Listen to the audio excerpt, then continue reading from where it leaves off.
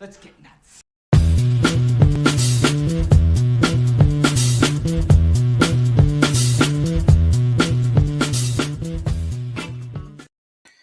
Boop! What is happening, film friends? Drew, the Film Junkie here. How's it going? How we doing tonight, huh? It's Friday, thank God, right? Man, I tell you what. It's been an interesting day. That's for damn sure. It's been a very interesting day. It's been an interesting week. It's been a busy week for me. And then, of course, with everything that's been happening. Hey, what did I say, guys? What did I say? February, March, going to be just a lot of fun.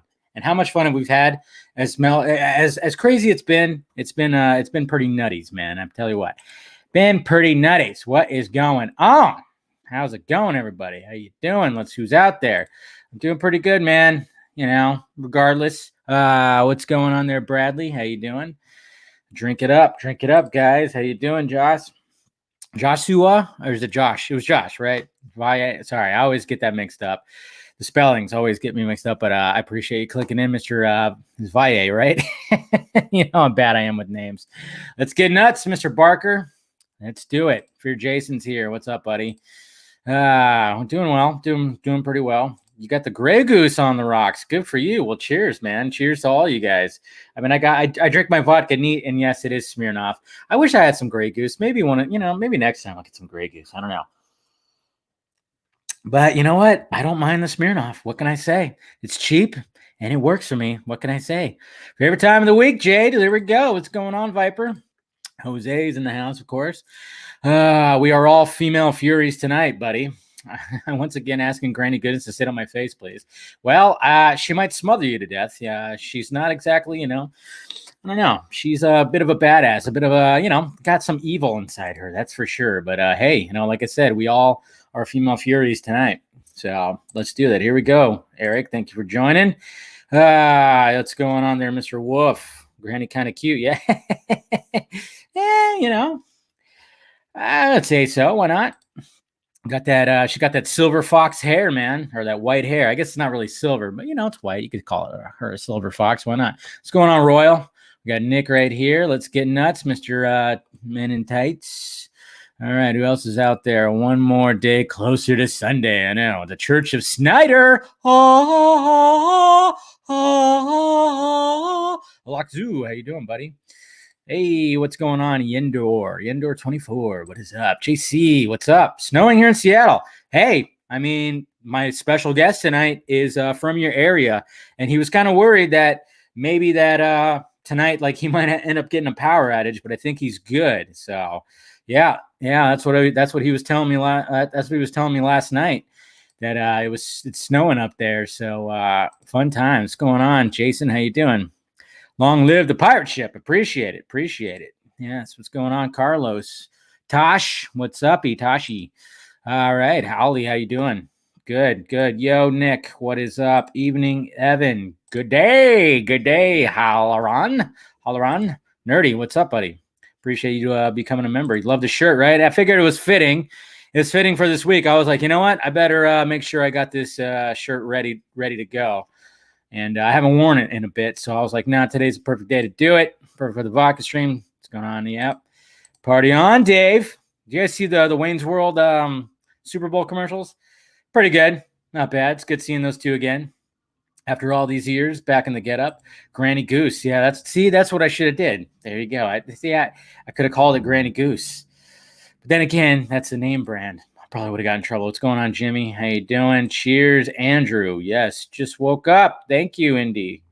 Thank you. What is up, Ram? We're having some fun tonight, that's for sure. Yo, what is going on, Clown Prince? Jeffrey. All right, I said, yay, what's going on, Cletalian? Finishing watching Bates Hotel. You know what? I need to watch that. I heard it was good. What's going on there, Watchman? How you doing, Ryan? All right, everybody is having fun tonight. Hopefully have some good stuff. It'll be good things, good times, and everything. Yeah, cheers, guys. Cheers to Friday. Got the vodka nice and full. It's not as cold as it should be because I had it in the fridge, not the freezer, but it's okay. I'll manage. So cheers, guys. Appreciate you guys clicking in, and make sure you hit that like, thumbs up. Show some appreciation. We already got 2 thumbs down. That's right. Always got those haters out there.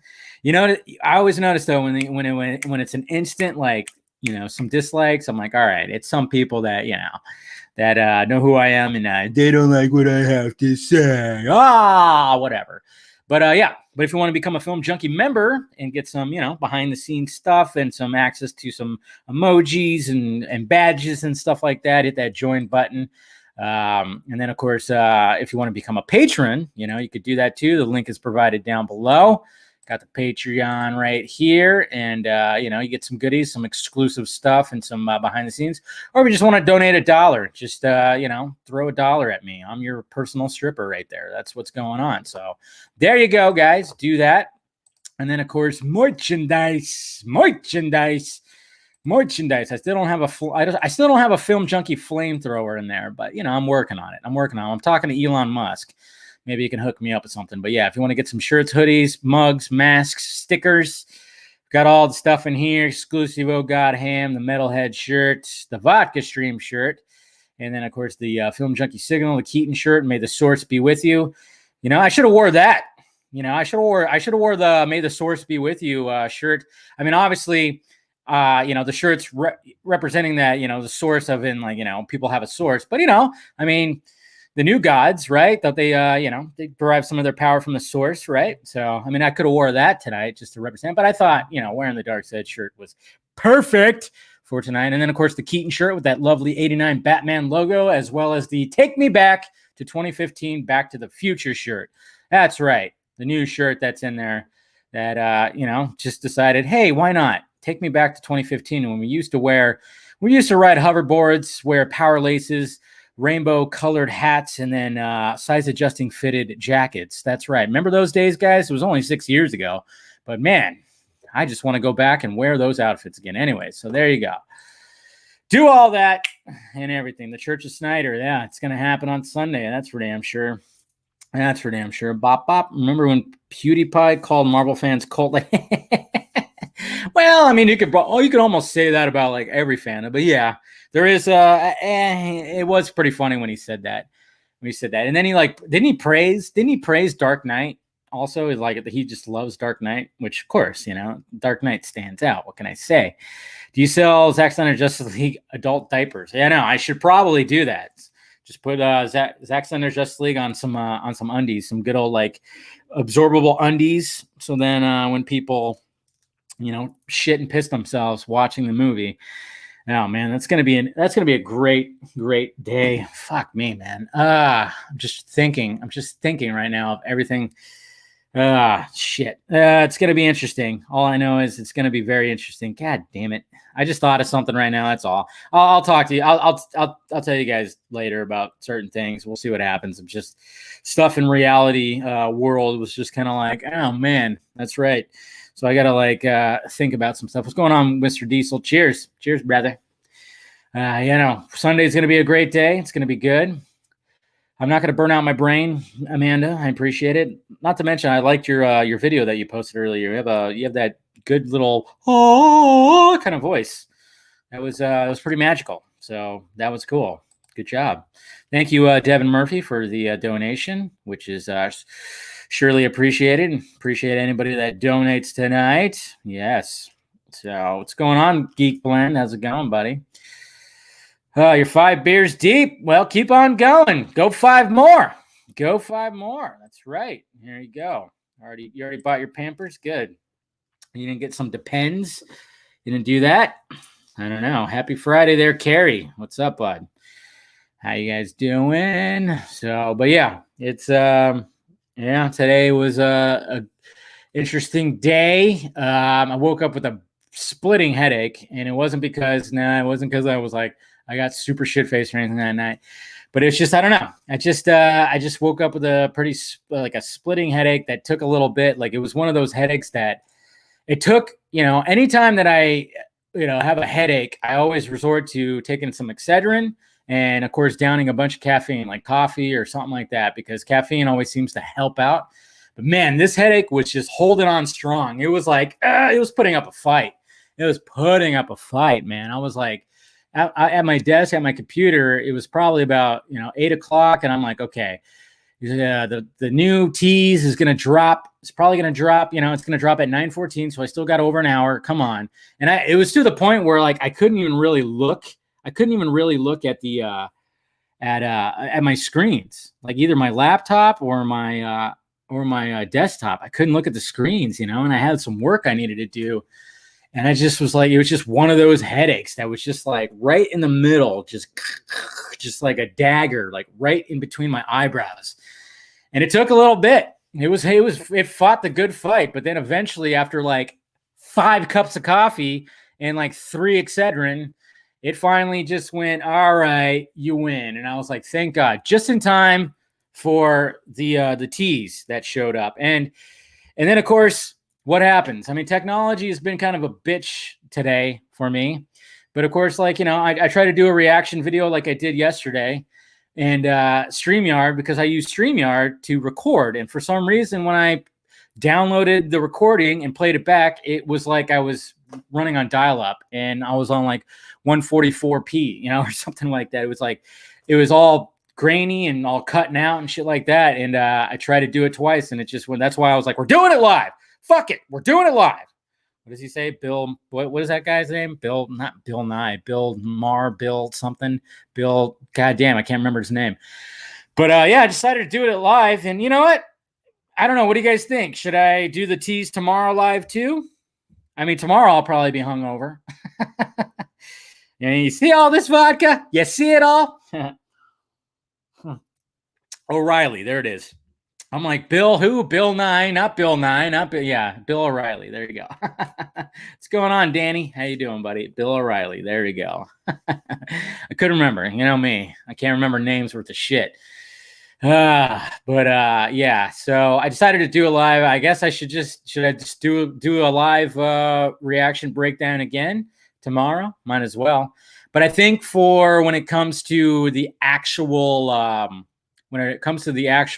trailer, I'm going to do like an actual reaction video and then do the Sunday morning hangover breakdown, like right after. So I think I'm going to do like that. But tomorrow we could do like maybe I'll just go live again for about 20 or 30 minutes. So yeah, so why not? Let's do it live.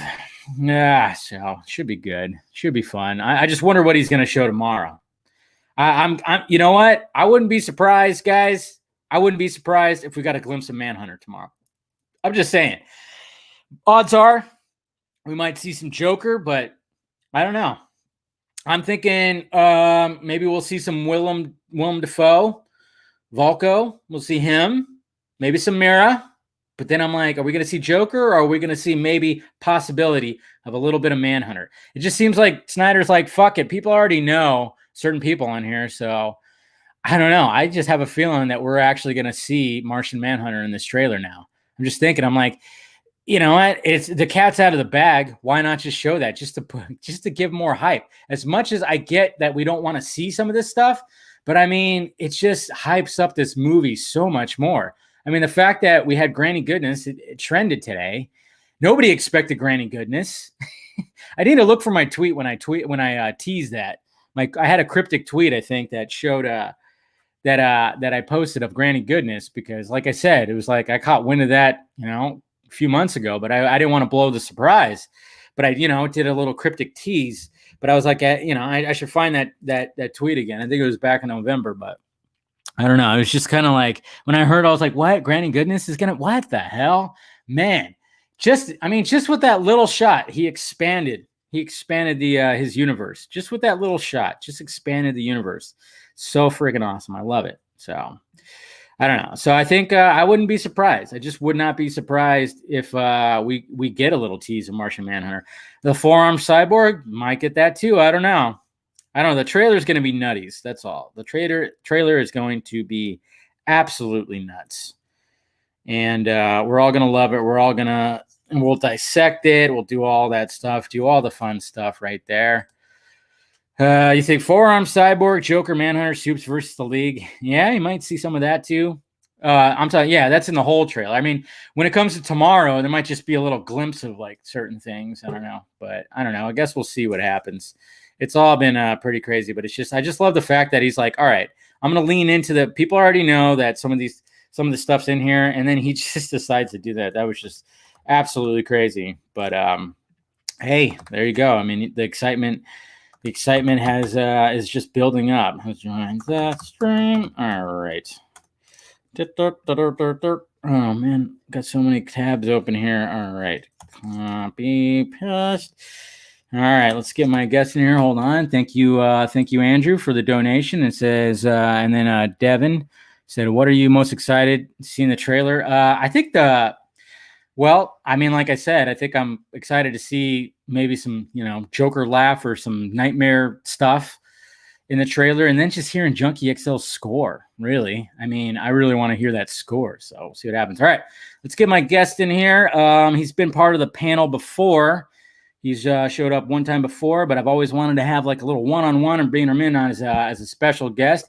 Mr. Matt Jarbo, what is up, sir? Hey, what's going on, man? Thanks for having me on. No problem, man. How you doing tonight? How's the weather up there? Shitty. It's shitty. Yeah, like it's snowing. Yeah, that's somebody else in here. Somebody else in here is live in Seattle. They said it was snowing, and I was like, "Yep, that's what you told me last night." Well, it snowed yesterday, and it's like wasn't that, and then like today it wasn't so bad, right? Like I could actually go out and run a couple errands, and then like I'm like maybe that's the worst of it, man. Like maybe it's the fucking worst of it. And then like my dad messages me and he's like, yeah, they're expecting like another 12 inches. I'm like, you motherfucker. No, don't jinx me. Cause like I live remote. So if I lose power, I lose everything. I can't go anywhere. The roads are down. It's like, I'm sitting here like Jack Nicholson in The Shining, Jesus Christ, just typing same thing in your typewriter. Just in my keyboard with no power to my laptop. Like all work and no play makes Matt want to kill something. Yeah, but no, yeah, but I have kids, so that, that only makes the stress worse. Because how do you entertain a 3-year-old and an 18-month-old when there's like no power? You're like, oh, you want fucking Cocomelon? Well, Daddy's got a little bit of a surprise. Yeah, I can't quite do that.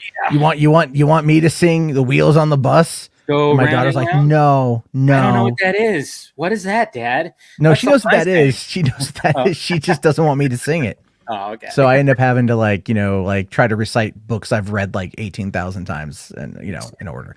It's just a lot of memory, helps keeps you young, I guess. Or I don't know. My beard is like way grayer than it used to be. So I'm old as shit. It happens, man. I mean, like one of the things when I shaved my head, man, and the hair started growing back, I'm like, man, there's a lot of salt and pepper going on up there. Oh, yeah. Wow, a lot more than I remember when my hair was like a little longer. I was like, Jesus. Luckily, it hasn't reached right here yet, but I'm waiting for the day where I see a couple of little white hairs pop up in the face a little bit, and I'm gonna. That's when I cry.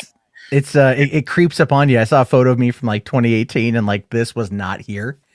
and I'm all like, man, I don't want to dye my beard because that just means that I'm old.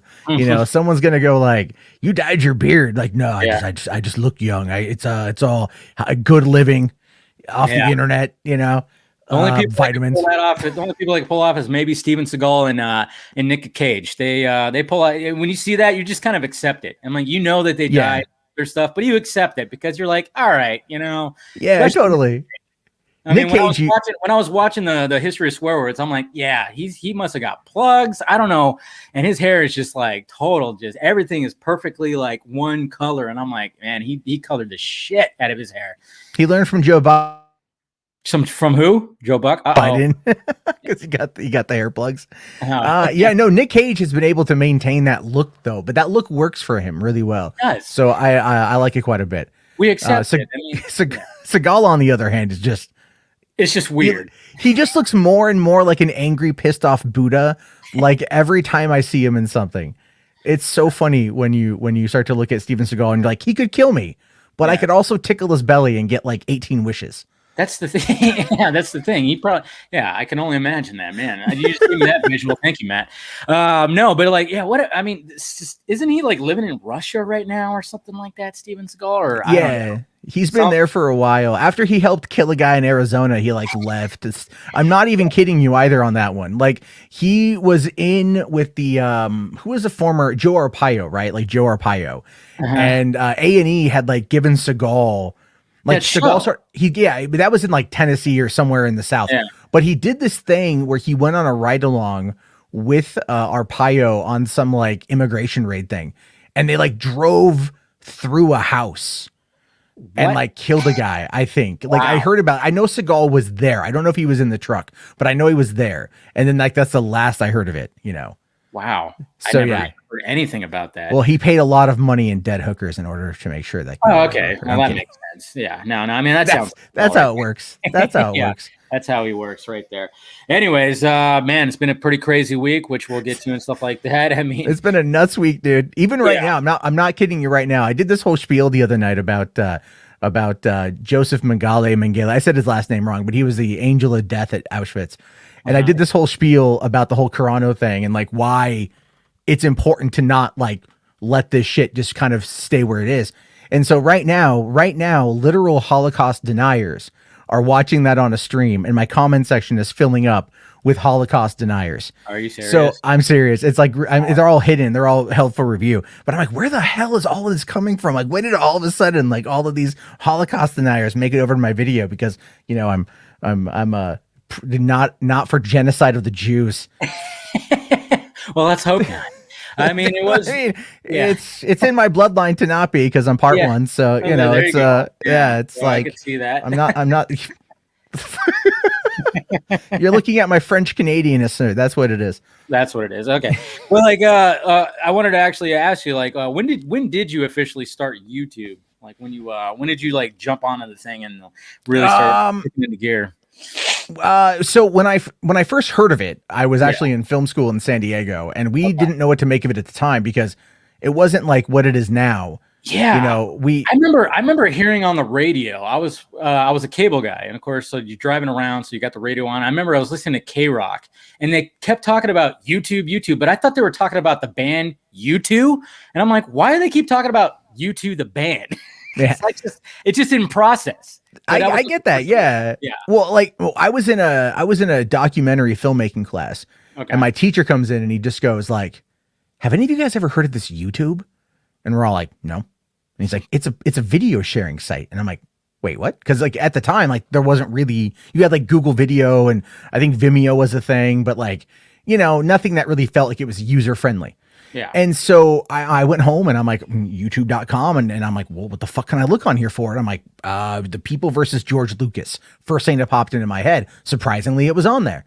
And I was like, holy shit. And so I watched that. And then I just kind of like, I didn't know what to do with it for like the longest time because in my world in San Diego in 2006 to about 2009, I was doing a lot of stuff with the studio out there and like going through college and working on a bunch of stuff.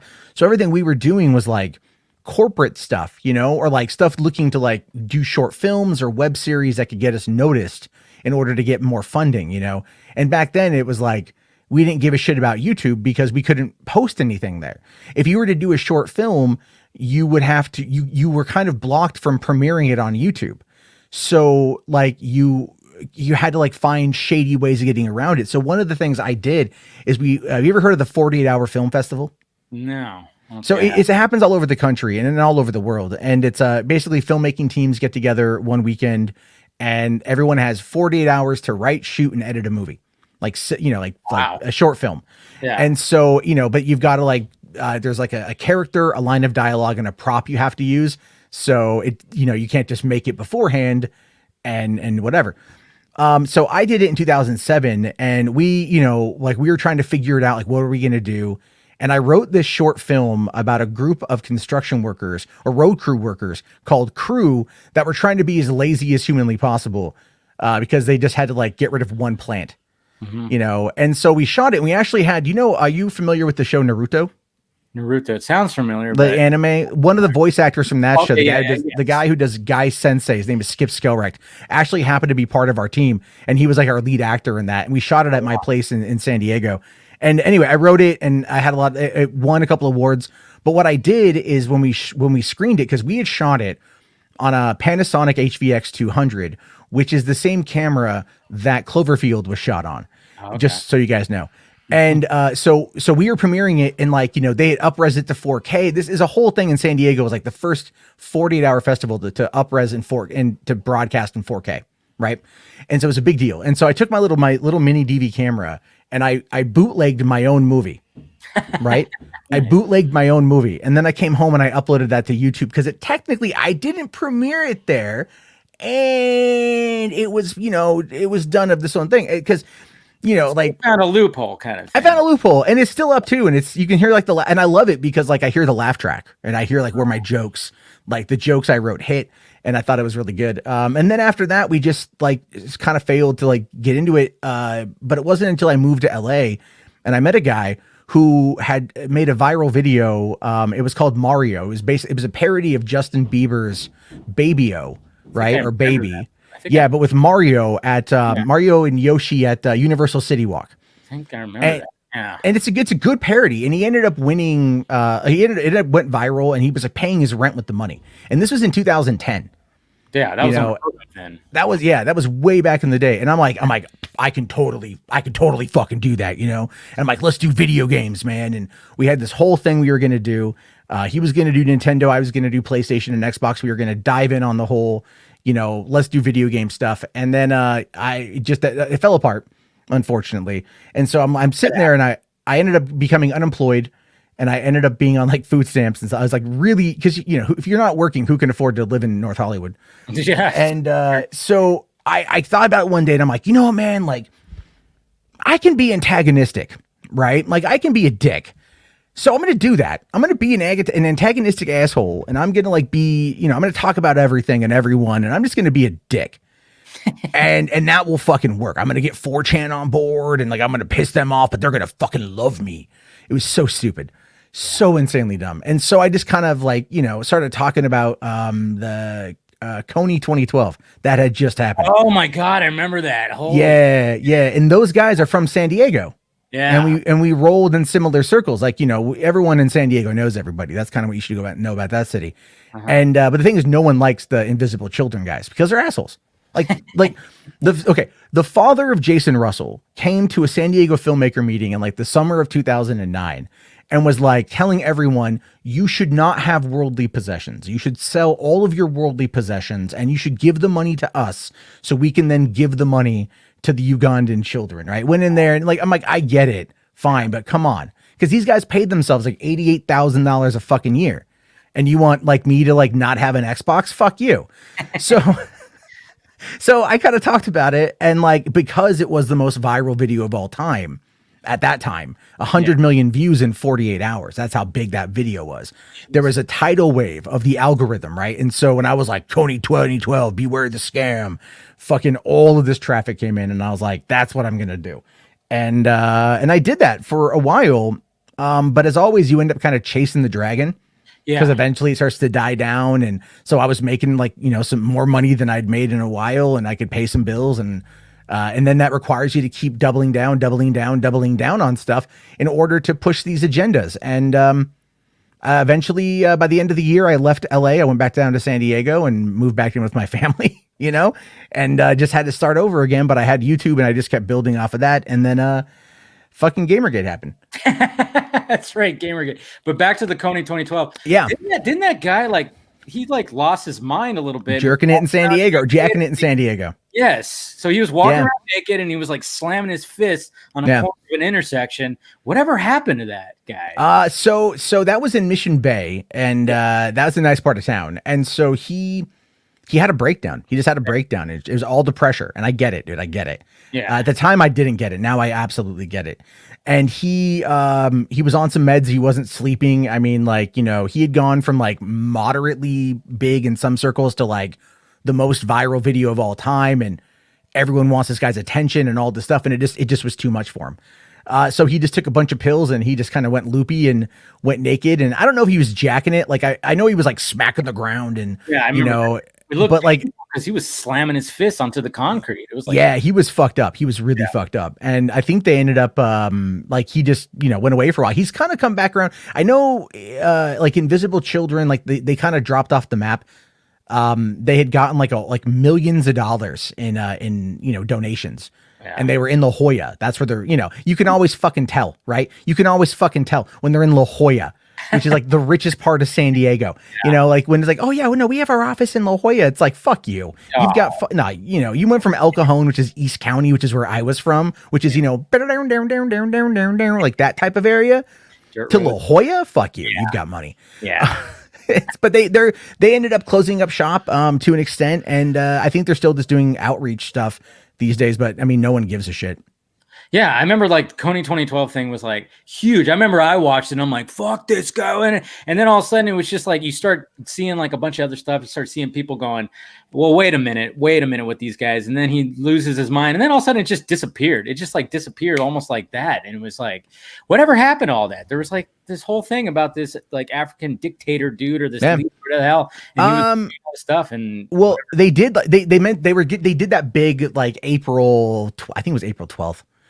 You know, and it was all like, okay, we're going to do like, you know, we're going to put up these posters, man, like get these posters, and it's going to be this worldwide movement to stop Joseph Kony, who largely hasn't been active in like many years by the time this happened. So it kind of felt like a little bit too little too late. But what was really fascinating was the Obama administration sent like 100 dudes to Uganda to like, and then I didn't hear anything that came out of that, with the exception of like, my thought then was like, no, they're just bringing people here because the natural resources of the area. Cause like, look, I'm not trying to go all, you know, tinfoil Alex Jones and shit, but the next world war is going to be over the natural resources in Africa.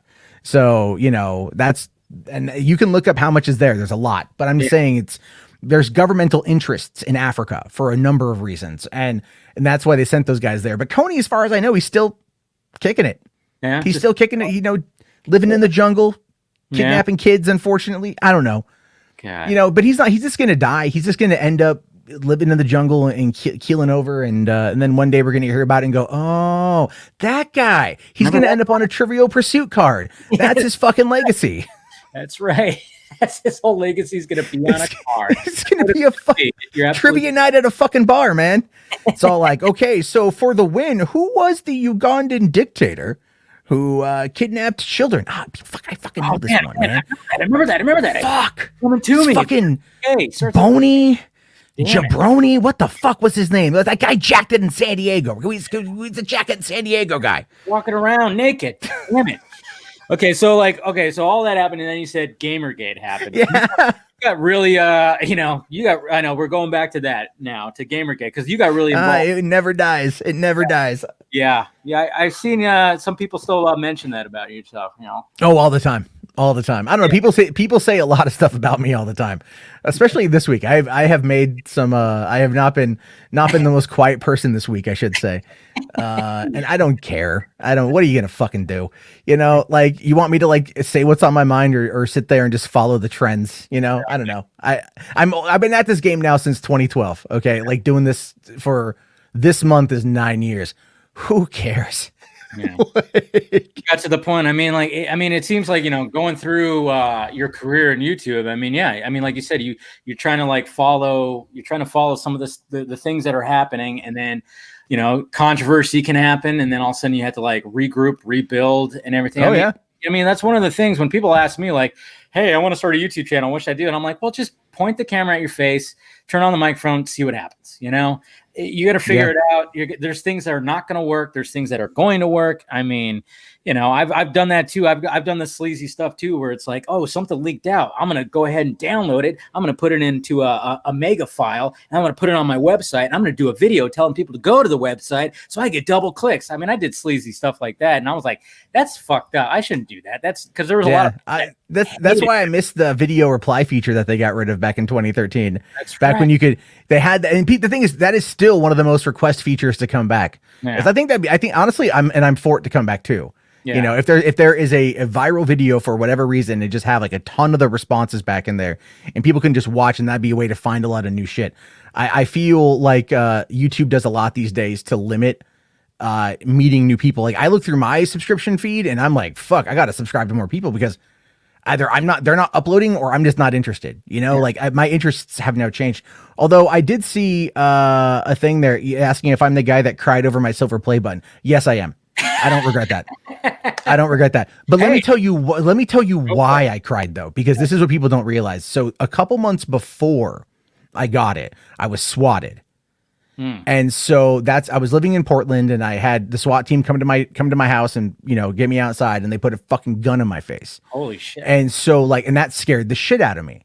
and I didn't really process it very well. That's probably why I get as confrontational as I get, like more like a fuck you, bring it on sort of thing. Because I wasn't able to get closure on that issue. So it just kept with me. And so a few months later, when I got this play button, it was kind of like all of that shit. I've been doxxed back in the end of October of 2015, the swatting, a lot of other shit. You know, people, you ever heard of cum tributes? No. So a cum tribute is when somebody, and this happens to women more often than not. It's sure. When you got like an attractive woman on YouTube or whatever, and someone, right? Yeah. And they take a picture and they send it like, you're so hot, I can't. Right? I've had that sent to me. Wow. Numerous times. Wow. Very awkward and flattering, but still awkward. Yeah. You know, but it's like weird shit like that, right? Weird shit like that. And it just ends up like fucking with your head a little bit. So when I got the play button, I just was reading this, you know, I wasn't expecting to cry. I didn't like, people have told me over the years, like, oh, you faked your swatting. Right. I would have fake attempted murder on myself. That sounds like actually that does sound like a bunch of guys that got in a car, SWAT gear and pointed a fake gun in your face. Sure. Yeah. I mean, never mind that, you know, part at the end of the gun. Yeah, it was noticeable. I remember. Never mind the local media picked up on it and I was interviewed. Right. Like I set all that up. Yeah. Fool you. Yeah. Got you, bitches. Patreon.com. No, anyway. But I ended up like getting, so it just kind of fucked with me. It fucking hit me. And I just started crying. And there were tears of joy. And I debated with, uploading it. I debated with all that shit and ultimately chose to do it because why would I hide away from something that like I worked my ass off for, that I fucking fought for and I almost died for to an extent. So like, why would I not want to show that as something that I'm proud of? And it's on my wall right now, right next to my replica Wolverine claws. And, that I'm very happy with both of those items. Yeah. So it's, like I have no problem talking about it. People like to use it as a weapon against me. They think that it's a weapon against me. And I think maybe in 2018 it was only because it was like an everyday sort of thing. It was just this nonstop barrage of shit that whole year. And so, I don't really give a shit now. I'm like, fuck it, whatever. If you want to laugh at that, I'll laugh with you about it too. Like I'll share memes of me crying. Like I don't fucking care. It's like, are you guys ever going to get a play button? I hope you guys do. And I hope you appreciate it. Well, I mean, it is like an accomplishment. I mean, maybe one of these days I'll end up getting one of those too. I mean, I can understand like you get that, you work so hard at this thing, and especially with the ups and downs that can come with it, where it's like, hey, things were good at one point, then all of a sudden it dipped down, and all of a sudden I'm like, I'm scrounging for food. I'm eating top ramen all the time, and then all of a sudden you just like, you find your niche, like a different niche that you work with, and then all of a sudden everything goes back up, and then you just build up this audience. And yeah, I mean, it's a nice little like, hey, your hard work, it's right here. Look at that. So I can understand like getting emotional, but I mean, oh yeah. Once if it shows up at my house, I'll probably get a little emotional too. Maybe I'll put a camera in my face and do the same thing and be like, guys, I love you. All the vodka I drank for this. Fuck yeah. I destroyed my liver for you. It was worth it. Oh my God. So worth it. That's the thing. Is like a lot of people don't realize what it is. They don't realize, what's going on with the whole process, because it's a long game. When you do YouTube, it's like it's something you dedicate every day to. You go live many days a week. Yeah. You do it a lot. I don't have the time to do it as often as I would like because I'm working in the evening and then I'm with my kids in the daytime. So it's a lot harder when you start having more responsibilities, and that's just the reality of it.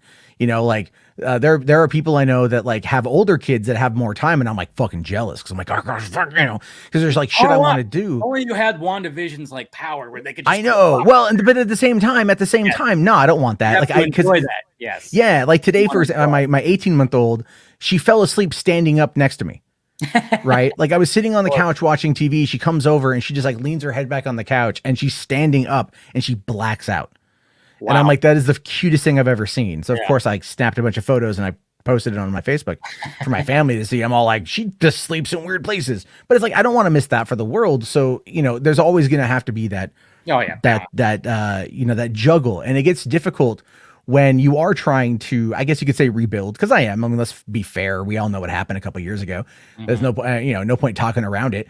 Yeah. And so like but the thing is, I'm glad like I'm away from all that other shit, because like that shit's fucking toxic, dude. Like that shit's insane. And that stuff, and now unfortunately is like migrated over here to the movie side of things in a number of different ways. And then I get defensive over it. It's why I get so what's the word I want to use here? Confrontational at sometimes.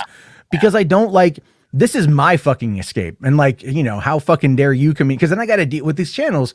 I got to deal, and I'm sure you have to deal with it too. You have to deal with the fallout of what other idiots say. Mm-hmm. Right. And like that becomes the bigger problem, is when you're like, okay, like I'm trying to say this is what's going on.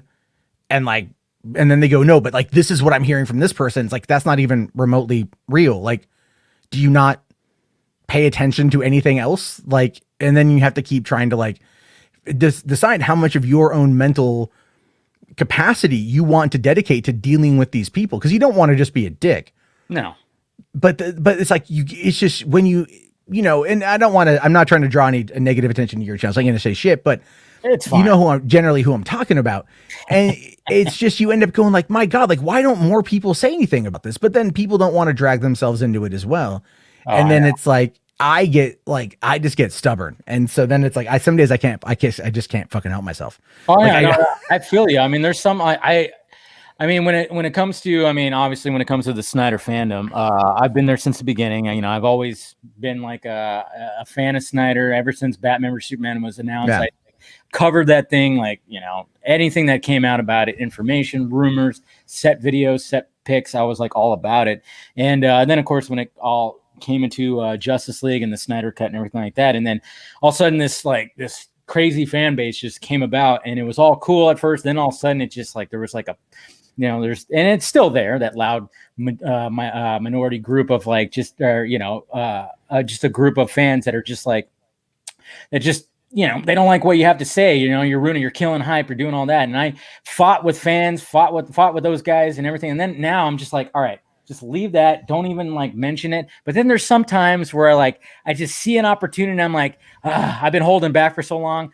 I'm going to fucking say something about this right here. And then I regret it, because all of a sudden, boom, because it's like vultures sometimes. All of a sudden, just mentions just start fucking blowing up, and I'm like, damn it, why did I do that? But you know what? Fuck it. Turn off notifications for people who you don't follow. Saves a lot of space. Trust me. I turn all that crap off, and then I'm like, silence. And then like one of my friends will like tag me and like 30 other people in a tweet, and then I follow a lot of them, and then it's just nonstop. Yeah. Oh, goddamn. Because I have OCD. So when I see that notification, I have to click on it. And like, I'm like, is it for me or is it this? I just started muting the conversation. I'm like, I love you guys, but fucking tag me out, man. Because you don't have an option of opting out of that. But like, no, I get you. There's like, I've been, you know, because I'll tell you this. When before Man of Steel came out, I actually was like kind of anti Man of Steel, to be honest with you. And the reason why is because I was I didn't like the trailers. I did not like the marketing at all. As I was in Hall H in 2012 when Zach showed off the trailers, and it just didn't jive with me. I don't know why. It just didn't jive with me. And then Warner's likes to over market a lot of their stuff, right? And they do it in the worst ways. It's not just Man of Steel. Look at the Man from U.N.C.L.E. Oh my God. Yeah. Right. Like, I mean, remember like when they showed off that like 5-minute sizzle reel of action sequences? And I was in Hall H like that year when they did that too. And my friend and I were like, did they just show us the whole movie? I think they did. So we didn't go see it right away. And it wasn't until the movie was out for over a month that I finally saw it. And I was like, oh my God, the movie's amazing. Stupid Warner Brothers. They're so bad at marketing sometimes. Oh yeah. No, but that's the thing. It's like, so I wasn't interested in like Man of Steel. I was like, you know, cause I mean, I was like that Reeves wanting more like Christopher Reeves. And then we got it at my drive-in. I'm watching with a friend of mine who's a huge DC nut. And we watched the opening of the movie on opening night, the whole Krypton scene. And I was like, God damn, this is like fucking good. And he's like, yeah, man, like, fuck. So we ended up watching a bit more of it, you know, we're sitting there and like, I'm like, okay, I'm coming back on my night off and I'm watching this thing, man. And I caught a bit of it here and there throughout the rest of the weekend. And I came back on my night off with my girlfriend and I was like, fuck, so good. Yeah. And I came back the next week with my best friend and we watched it again, and I watched it a bunch at the theater. So I was like really in it. And then the next month when they announced BVS at Comic-Con and Affleck was playing Batman, I remember like a lot of people were really upset that that Affleck was playing him. I was not a fan of it at first. I have a video where I was kind of like, it's just. Oh no, I supported it. What's funny is I wanted Joe Manganiello. I thought he was like he would be a good Batman, and it's just funny how things worked out when it came to go there. But yeah. Well, I mean, we all, there's people that like, because I think at the time, like Army Hammer was not long before then he was going to be Batman, so there's all these things in the air. And plus, how do you come off a Christian Bale, even though it had been, because by the time they announced Ben Affleck as Batman, it was 1 year past The Dark Knight Rises. Mm-hmm. So that's close. That was like really close. 2014, right? 2014. No, 2013. It was, they announced it in July 2013. Damn it, man. Wow. It was, yeah. So it was like, oh man, you're already announcing another Batman like that. That's okay. Like, all right. But then you start realizing like how fast they're trying to like push into Marvel. And then that was a big controversy at the time.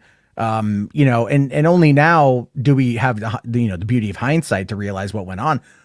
But it was like a lot of people were against it. And then when Gal was cast as Wonder Woman, a lot of people were against that as well. In that big time. And I mean, I did a video when they showed her, like, she was like, oh, look, I'm gaining muscle. Yeah. Uh-oh, he froze up. He froze up a little, Matt. Uh-oh, the snowstorm took over. No. Uh-oh. Hopefully we didn't lose Matt right there. It's a good screenshot if anybody wants that. Meme that. You good? You back? Hold on. Oh, you're good. You're good. You froze up for a minute there, and now you're a meme. Just saying. I've been a meme for 2 years. So where have you been? Well, now they just added to your meme. I've been a meme really since turn off that pesky ad block, And I'm not gonna lie. Somebody actually posted that like before we started. Somebody put that in there about the ad block. I'm like, oh man. No, well, what's funny about that too is people think I'm being serious on that, but I was being. I was trying to record like just the audio for a channel trailer, and I was in my car waiting to pick my brother up from work, and I'm just re-recording like a bunch of different lines, and I just did this thing, and I'm all like, some people call me 4chan calls me the most red-pilled motherfucker, blah blah blah, and be sure to turn off that pesky ad block, and it was just meant to be over the top and whatever, and then people heard it, and they just ran with it hardcore, it just cracked me up. It happens. But okay, so you're talking about when Gal was like, she did like a pose where she was like, she flexed her and people were giving her shit, like saying she's not big enough, like she's not bulky enough to play Wonder Woman. I think Gina Carano was tossed around quite a bit back then as well. Yeah, I thought she actually auditioned her. They were considering, or something was happening with her. I thought she was like considered or rumored or something, shortlist, whatever. I remember what's her name from Quantum of Solace? She was on the short list. I forgot. Really? Yeah. Olga Kurylenko, I believe her name is. I remember hearing that. Yeah, she was on the short list for a bit. She went for it, and then it went to Gal, and I was like, interesting. I obviously we know her from the Fast and Furious movies. I always thought, she is a little thin, gorgeous face, but I was like, hopefully they bulk her up, and sure enough, they did. And I thought, there you go, that's it. It doesn't need to be huge. To me, I was like, just put on a little size, and I thought, after she put on some size, I fell in love. So. Well, there we go. Yeah, there we go. That's all it takes is to get a little bit of that thickness going on. You know what I mean? And Dave's there. Dave's happy. Likes them thick. Yes. There we go. Juicy. Yeah. No, but I remember like it seemed like every casting of BBS was just controversial because when Jesse Eisenberg, when he got cast, I mean, I even went, whoa. That is interesting. But then when I heard Snyder explain, like, well, it's a new age, it's like, hey, but everybody also found it funny too, because it was like, imagine like, LexCorp being like, in the world now, it's not the same as it was then. And, just think about it like now, like with tech companies and all that. And I'm like, did you just cast him because of Social Network? you watched that? And I was like, maybe, hey, he would be a good Lex Luthor. Maybe that was the case. And it happens a lot. That happens a lot, where an actor does well in a movie and the movie's a critical darling and they're like, we want that for our movie. Because you know how it is, dude. It doesn't matter what the movie is. I mean, they want the accolades. I mean, look, I'm a big Marvel guy, But my God, Black Panther did not deserve Best Picture nominations, No, you it know, and then Feige's out there like on the red carpet going like, yeah, Look at me, you know, guys. look at me, guys, you know, and you're like, but like fucking Infinity War was a better movie, like just all the way through was a better movie, like, yeah, you know, but again, it does. I mean, none of that shit matters. Like, you know, as good as the Snyder Cut's going to be, and it's going to be great, they're not going to go for some fucking awards, you know, like, but the studios want it because they want the accolades. exactly. They saw the demand for it. They've seen everything. I mean, look what's been happening. Every time it seems like Snyder posts something. I mean, and it's just funny how, and I love the fact that, you know, where we are right now, when you got like people like Ryan Reynolds, who just knows how to utilize social media just to fucking do something, you know, put something out there. It's great. It's grand. Same thing with Snyder. It seems like Snyder has also figured out like, okay, over the years, just like teasing this thing. And now it's like, if you drop something, it's going to trend. I mean, when was the last time Granny Goodness trended on Twitter? Probably never. I honestly had never heard the name till today, to be honest with you. See, I mean, yeah. Well, no, then I went and I looked it up and I went, what the fuck? Yeah. Like, wait, what? Yeah. Yeah. Very like, interesting character. Okay. I mean, I know Zach was digging deep. I didn't think that deep. You know, that's going to be fascinating. Well, I mean, like one thing that with Snyder, I mean, this is, and I think I even said this on when I streamed today about it. I'm like, when everybody was like, "Oh my God, you know, how much are we going to see? Are we going to see the female Furies? Are we going to see the orphanage? You know, all this backstory." I'm like, pump the brakes, guys. Pump the brakes. Like Snyder just likes to put these little details, backstory for these other characters. Don't think that we're just going to get like a whole fucking chunk of the movie about Granny Goodness. Let's relax a little bit. Yeah. He's just like, he knows that diehard DC fans are going to be like, holy shit. And just kind of be like, let me just place this right here where diehard DC fans are going to be like, oh my God, oh my God, oh my God. That's what I like about Snyder. He's just, it's, you know, don't put too much into it. Don't try to guess who is playing the actress that's playing her in the shot. Don't go too much. People are like, oh, is that Judi Dench? Oh, is that who? I'm like, whoa. Don't relax a little bit, guys. It might just be something that is just a little bit that, you know, just that adds to the mythology of Darkseid. That's it. Don't go too crazy with it. That's a weird, like, I mean, I'm more of a to the chat. I'm more of a Marvel guy than I'm a DC guy, but I also never really read a lot of the comics. So I was not something that none of my friends growing up read comics. We played video games, you know, we went and saw movies. That was more of like our thing. Yeah. So, I didn't really get into it. And even now I'm still surface level, you know. I'm at that weird point where I just kind of would rather be surprised by watching it rather than like knowing all the details and then getting pissed that the adaptation isn't just right. Because I went through Harry Potter, I lived through that shit. I don't need to do that again, you know. Like I lived through Lord of the Rings, you know. Oh, where's Tom Bomb? No fucking bomb. Ah, fuck, you know. Yeah. All those conversations. I just give me something cool. And I know when it comes to Zach, we're going to get something cool out of that, right? Yeah. And I'm looking forward to it. So I think it's going to be a lot of fun. I think my big thing with it, though, is like, I started following a lot of Snyder Cut fans in the last like year. And so my whole, anytime anything happens, my timeline is just like, nonstop. And I'm like, oh my God, you know, because I'm trying to keep up on other news bits. And I'm just like, what are you guys doing? All you can see is Snyder. Oh yeah, I know. It's on there. And it's like, even like today, like, you know, a new episode of WandaVision showed up last night and I didn't see any spoilers about it until, then all of a sudden I started seeing some and I'm like, oh shit, I better watch this today. But it was like, just because of the tease today, I just saw nothing but like Granny Goodness and Darkseid. And I was like, that's kind of cool that I'm not seeing spoilers for WandaVision, at least for this, you know, for the first half of the morning, but I better start watching that because I you know, they're going to sneak in there. I watched it last night and then ended up going, it wasn't like, I wasn't really a big fan of the episode last night. It didn't wow me. So I watched it again today and like today it wowed me quite a bit. I thought it was really good. Because I'm hoping that we get something similar with, you know, HBO Max and the DC stuff.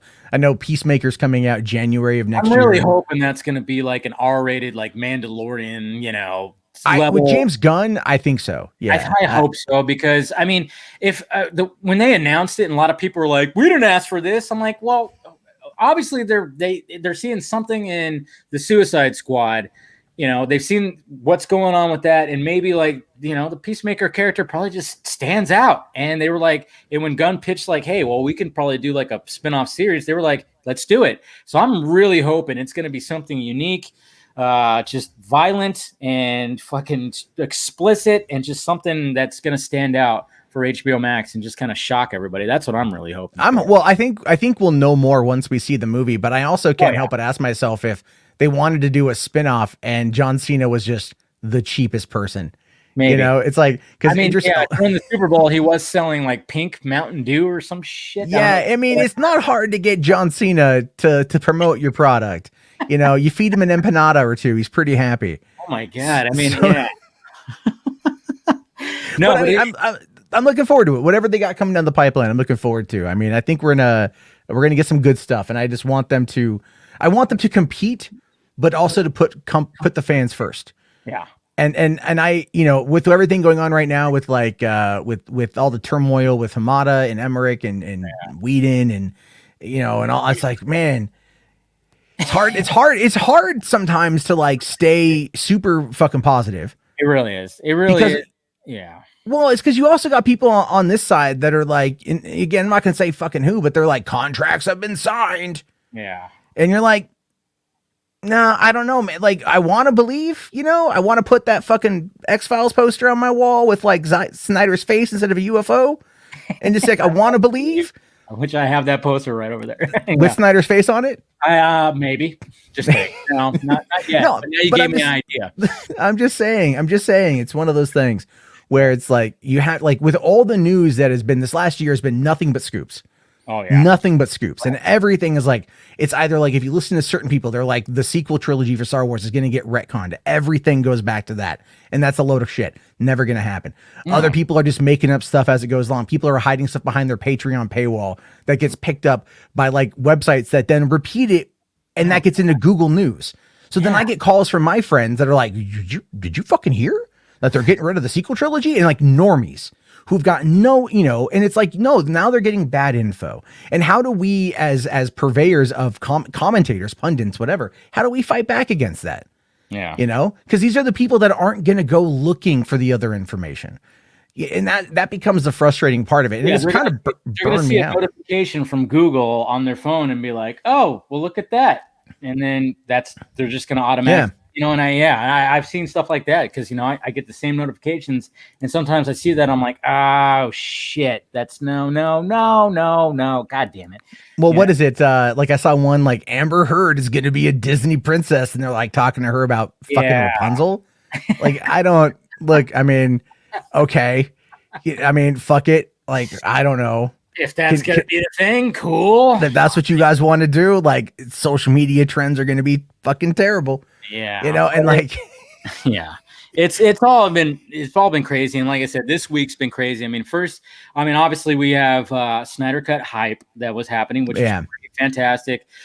Trending. I mean, obviously Vanity Fair. I mean, I've even said it too, because from what I gathered when it was revealed that Jared Leto was coming back as Joker, I heard about it before it was mentioned out there, and I was like, oh shit. But I was like, I'm not gonna, I think probably like, maybe tease it a little bit. I mean, maybe just like, hey, maybe Jared Leto will come back and just kind of just did like that normal shtick that I do like during like a live show or something like that. But then all of a sudden it just like comes out, and I'm like, man, did he even want this to come out?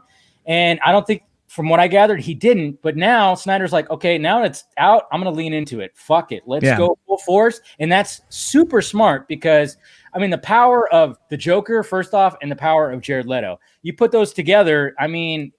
Joker trended when the Vanity Fair stuff came out. I remember hearing that there was a Vanity Fair article. I think like even one time when I was talking to Snyder, he said, oh yeah, they have all the pictures. So that's probably going to come out. I'm like, all right, that sucks that, we're going to get it, revealed to us. I kind of would love to wait for the movie, but I get it. But yeah, it's marketable. It's very marketable. Jared Leto is marketable. When he posted the images, they're going, and I love the fact that he used the hashtags and lean into it. Just lean into it. I put out a video the other day that was it was a rant, but just talking about how Zach has to market this himself, and he's really good at that. And like, he's using social media, and he's using Vanity Fair, and he's using like traditional like normie approaches in order to be able to get in. So like, I mean, the fact that there wasn't like I mean, maybe there was and I missed it, but like there wasn't even a little teaser during the Super Bowl was a little bit weird. Yeah. But I mean, I know he did the online thing with Ray, you know, in the end zone. I saw that, and that looked really cool. That was like you know, like Watchmen cinematography, which I fucking adore. You know, and so snowy and just slow motion. Yeah, you're like, all right, fucking somehow Rorschach's gonna show up and just start kicking people's asses. Like, let's do this. You know, you're gonna hear like Hallelujah, and it's just gonna be like Silk Spectre and Night Owl fucking and Merlin again above the stadium. Like, that's how this show's gonna go. That's a crossing of universes that I would check out. It's just, but it's like, I just, yeah, I mean, like, you know, I think to get this out there now, it's like, I don't know what's going to make it a success. I don't even know if it can be. And I'm being honest, like, I want it to be, like, clearly. But it's like, when I think about where, you know, like, what it's going to take for more, especially, like, another Justice League, and I have to ask, you know, myself, for, like, are people getting too overhyped? And, like, are they setting themselves up for disappointment? And I know people out there are going to disagree with me on this. And I'm not saying it's not going to happen. I'm just saying it's like, look at it realistically. Think of the battles you can win that can lead to the overall war, you know? Yeah. But a lot of people get caught up in the particulars. They get caught up in those little moments of like, oh, well, this is going to happen and this is going to happen. It's like, but you don't know to, you know, Sandberg said it best the other day, actually. You know, when that whole, what was it? Cavill and Superman thing, right? Yeah. When people were giving him all that shit. And he's like, you just, you know, at one point, yeah. And then it didn't happen and you don't know until it's on the screen. Yeah, exactly. Oh, yeah. You know, I always go back to Quentin Tarantino's like quote. He goes, you know what? Your final draft is what's on the screen. You know, not what's on like the page. Yeah, you could have like a final draft of a script, but technically your final draft is what is out there on the screen, because you're not going to follow every little bit, you know, every nook and cranny of the script. You know, things are going to change, things are going to get switched around or whatever. So yeah, I mean, well, plus, I mean, how many times do you hear actors, you know, when they're doing the press junkets and like, well, you know, I mean, we sat there at night, we just reworked the scenes for the next day, we just rewrote everything. Oh, we heard about that with Jurassic World 3. I mean, Colin Trevorrow and the entire cast, because they had to be locked in a hotel room because of COVID. They were like pretty much every night just like reworking the dialogue and everything like that. Just, and I'm hoping that works to their benefit. I really want Jurassic World 3 to be like this mesmerizing epic, you know, conclusion to this like Jurassic Park saga that we've gotten, you know, and it seems like it's going to be like that. Hopefully. Yeah, I'm really hoping, because I think Colin Trevorrow also is looking at the fallout to the Rise of Skywalker, and he's like, no, you know, like that ain't going to be me, dog. That ain't going to be me. We're going to make this thing work. Plus he's like, we got Sam Neill and we got Laura Dern and Jeff Goldblum. Everyone's back and they're going to be in the movie a whole bunch. Yeah. That's what you wanted. Not a fucking Force ghost. Yeah. You know, not one scene where it catches a lightsaber and then undoes all the fuckery from the last movie. That's not right. We can, okay, but I do want to talk a little Star Wars because of that. Yeah, totally. Gina Carano, right? Am I saying her name right? Carano? Yeah, it's Carano, yeah. Carano, yeah. So, I mean, I know you've done videos about it. You've done a couple of videos about it. There's nothing else going on this week. It's something to talk about. So it was kind of funny because it happened when I was doing my live show on Wednesday. You know, I was like, okay, Fire Gina Carano was trending, so let's talk about that because there's nothing really else. And let's talk about this because I got some opinions about it too. And then all of a sudden, like as I'm talking about it, somebody's like, "Look, they just fired her," and I was like, "Holy shit, they did!" So yeah, obviously, I think we both kind of are on the same page. As like, we weren't like, "Hey, fire her." We weren't like part of those people, but at the same time, probably it's like, was she almost like wanting to get fired? I mean, it almost seemed like to the point where it was like she was just like. Did you see I said that last week on Twitter? Yeah. Yeah, and people are like, what are your sources on this? And I'm all like, I'm looking around, man. I'm just looking around. I mean, it got to the point where it was like, maybe she's just like, fuck it all. And I'm like, you know what? Yeah. I mean, why else? When she posted that, I was like, Oh, okay. So yeah, it almost just seemed like, all right, I'm gonna post this and see what happens. See what happens. And I can honestly think that she didn't think of it probably in the way that it came across, the way that it yeah, came across. of course not. And I've been saying this like because I've covered it quite a bit, and I did like almost a 2-hour stream earlier today talking about it. Yeah. And I like to open the phone lines and I let people call in and give their takes on it, because it's like, but a lot of people out there they don't understand why she got in the trouble she got into. They refuse to look at it from the perspective of like when you post anything that compares your struggle with that of the Jewish people in the Holocaust and World War II Germany and all that stuff, that is never going to go over well. It doesn't matter. You could have the grandest of intentions. It's never going to go over well. And then to double down on it by going with Shapiro is just, Yeah. and I mean, even that was a shield. The whole thing was a shield. It was, Yeah. Well, it was, I mean, you knew that was going to happen. I think I even talked about somebody. I'm like, I think I was like, I was talking about it with some people. And when that all happened, I'm like, she's going to end up on Shapiro and Crowder this week. I know it's going to happen. I'm like, and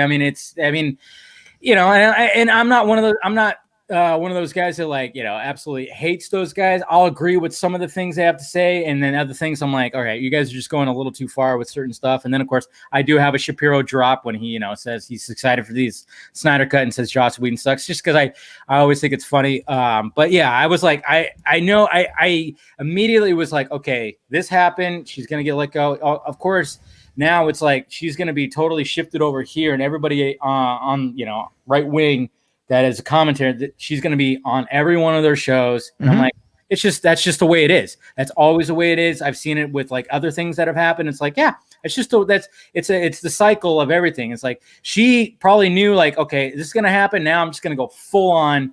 I think full on doing some stuff. I personally think that this was already known on her end. Yeah. And because her actions, like for one, you go back to September and there was that whole pronoun controversy. Yep. And a lot of people were calling for her termination back then. The Fire Gina Carano hashtag is not new. Oh, not yeah. new. It's like every week. It's like every week she says anything on Twitter and it's like fire Gina Carano. And it's like, oh my God, guys, what are you doing? But it also, if you look at her actions, she's also very stubborn, right? And I get that. I'm a stubborn individual myself. She's very stubborn. She's a fighter. So she's going to like, her ego, our egos are designed to protect us, right? So her ego is going to protect her, and that's going to make her dig her heels in and keep doubling down on stuff. So she's out there on Twitter tweeting anti-mask stuff, on Instagram, on Parler, before Parler got shut down, all of these things.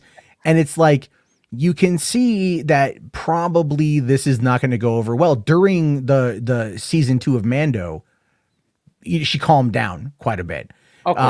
And then, after that, it kind of flared back up. And I'm thinking that probably, from what I heard, I talked to Jason Ward, and I asked Jason Ward for Making Star Wars about it. And he said that, he's like, he doesn't have any specific details, but he's like, well, look, when it comes to Lucasfilm, they approve every stream interview you go on. Yeah. They pre-approve you. And she went on The Phantom Menace. And it's like, the people that are like that J.J. Abrams talked with, I think it was Entertainment Weekly about, and like, acknowledged that they exist and that they don't like Star Wars, and so she went on their stream. Like, you don't go on like, if you're a Domino's delivery driver and you're caught in uniform eating a Pizza Hut pizza, you're going to probably get fired from Domino's. Right. It's a terrible analogy, but it makes sense. No, I get it. It makes sense. Yeah. You don't go to where, the people who vehemently despise your companies at and like make buddy. Yeah. Especially. And then just add to it, like when that all happened, I was kind of like, yeah, okay, I get it. It's like, interesting. I didn't think that was gonna like happen this quickly. But then at the same time, I'm like, I mean, guys, she's not the best actress out there. Am I alone on this? I mean, she's not like this super. She phoned it in season 2. I'll admit. Yeah. Like, there were some lines like you're just like, I liked her character, but I'm not sitting there going like, oh my God, she was like the best. Yeah, but I'm like, just move on. There's other characters they can introduce. Bring in another badass, female character that's gonna be just, hopefully better. I don't know. Well, And, they got Fennec Shang, and they've got Bo-Katan and Ahsoka Tano. It's not like, I mean, they propped they're not up short of characters. Yeah, they propped up 3 other female characters this season who got a lot more screen time. Than Gina Carano did.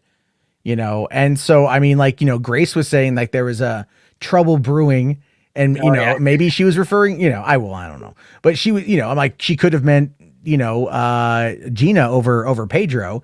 But then now with this whole The Last of Us hiring thing, a lot of people are trying to argue. I've seen headlines today, Cosmic Book News, saying like, "Oh, Pedro's on his way out." Don't even get started on those guys. Guy. Well, it's just like one guy. Yeah, one guy in particular. I know. Trust me. And I know. But like, not only that, but then like he is, that group was also saying like that Filoni and Favreau are also going to quit in solidarity with Gina. And it's like, are you kidding me? Like, they've got the most popular show like in the geek world, and they're nailing. Yeah. And Disney is at 94.6 million paying subscribers, which, amidst the canceled Disney Plus hashtag, they have their investor day call, and they say how, they're 95 million almost paying subscribers. Or like, a few hundred of you, fuck off. We don't care. Like they're just like Disney likes money, and their parks are closed. So this is where they're getting most of their income right now. So they're not, they don't, if there was a couple million people that were walking away, maybe that would be a thing. But it's not going to be that. Yeah, it's not going to be that. And all right, we're going to start bringing some people in. Sure. We got Scott McClellan here. What up, sir? Hey, how's it going, buddy? It's been a week, man. Yeah, are you feeling okay? I'm feeling okay now. I have recovered, and all 3 children who got the bug have recovered as well. Ooh. Yeah. Was it the big bug, or no? It was a well, for me it was like a 24-hour stomach bug. Okay. But you could tell the fact that I did not respond to anything until 8:30 Monday night. I was a little worried. I was in bed. I couldn't freaking move. Wow. And by that point, the 4-year-old, he'll be 5 on Monday, he threw up at school. He gets brought home, and so he's laying in bed with me because I'm holding the bucket for him. and then the next morning, my 7-year-old throws up, and I'm at home by myself taking care of all 3 boys because I have the sick days and my wife has to go to work. So I'm sick, recovering from being sick, and taking care of 3 sick children. I've had a week. You had a week. I'm drinking water tonight, by the way. Yeah. Well, I mean, last week you were pounding that vodka pretty hard. How did you feel the next day? I hold my liquor pretty well. Good. I was a little kind of okay, foggy. Yeah. I was a little foggy, but you know what? I don't wake up with hangovers from vodka streams. I just, I'm a man, Dave. I'm a man. I'm a man. I like it. I'm a man who likes booze. I'm a man who likes booze as I snuggle in my Suicide Squad fleece blanket because I'm cold. That's okay. I'm a man, but I'm cold. Dude, I've got like 2 of those Baby Yoda Squishmallows from Costco that are like this big. So yeah, I understand being a grown man. Yeah, there you go. There you go. Yeah, this is when I get all cuddly. I get my Scrooge Batman. So I like it, love it. I always find it funny that like, I don't know how old you are, Scott. Like I'm almost 39. I will be 39 next month. What day? March 30th. Oh, dude, I got you beat by 4 days on March 26th. Wow, oh man, cool. Yeah, it's Aries. Got to stick together. No, but it's like, I just find it funny that it's like the older I get, the more nerdier shit I buy. Yes. It's I'm all like, my girlfriend's like, oh, do you want to get this like Chewbacca thing? And I'm all like, I want that Baby Yoda Build-A-Bear. That's what I want.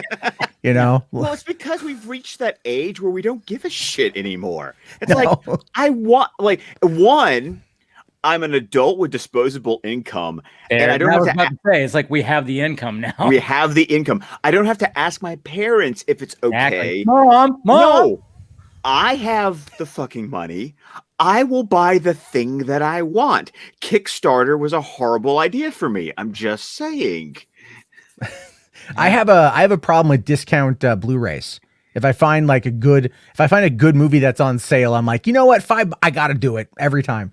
So I just have like this mounting, and now I'm trying to get into 4Ks, and like that's trust, I've already been there. That's hurting my wallet a bit. I got into 4Ks before I even had the 4K TV because I was I was strategically planning ahead. Yeah, like eventually it's gonna happen. So it's like, right, and most of the 4Ks came with Blu-ray discs, so it's just like, why buy the Blu-ray DVD combo when who the hell watches the DVD anymore? But if I get the 4K, I'll get the Blu-ray, and I'll be ready when I finally do get the 4K. Now I have it, and now it's like, I'm set now. I'm good. I was reading, I follow a bunch of like high def DVD Twitter accounts, and they showcase the breakdown every week. DVDs still equate to like 60% of the market. That's crazy. I don't get it. I don't understand it. Yeah, I don't get like it. 4 boxes full of DVDs, and I'm like, they're just used. I'm gonna end up just throwing them out, and then I think what it is you have people that live like, so broadband still isn't massive around the country. That's very true. And so it's gotten better, but it still hasn't cracked. Like I think last I heard it was like maybe like 30% or something. It's like still, maybe it's more. I'm not too sure. But for a while there, it just, in a lot of areas don't get very good signal. They got DSL. It may not be able to stream. DVDs are cheaper. Yeah. No, I get it. Like I said, I was a cable guy for a bit, and I can still hear stories. And there's also legitimate case for people who they don't see the difference. No. Yeah. Like I remember one time my father-in-law, his big old he gets these big, he always likes to get the newest and greatest. He got this big old TV, and the channel got stuck on the SD version of the channel and not the HD version of the channel. And I just kept on looking at it going, this is right. Finally, after like 3 months, I said something. Man. I was like, this is on the standard definition channel. He was like, what? Really? I went, oh my God, you haven't noticed this for 3 months. Okay. Dude, you don't even know. That's everything I need to know. Okay. When I was a cable guy, you don't even know like how many times that would happen. And then I would just go boop, boop. And it would just, boop, and all of a sudden they're like, oh my God, what did you do? And I'm like, I just put it on the HD setting to channel. It's not, you were on standard definition. That's why it looked all kind of grainy and pixely. Now you're good. And they're like, oh my, yeah. Oh yeah. Trust me. But have you guys noticed the people that turn their TVs to 120 hertz and then just leave it there? Oh my God. Yes. Like, I can't stand that image. It looks plastic. Like when you remember when you used to go to like Best Buy or Circuit City and they'd be showing a movie and it would look like it's playing, it's hyper realistic. Yeah, they've got it set to 120. I fucking hate it. I think I watched when I went to my dad's house. We watched 1917, and it was like that. It was like 30 frames per second. It's just I'm watching it going, it's too fucking. I don't like it. It's too realistic. Like it irks me when I see that on TVs when I go to people's houses, and I'm like, oh, can we change it? I'll watch a football game like this or a baseball game like this. Yeah. Not a movie. I just bought a new Samsung a few weeks ago.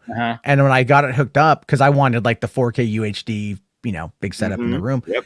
And but it came with the 120 hertz as the default. And I'm like, oh, hell no. Because the first thing I do is I turn on Mandalorian because I'm like, I'm going to watch me some Mando. And I'm like, this doesn't look good. This looks terrible. And I'm like, I wonder if it's on 120 hertz. And I check and yep.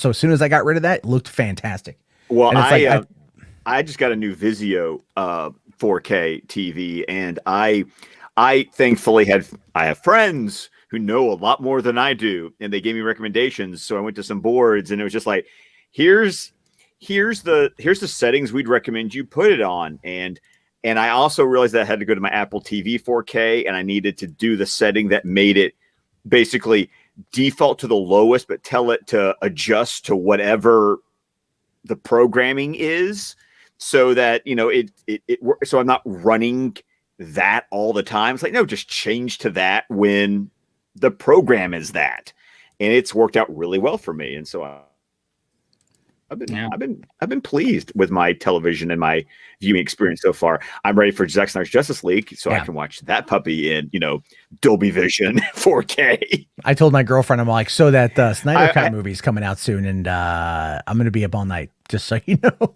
Yeah, man. Oh, 4 hours. I wonder when. I want the labor statistics of how many people did not go to work that day.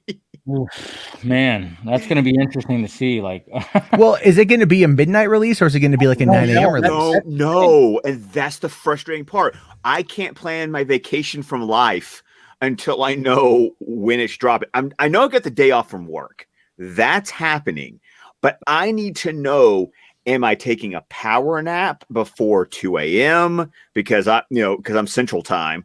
So it's like, am I doing a power nap, then waking up and then watching it? And am I going to be able to finish it before before the kids wake up? I have to take them to school. Then, of course, I will then come back home and watch it again. Yeah. Yeah. That. They got to tell us. I know I was bitching at HBO Max, like, why aren't you releasing this worldwide? And they're working on it, which is good for them. But like now I'm like, let us know when it's fucking coming. Because I want to as well. Oh, and Jarbo, I understand you're a Marvel guy, but I have to admit, I was one of those people in the chat that when you were like, I don't know who Granny Goodness is, and I just went, uh-oh. No, that's okay. That's okay, man. That's okay. It's fine. That's when I went. That's when I went. Question I was gonna mention. Let me teach you. Yeah. Well, no, I looked her up earlier today. I'm like, who is this character? And I looked up the DC Wiki and I read up on her, and I'm like, this seems weird. Because the weirdest part, the first time I met her was with Superman the animated series in the mid '90s, and Ed Asner voiced her. Yes, somebody even mentioned in the chat, like Ed Asner was a great Granny Goodness. Ed Asner was a fantastic voice, but I forgot. Ed Asner was the voice of Granny Goodness for the DC animated universe. Okay. Is that that's the Superman the animated series? Yes. Because I remember I think I was listening to the vodka stream last week and you were talking about how you view like the Batman, Superman, Justice League as like that animated universe. Yes. And not like the movies like normal people would view the animated universe. Well, because the term DC animated universe originated with these interlocked cartoon series that ran from 92 to 2007. I think I can't remember when Unlimited. Let me ask you this then. So if DC animated has been doing this interconnected continuity for like 15 years, what happened?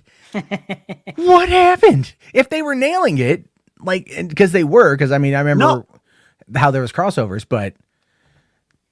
Yeah, well, they were nailing it, and the creators went, and we're done. Like, for me, and I think for me, Jarbo, I appreciate, actually, what happened was they wanted to end, the final series in the continuity is called Justice League Unlimited. Okay.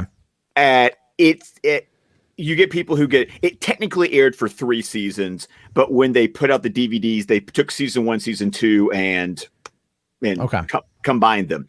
So technically it ran for 2 seasons, and the final episode of the second season is called Epilogue. And it really just ties a bow on everything. Okay. And the Cartoon Network said, no, we want another season. So they did a 3rd season that feels a little tacked on, but as it went on, they got us to another finale that actually, when people talk about Superman and Darkseid, it has this amazing, famous scene where Superman finally goes, I'm done holding back. Oh, I have seen that scene. That is from the final episode of Justice League Unlimited. And that's how the series and the entire universe goes out. Is Superman going, this world feels like cardboard and I'm just ready to let loose. And they have the final smackdown between Superman and Darkseid. So basically my point is, mic drop, walk away, you're good. Because I do believe in diminishing returns. Sure.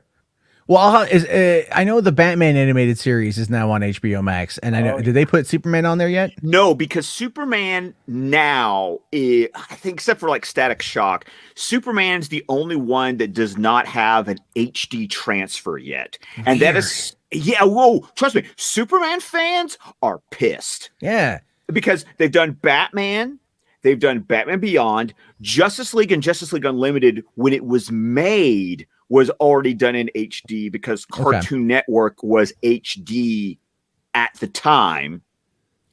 And so Superman the Animated Series, which is an essential part of the universe, like you can't watch Justice League on Justice League Unlimited technically because it builds on story threads that were established in Superman the Animated Series. And so there's been rumors of wars of they eventually are going to upscale that to HD and it needs a Blu-ray release. Yeah, and I it's so think weird. it is weird. And I think that's what everyone's waiting on. It's like that needs to get announced. They need to remaster Superman.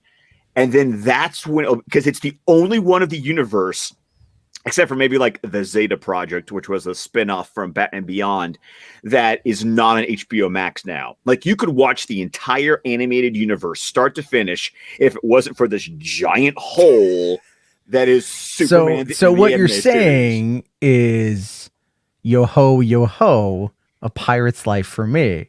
Well, no, because technically you can buy DVDs. Okay, you can. Oh well.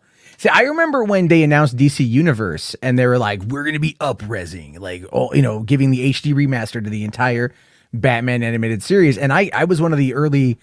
I signed up for it at Comic-Con. Comic-Con, yeah, I did. And at home, I did the same thing. I did it there, but that's just. Whatever, screw you. Great. You've been to Comic-Con. Thanks. Okay, I got it. Like a lot. Yeah. If you ever want to go, I'll tell you how to do it. So it's the key. The hard part is just getting hotels. That's about it. So yeah, my brother-in-law used to live in San Diego, and I never went when I would have had like a place to stay. Oh yeah, my family is just leaving San Diego this week.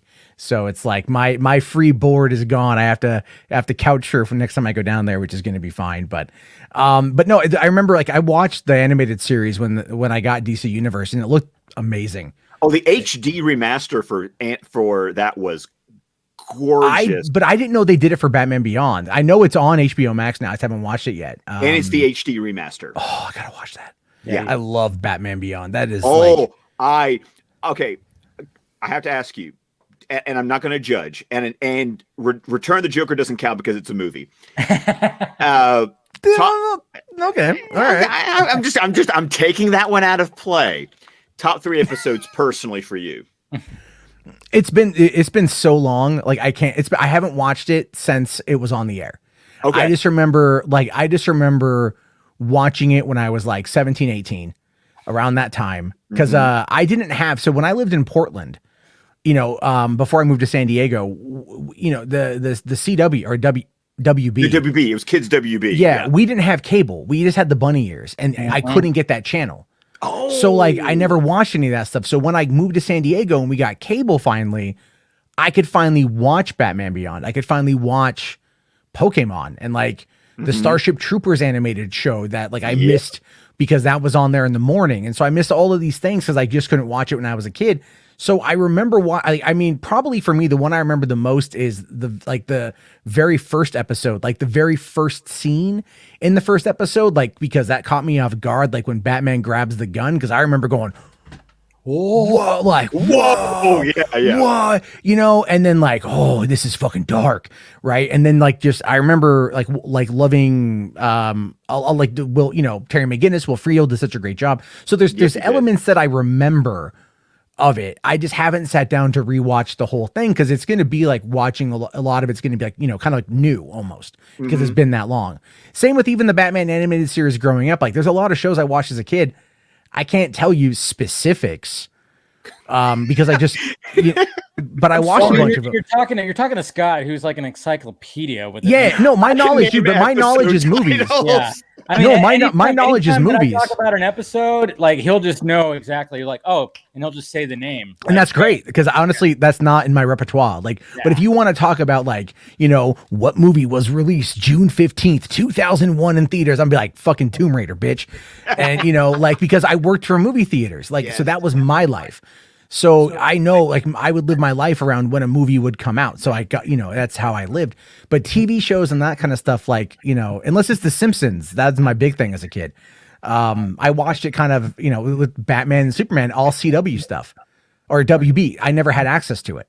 Right. So what I saw was just like a little bit here, a little bit there, and now that I'm older, I've got to dive back into it again. Cause oh man. Well, for me, the animated universe was, I am the fan of DC I am today because of that animated universe. Oh my.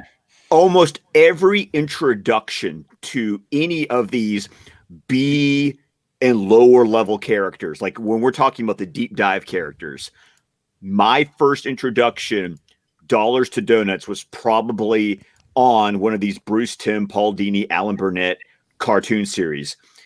And I credit that show with being my encyclopedia.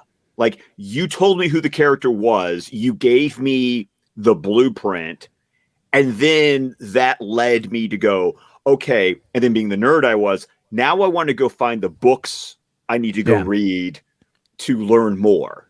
Yeah, and that's kind of what I'm doing now. I don't know if you've seen me tweet about it at all, but I started a new podcast series called Podio Commentary. No, I have not. I need to check this out. And so I've done like 4 episodes. I started a new channel, so I'm just kind of migrating stuff over there. But the idea there is like, I want to look at the production history like of a movie, like just the history of a film. And so I do my research on it, and I write a script generally between 20 and 30 minutes, and then I just record it like a podcast. And the idea is just like, I just did Cloverfield the other day because Cloverfield's one of my all-time favorite movies. And so like just kind of like direct sequel. I know. Finally, even though I do love 10 Cloverfield Lane, Paradox not so much. Is a little, it's got some moments. We got Clovey again. And I'm like, you're sitting there going like, oh, connect somehow. But yeah, 10 Cloverfield Lane was like, oh man. I mean, I saw that in theaters and I had no idea like what to expect. And I was so blown away by it because it wasn't it was like a Twilight Zone episode. Like that's how JJ described it. So I've been doing this where I'm just researching a bunch of movies and like, I try to interject like where I first saw them. Like I did one about the canceled Halo movie. And I'm a big Halo fan, and I actually went to E3 2001, and I played Halo like 6 months before anyone else did. The thing is at the time, no one knew what it was, because at E3, like the GameCube was the big thing. No one gave a shit about the Xbox. So it was like in this back corner, like no one was there, and I got to play it. And so like my love for the Halo franchise has been now for almost 20 years. So like I want to interject stories like that, and when I'm going to do one about 300 eventually, and like I saw that in IMAX, like true IMAX in Irvine, because you can't get fucking IMAX in San Diego at the time. And so like, traveling to go see it, and like the experience of sitting in that stadium seating and listening to Xerxes sound like a god, and just like those are the things I want to interject, and then but like the history to the best of my ability. And that's kind of, how I want to start, being like that informational go-to source, because we need to be more positive, I think, when talking about movies, but I think people really want to know some of the history about what went into these things. Well, it's also important to, one, be informational, two, be approachable, where people feel okay coming to you and asking questions, but then also being reliable. Like, I'll give the information I know, I'll give it to you to the best of my ability, and if I don't know, I'll tell you I don't know, or if you wait a hot minute, give me 15 minutes, I'll do the research that you probably could have done on your own, but I don't resent it, because it's like, but now I'm learning something too, and I mean, I'm a teacher. I find that cool. It's like, cool. I don't know. Let's find out together. So to give you an example, like I use the Wikipedia as a framework, as like a skeleton, because I try to read the links. I like to. I love sources. I always go to the sources. I always read the sources. But like, I just wrote one the other night about The Fifth Element, and the only source that they cite is the production journal, which is called The Story of the Fifth Element. And it only came out at the end of October 1997, 6 months after the movie came out, or 5 months after the movie came out. And now you can only find it for like $240 used, or almost 900 new. So it's like, and I make a joke in the script where I'm like, yeah, I'm reading this off the Wikipedia because like, fuck you, I'm not paying $900 for this book that I can't get my hands on. So you have to kind of, you have to kind of make it work. But a lot of stuff is interviews, and you find little snippets here and there and stuff. Like for the Cloverfield one, I talked about when JJ first talked about the movie publicly, which was at Hall H and Comic-Con. And when I wrote the script, I forgot that I was there and that I had recorded it. So I went to my old YouTube channel and I just pulled the video and I interjected that in. That's good. Because I'm like, oh yeah, I'm like, no, I shot this footage. Like, what am I doing? Like, I don't need to recite what he says. I actually have it. So there's things like that where I think it's cool to like talk about these things. And so I just want to like learn more about movies and how they were made. And that was kind of the thing. Like, like you guys all have talked to Zach. I haven't spoken to him, but like, I would actually be like, I would pitch it like this. Like, I want to talk to you about everything other than DC, like everything other than DC. I want to go into 300. Oh yeah. Like I mean, when I talk to him again, I want to ask more questions about like, his process of like how, from start to finish, like, what, like when you have an idea or when something's going to be coming about and you're working with like a screenwriter and you're storyboarding everything, because I mean, obviously that's what he's doing when the screenwriter's doing his thing, he's storyboarding everything and, just making little sketches. And I always want to know like that exact process of like, what goes into it all, what do you talk about with Deborah, which I'm sure is like everything, because she's but let's bring in Mr. Stephen Colbert, who was just waiting backstage. What's up, sir? Up? Hey, how's it going? You made it. No hat today. Look at that. Look at you. Yeah. Well, I might. It's a little bit chilly. I might have it on by the end of the night. Okay. It threw me off. I'm like, holy crap! I see Stephen's hair. What is going on? I did not get the chance to go get a haircut, so mine looks like it's just like Gene Wilder, I've been just kind of hacking at mine every once in a while, like, I wonder if I need to go another once over. Mine's growing back, so I'm like, well, it actually like I wake up with bedhead now. I'm like, holy shit, my hair moved. My hair moved. It's sticking up in the back now. Holy crap! Yeah, look at like that. That's. Oh, screw all of you. That's down for me. Are you? Come on, dude. Us large forehead dudes gotta stick together. We could put a drive in on this. I mean, come on. Look at this. You could get This is actually why I just go, because it actually looks worse when it starts to grow long. So that's why I always do the close cut, because you know what? If you're balding, it's like the almost like the almost trimmed to the hilt is like it's the only way it looks good. Yeah. I mean, if you have it like a long in the back, you just come across like a person who drives a windowless van, And if you have it, what's the other one? If you cut it, if you try to comb it over, you just look like Woody Harrelson, and it's not a good sign either. So. Just cut it all off and buzz it down. That's what I usually do is I buzz it down, but I've been like, I'm going to let it grow a little bit and see if I can, maybe like do something with it, because I don't go anywhere. So screw it. One of my oldest friends, when the rest of us started like growing beards, was when he was like, I got to shave my head. Like, I'm not going to put up this fight. I know where it's going. And, and I think if he was out of high school, it was barely, and just started rocking like a shaved head. And it was one of those things where everyone that was like had been growing a beard was like, whoa, maybe I should be shaving my head. That's a lot. I tried that when I got out of high school. I was 18 and I didn't have a job. And when you don't have a job, shaving your head is too expensive. Not the best idea. Because it's like, well, there's the, well, I mean, outside of the obvious, like you're a pasty white boy with no hair. That's what I was going to say. And then, but it's also like, unless you get the good razors, you're just, if you go through like the cheapies, you're just cutting everything. These are newer. Well, I say this newer, but I'm like, well, I guess he was doing that 10 years ago, so I guess it's not new anymore. He got one of those like wheelie duals that you just like rub it on your head, and it's, I don't know, Scott might know, where it's just like a thing that you roll on your head that just the Floby. Don't go chasing waterfalls. I will fuck you up. It's just watch where you're going with it, Steven. That's all I'm saying. It's for shaving your head. Like, it's actually like with a razor, but it's a like, you don't need to worry about like being as careful as like with a razor. It's like, I think it's even got like little wheels on it. You can just like in the shower, just like rolling. And he was raving about it at the time. I've never checked it out personally, but it came on very high recommendation. Okay. I'll have to check that out. Grooming habits of middle-aged men who watch comic book movies. Only here on the Film Junkie, Friday nights on the Vodka Stream. Ladies and gentlemen, be sure to tip your waitress. Real talk. This is the real talk. Wait till we start talking about manscaping. When we start those ads play on. Just wait. They're going to become a sponsor soon. And I'm going to be talking about. No, Light Junkie, no. You had some of those ads as I was catching up on some Film Junkie lives. Oh, did I? Week. Yes, that's not in my control. I know it's not, but I was just like Gronkowski going like, "Where's my balls?" or whatever the hell. Yes, that was one of them. Yeah. Mm-hmm. Yeah. Mm-hmm. Oh, I should have actually said. I should have announced this on Twitter earlier this week. The next time there's a Super Bowl, the AdSense shoots through the roof for the day before, the day of, and the day after. Really? So plan your content accordingly, and you can actually do pretty well. Otherwise, it's dead. But well, there you go. I forgot that it was happening. Interesting. Thank you for telling me now. Well, I'm a litany. God damn it! It's okay.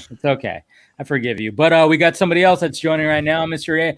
Anthony ACS. Hey, what's good? How you doing, man? Anthony? Y'all doing all right? Oh yeah, we're doing good. How you doing? Doing good, man. Nice shirt, by the way. Yes, appreciate it. Fat bat. I like it. I've got that shirt, not that size, but I've got that shirt. Yeah. Or should I say casual Batman has. Yeah. Yeah. He wears a lot, Where is that guy, by the way? Wait, am I the only asshole wearing a Marvel shirt? Is that what's happening right now? I'm wearing the polo that I wore to work today. So don't worry. Okay. So you're the corporatist here. That's what's going on. Squad, yeah.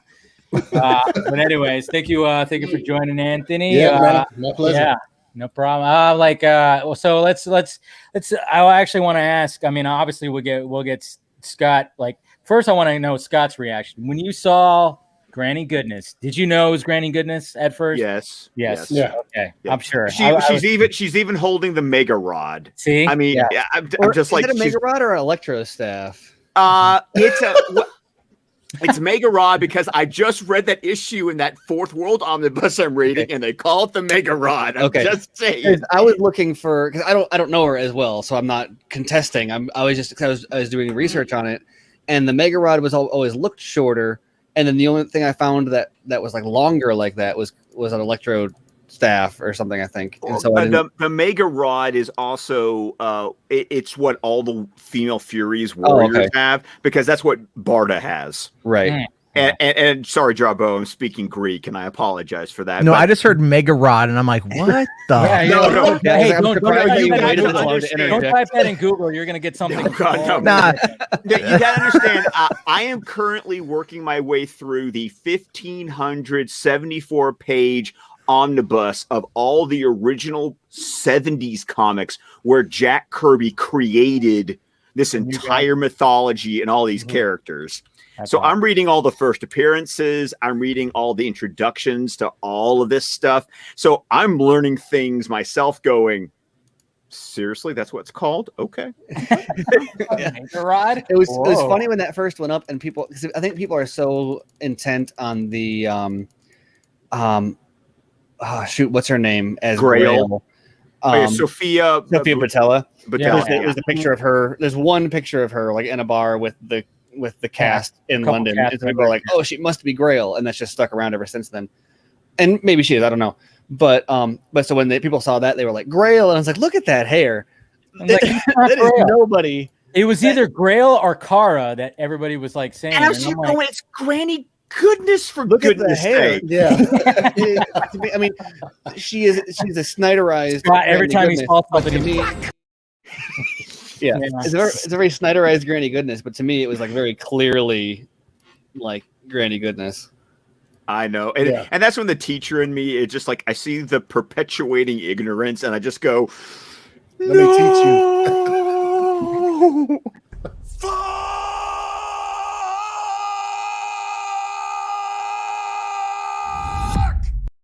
Yes.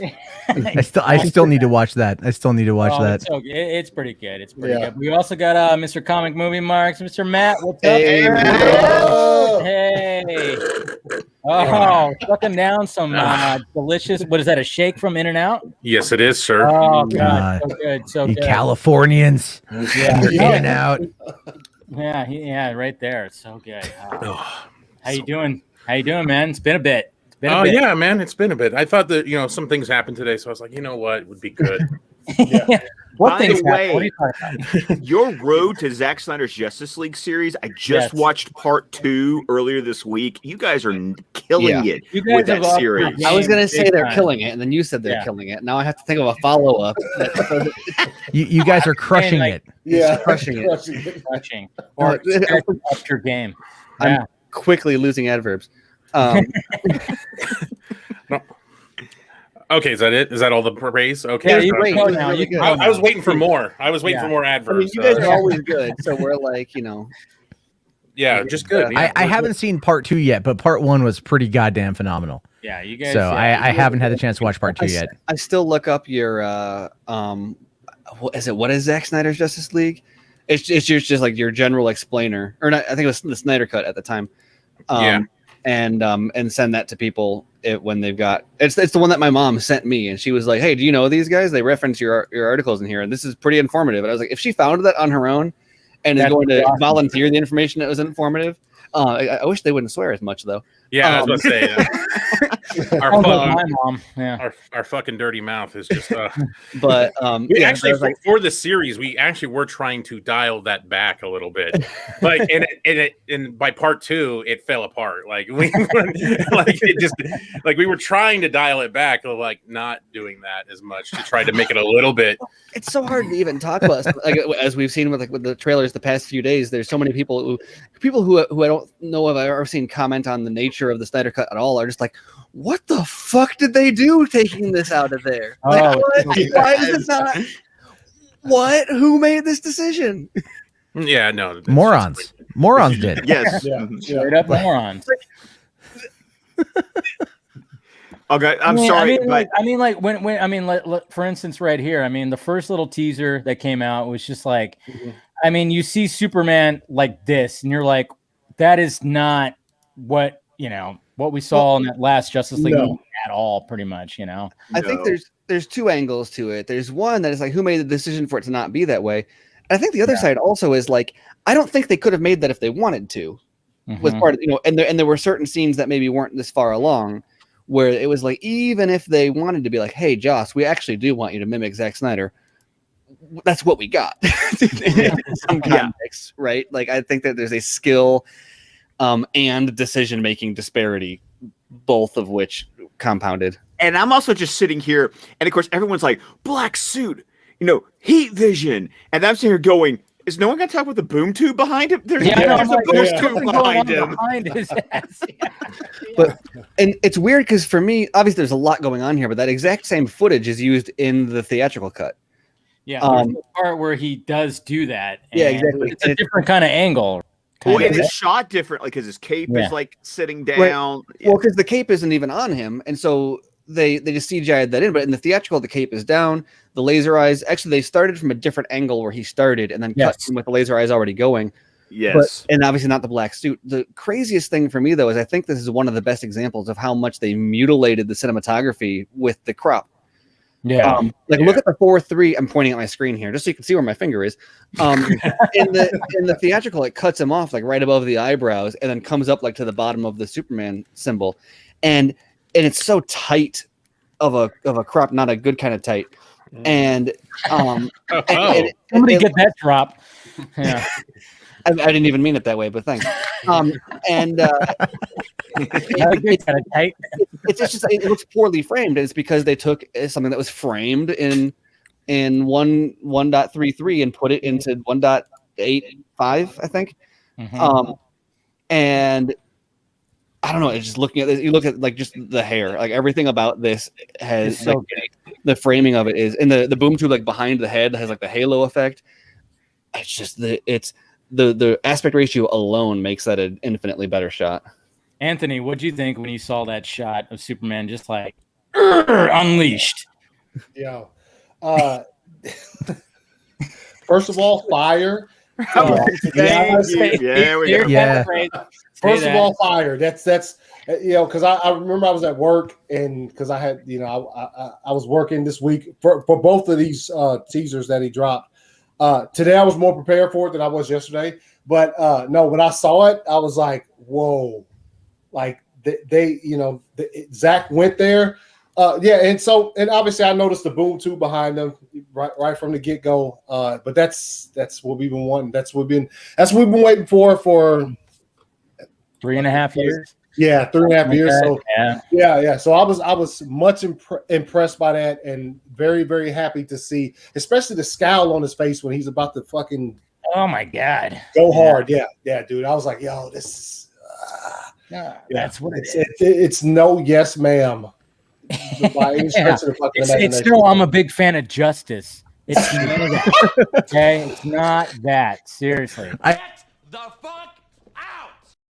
Yeah. Like I forgot that line was in the movie, so I heard someone say it the other day, and I'm like, that sounds like the worst thing I've ever heard. It really is. It's one of those things where when people started asking, like when it was first announced, they were like, well, is this version going to have the Henry Cavill mustache or whatever? I was like, oh, I can't wait for people to see what he actually looks like in this movie. Like people are in for this like awakening of, and it happened. I mean, that first trailer dropped and like Henry Cavill was trending. People were like, whoa, this is the first time we've seen Superman properly since BVS. It's been 5 years. Yeah. We've seen a not fucked up Superman. And did you guys see the tweet that I responded to with my dad's reaction? Mm-mm. No, okay. I don't think I saw that. So my dad saw the movie with me on November 17th, 2017. He was very indifferent about it. And he's never seen it again. We've barely spoken about it. Like I said last week, he read Sean's book. He read the Mustache Gate chapter. And he called me and was like, was it really that noticeable? I said, well, if you're looking for it, I mean, I was just like, it's bad. No, but for general audience, I feel like if you don't know what he looks like, okay, yeah. But for general audience, like my dad doesn't watch movies like I watch movies, No. and so I was just like, no, I mean, if you didn't obviously notice it the first time, so whatever.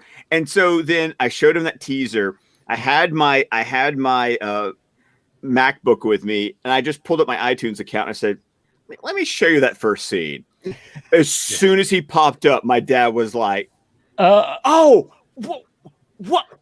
wrong with his face? Like my reaction on Twitter was my dad reacted like I kicked him in the nuts, because the entire time my dad's like, what's going on? Like, what's wrong with his face? And I'm still going, thank you. You just proved my point. Fake laugh, hiding real pain. I always thought he looked like Adam Baldwin. Yes, a lot of people made that correlation. Yeah, I was all like, what the fuck's Adam Baldwin doing in this movie? Like, this looks like Full Metal Jacket, Alec Baldwin as Superman, which could work. I've seen conspiracies that he's someone's stunt. Is it one of Affleck's stunt doubles? There was something like that. Yeah, somebody made that. Yeah, comparison. People have found images where like the hairline is very specific to want to. Maybe it's one of his stunt double or someone's stunt doubles, and they're like, was it actually his whole face? Did they like change his whole face out and just ADR that in? Because it's not just the mustache, like the jawline is all off. It's all jacked up, man. It's all jacked up. We got one more person joining in right here. We got Mr. Ty from Pop Culture. What's up, sir? What up, Ty? Hey, what's going on, guys? How you doing?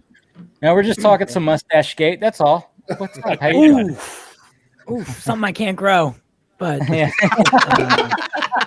something I can't grow. I like it. It won't need to be CG'd in later, so you're good. I was gonna say I look better than Henry Cavill did, though. Still, Actually, no, him CGI'd still looks. Nah, he still looks better than all of us. Yeah, I was gonna say, there's no way. There's no way. Like carried away.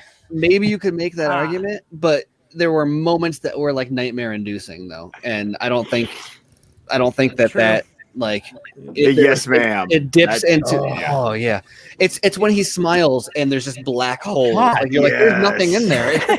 It's just a pit of like your soul just disappears into the corners of his mouth. Well, have you watched the Corridor Crew when they talk about that scene?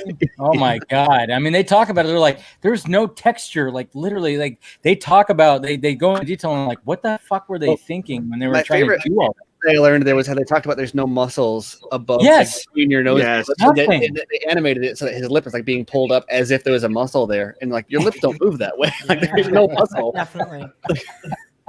What's the term, the lip that's like that? Because it Cleft? looked like yeah. Cleft lip. Left lip or something like that. Yeah. It looked like that was a little bit, yeah. Because I don't know. I Little saw bit. it once. I've seen the movie once, and that was enough. That's all you needed.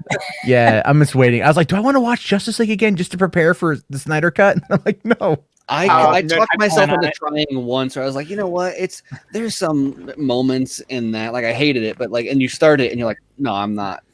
I don't know. Jarbo, we did on DC Film Squadcast, we actually did an entire episode a couple of weeks ago where we drank and did a Mystery Science Theater 3000 style commentary Oh, that ought to be for that interesting. movie. So there are so many people who have watched the movie in the last month only because it was like, no, you bastards, you tricked us. We're gonna watch it just to listen to you guys talk about it. I just can't seem to bring myself to like want to put myself through that 2 hours. I mean, hey, at least it was a hard 2 hour cut. So, you know, the torture was limited. Mm-hmm. Yeah, it's not like if it would have been like, you know what, it's longer than the 4 hour Snyder cut. Where it feel longer, grueling longer. But I wanted to bring up. I wanted to get back to the Joss Whedon thing. Ooh, let's talk about that a little bit more. Matt and I talked about it a little bit. Other Matt, what do you think? What, like all this stuff that's coming out? We got what's her name? Michelle Trachtenberg. Yeah, she just came out and said that she was not. There was an agreement where she couldn't be alone with Joss Whedon, and we heard that from Gal. Like we heard information from Gal, like that during reshoots she wasn't supposed to be alone either, or something like that. So. What do you think, Matt? Because I know you're a big Whedon fan. Go ahead. Oh, giant. Yeah.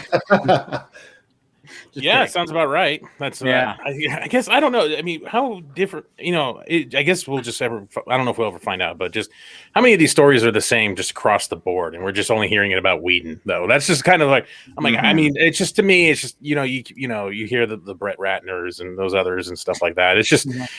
It's just like I don't know. I don't want to say numb to it, but it kind of feels like, well, at this point, duh. Like it just all that stuff that happened, Kevin Tsujihara, what he was doing as well.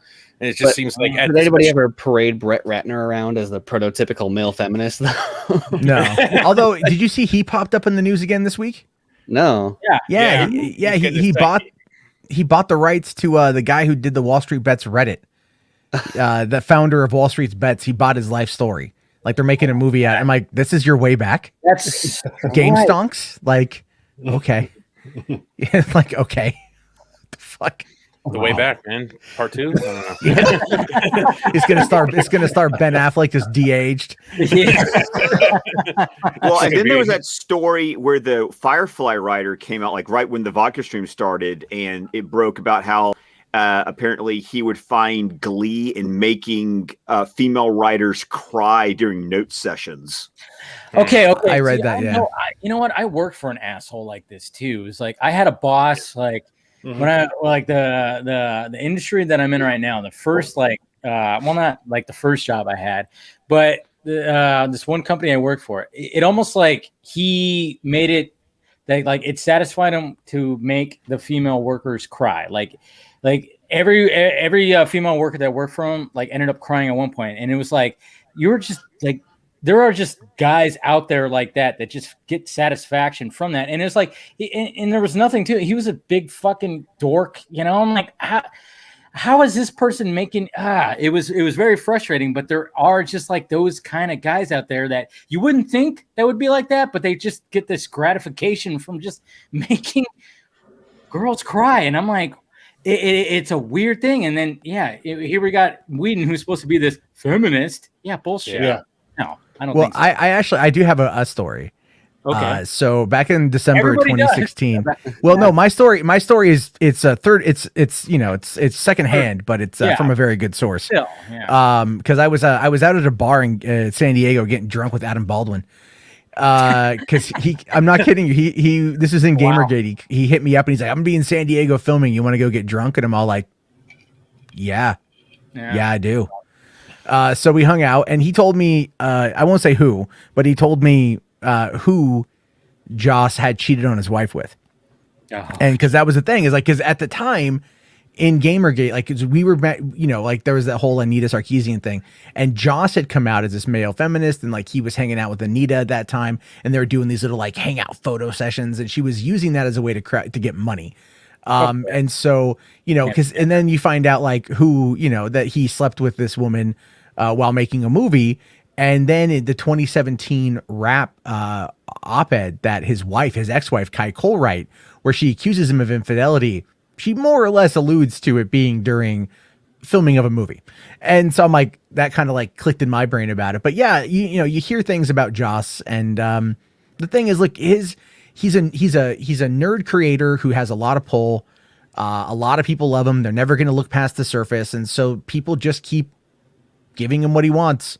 Yeah. And only now are they going to say something. But is it gonna affect him in the long run? Sadly, I don't think so. With how long he worked as a ghostwriter, like the number of things that he's got his fingerprints on. Yeah, I was just about to say the same thing. I wouldn't be shocked if a lot of people owe him favors. As in, like, I wouldn't be shocked if there's people that have awards for things that he's written that, like, that hasn't told people about. Yeah. And so I figure even if this hurts him, what's going to happen is we're still going to get Joss Whedon written stuff. It's just going to be ghost written once again. Most likely. I mean, they're going to go to him because he's, you know, he's just kind of, he's still that guy. And Hollywood never actually changes, even though the times look like they're changing. It's also the same thing, you know. But I mean, it was nice, like, you know, Charisma Carpenter comes out, and then all of a sudden people are like, maybe we should start listening to Ray Fisher. And speaking of Ray Fisher, Mr. Poindexter Lounge, Jeez. I'm excited to see you, Enosh. Please, Dave, don't introduce someone like that. I know. Oh, speaking of that, it's not Ray Fisher, but it's Enosh. Sorry. It scared Ty away. Yeah, but I saw like Ray Fisher. You know, someone was posing as Ray Fisher. You already in the chat. know. You already know. Yes, you already know. No. That was a bad man of all sorry. time. You guys were talking about my favorite Superman, Fire Marshal Superman. Let me show you something. I'm gonna take out a hippopotamus and talk about car keys. Hey, kid, you're not scared of me, are you? Come on, kid. Come up, get an autograph. I'm Superman. Come on. meet my friend Whedon over here, Joss Whedon. Yeah, meet him. He's great. He's great with the girls. Come on up, girls. Come on. Hope it's like your car keys. Yeah. What is that? He'll find a spot for all of you. Yeah. All you got to do is have flash fall on you. It's great. That hope is like your car keys line is like such a like quintessential people like what they think Superman is supposed to say, but clearly they don't even understand what they're even talking about. Absolutely. I still remember when we saw that in theater. It was just so funny because I leaned over to Shane right after that whole part was done. I was like, man, did you hear that corny ass lame dialogue they had in there? He's like, no, I couldn't stop staring at his fucking face. Like, he didn't hear a single word he said. He didn't hear a single word that came out of it. He just was so mesmerized by how jacked up his face was. I had heard from someone who was at the junket like the week before. They were like, oh yeah, the line producers are saying Snyder was like basically forced out, and apparently like there was issues with like Deborah being at the junket and like what she could and couldn't say, and I had been like, you know, as everybody knows, like very like, oh no, it's still Zach's movie.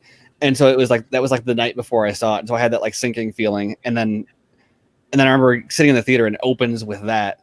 Yep. And just from that moment, it was like my stomach dropped out. And it was like, we need a support group. Oh, man. We need a support group. It's that feeling it felt like when you get like a bad text or something. And like something bad happens, and like, when I first saw it, I mean, all the like, you know, when I did like all those videos about debunking all the shit that we were hearing about it, all came rushing back, and I'm like, oh my god, they were right. Like that's what hit me, and I like sank. And then it was funny too because, you know, I have some female friends who apparently like this Henry Cavill kid. I mean, I don't know why. Couple of them. But I'm just saying, like one of my close friends, she loves Cavill, and then she goes, "So how's his face look?" And I told her, I was like, "I'm sorry, but it's super noticeable." And then when I went the second time with her and a couple other people, like I was like, "You ready?" And I was, and then also when it started, I saw her go just sink, kind of like, and just kind of go, just kind of go, "Oh my God, that's not his face. What the fuck?" And it was just like I felt her just go, "Oh, what did they do?" And I'm like, "Oh, it was yeah." How is it 3 years later and I can't verbalize? I don't even just how I don't understand when somebody said that's fine, just go with that. How many people signed off on that? And like, how many conversations did they have between like, "Hey man, maybe we should just this is going to be on the internet. Like, it's going to be like, no, fine. It'll be like who was there anybody fighting back at that point, or was everybody just kind of like, just get it out?" I have a feeling at that point they didn't care. Yeah. Like, really. I mean, like, think of it like this. To give you a best example is, what was the one deleted scene from BVS they put on the internet the weekend the movie came out? You remember that? The Steppenwolf. Oh, Steppenwolf. It was the Steppenwolf. Oh, yeah. That 59-second clip. One of my friends went and saw the movie, and he hated it. He hated the theatrical, and he was like, it made no sense. And then that clip dropped, and he goes like, that made a lot more sense. Why wasn't that in the movie? Why? And then this is look, all the clips that have dropped this week. All the clips that have dropped this week. Yeah. My God, we've got what, 20 seconds of new footage, and it's already better than anything else. And I just keep watching the things. I keep looking at Darkseid and Granny Goodness and Desaad and Superman, and I just keep. I swear to God, Dave. Every time I see this picture, I shake in my own pants, and I'm just like, good God, who was the person at Warner Brothers that said, "Nah, they're not going to like this"? Let's go ahead. Come out a few months before Infinity War. I mean, my God, yes. And not only did they torpedo their franchise, I mean, they're setting up something bigger, but they guaranteed that the big DC comic villain, the one that Thanos is a ripoff of, was not going to hit theaters before Thanos. Exactly. If that is not the highest order of, like, even if it wasn't that great, it's not shot themselves in the foot. They like shot themselves in the face. It's so bad. Like, just thinking about this, Zack Snyder's Justice League is not only a redemption story for Zack Snyder, but Ben Affleck gets a redo. Henry Cavill gets a redo. Jared Leto's going to get a redo. There's so many people. Ray Fisher. Yes. Ray Fisher, Ray Porter, all. All right, I'll just let that stop. Thank you, Gary. Well, and then there's some people that are going to get reevaluated that don't want to be reevaluated, and that's why it's so hard to get it to come out. Who are you talking about, Steven? I mean, anyone that had a hand in saying, "Oh, that's not cool. We don't need that in the movie." Nobody specific. wants to see Darkseid in this movie. I mean, I don't know which specific individuals made that decision, but I know it was a collection of high-ranking figures in DC and Warner Brothers. What I'm waiting for is the response to Amber Heard. That ought to be interesting. Yeah. And I kind of wonder why, like, is that the reason why there's like not been any images or anything really shown of her? I mean, no Aquaman either. She's not in the building block, but Grace had said something about there being an image of Mara. And then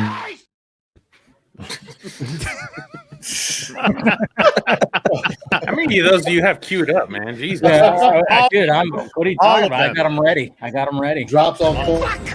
Drops on point. Wow. A broken arrow? Was that a broken arrow clip? Wow. Arrow, man. That's the best. Last time I was on, man, he kept playing that over and over again. That's one of the best. That's one of the best like F-bombs ever from Travolta. I mean, that was a good movie too. That was a good movie. Yeah, I saw that movie and I'm all like, Samantha Mathis, man, give us Mario Brothers 2, goddammit. Where is that movie? Where is that movie? That's what I want to see. That's what the teenage me. Screw this Christian Slater shit. Give me Bob Hoskins and John Leguizamo. I Oh my hadn't seen God. John Yeah. Travolta in a while. Oh, he's And I he's came across- older than yeah. I came across a TikTok. Oh yeah, where he's Travolta. dancing, right? And Oh, he's dancing. And Was I he was like, and it said John Travolta, and I looked at it and I was like, That's not John Travolta. no, that's not John Travolta. And like I had to Google it, and I was like, that's John Travolta. What? Well, he finally It's like- realized. He finally realized that we were noticing that his hair was too perfect, and it's a fucking piece. Like he's been losing his hair for a bit, and he finally was like, "All right, I'm gonna shave my head bald, grow a beard, and it looks good on him." I'm like, "Good for you, Yeah. John. You finally realized that people like your hair. Like when you show up at, awards events and shit like that, I'm like, your hair was a little too perfect. Yeah. That was a piece." And because I've seen, when you watch like Broken Arrow or Face Off and like those movies in the 90s, you're like, you could see that there was some receding hairline going on. Yeah. Same with Cage, but Cage got plugs. Anyways, what?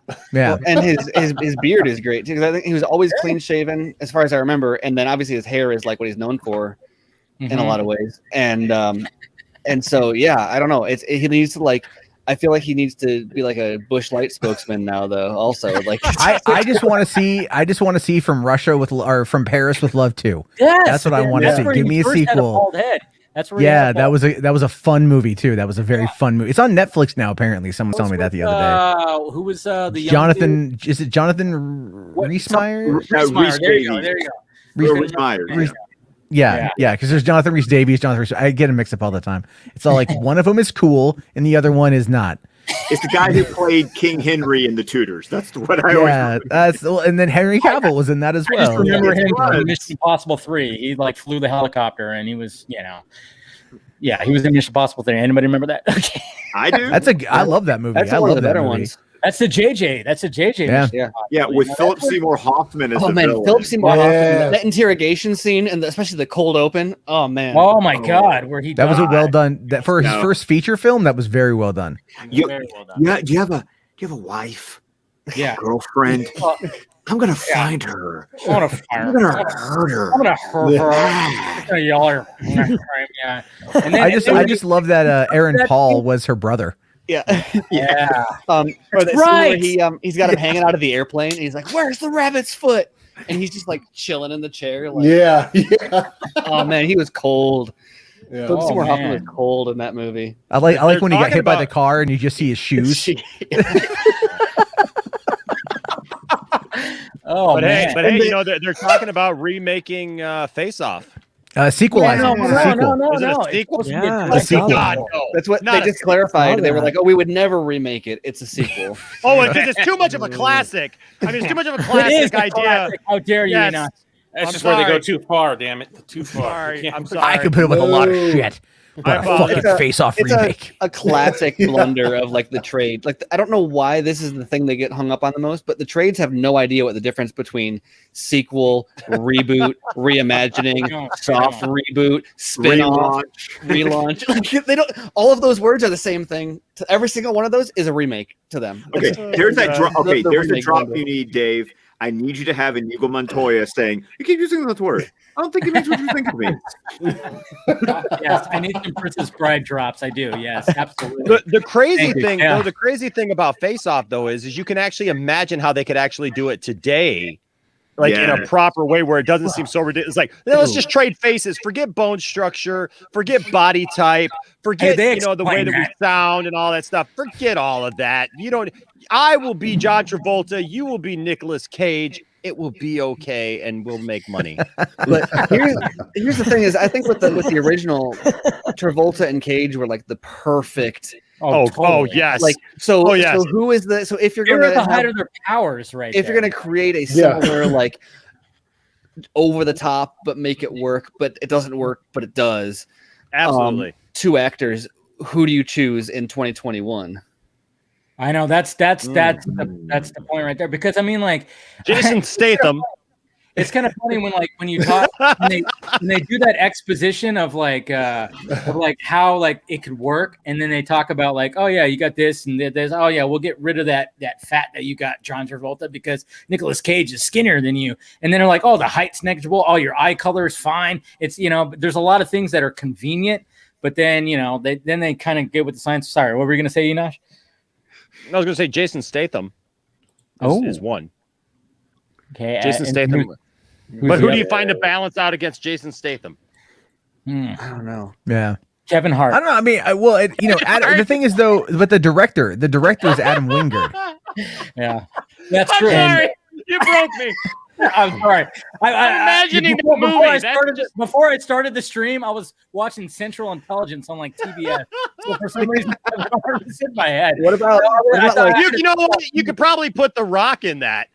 The Rock, you could pretty much put him in anything. Like Christian Bale and Tom Cruise. Oh my god, that'd be crazy, man. Jeez, Man, I'm incredibly busy, so why don't you get the hell out of here before I snap your dick off and jam it into your ass? I feel like that might not be the perfect. I can see Christian Bale saying that. I was gonna say, maybe not. Maybe not. I mean, they both went off on set, right? They both went off on set. Yeah. Maybe I feel like one- if not may the not be two of real. them, then Josh one Gad. of them with another. I want Josh Gad. I realized this last year that I hate Josh Gad. Yeah. We were doing a stream one night and I don't even know how it started, but I ended up on this rant about Josh. Well, I do because it was like a Facebook group that I was in like a private thing, and we just went off about Josh Gad. I'm so sick of seeing Josh Gad. He just needs to be gone. But put him in the face-off Do you not like warm hugs, Enosh? What do you have against warm hugs? I feel like I've got something against a guy who plays the same freaking character in every movie, who He has does. absolutely no acting chops. He sweats all over everything. I mean, you just look at him and he's sweating. He walks into a room and he's sweating. He looks just like he's oozing as he's even just sitting there laying in a bed in the morning, like acting like he's married or getting ready to marry some beautiful woman. And he's laying there like, oh, never mind me laying in this pool of sweat here and just glistening with sweat.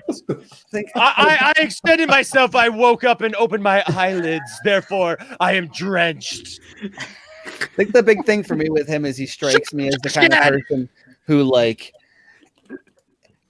has to have a one-liner response to everything you say.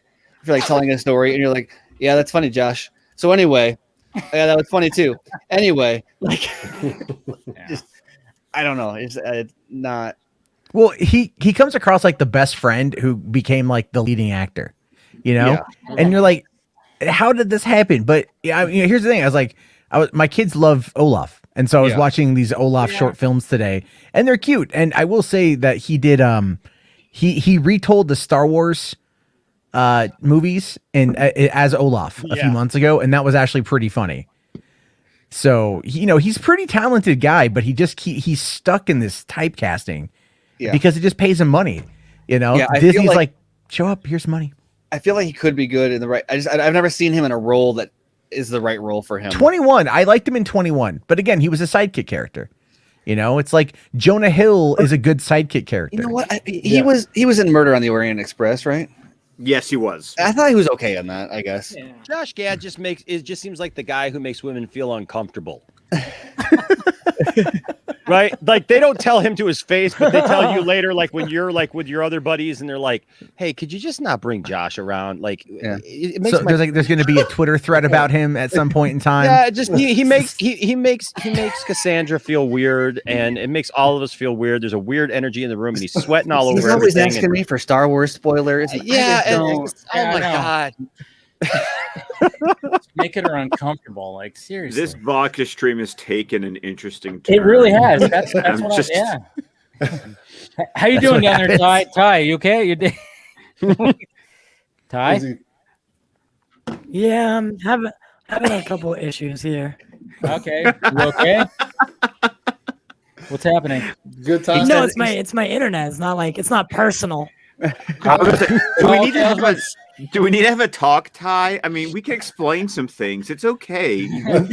Changes happen in the life. How are babies born? Where did Josh Gad touch you? Well, a stork shows up. It's Josh Gad is not here. He can't hurt you anymore. yeah.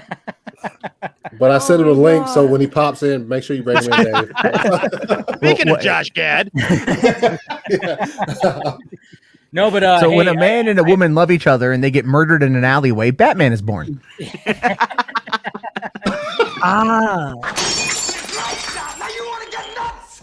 Come on, let's get nuts. there's your Batman right Ty though, but I heard that you got the with the GoFundMe. Did you get enough to help your dog out? I remember you were talking about that. Yeah.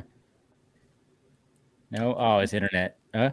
Yeah, if you can hear me, like I said, I'm having a little issue here, but It's okay.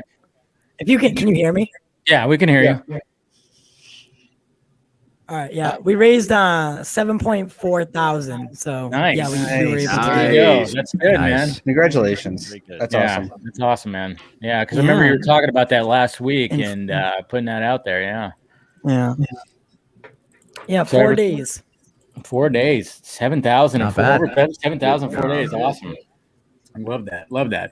Yeah, but he's putting weight on it already, and he's walking around. It's really like inspirational. Yeah, that's awesome, man. Nice. Good. Well, congratulations, man. Let's get to some of the the patron questions right here. We got one from Travis. First time submittal, so let's listen to what he has to say right here. Hey, my name is Travis. I live in Las Vegas, Nevada. Dave still moved here. It's freaking awesome. And my question for you guys is about Batman vs. Superman: Dawn of Justice.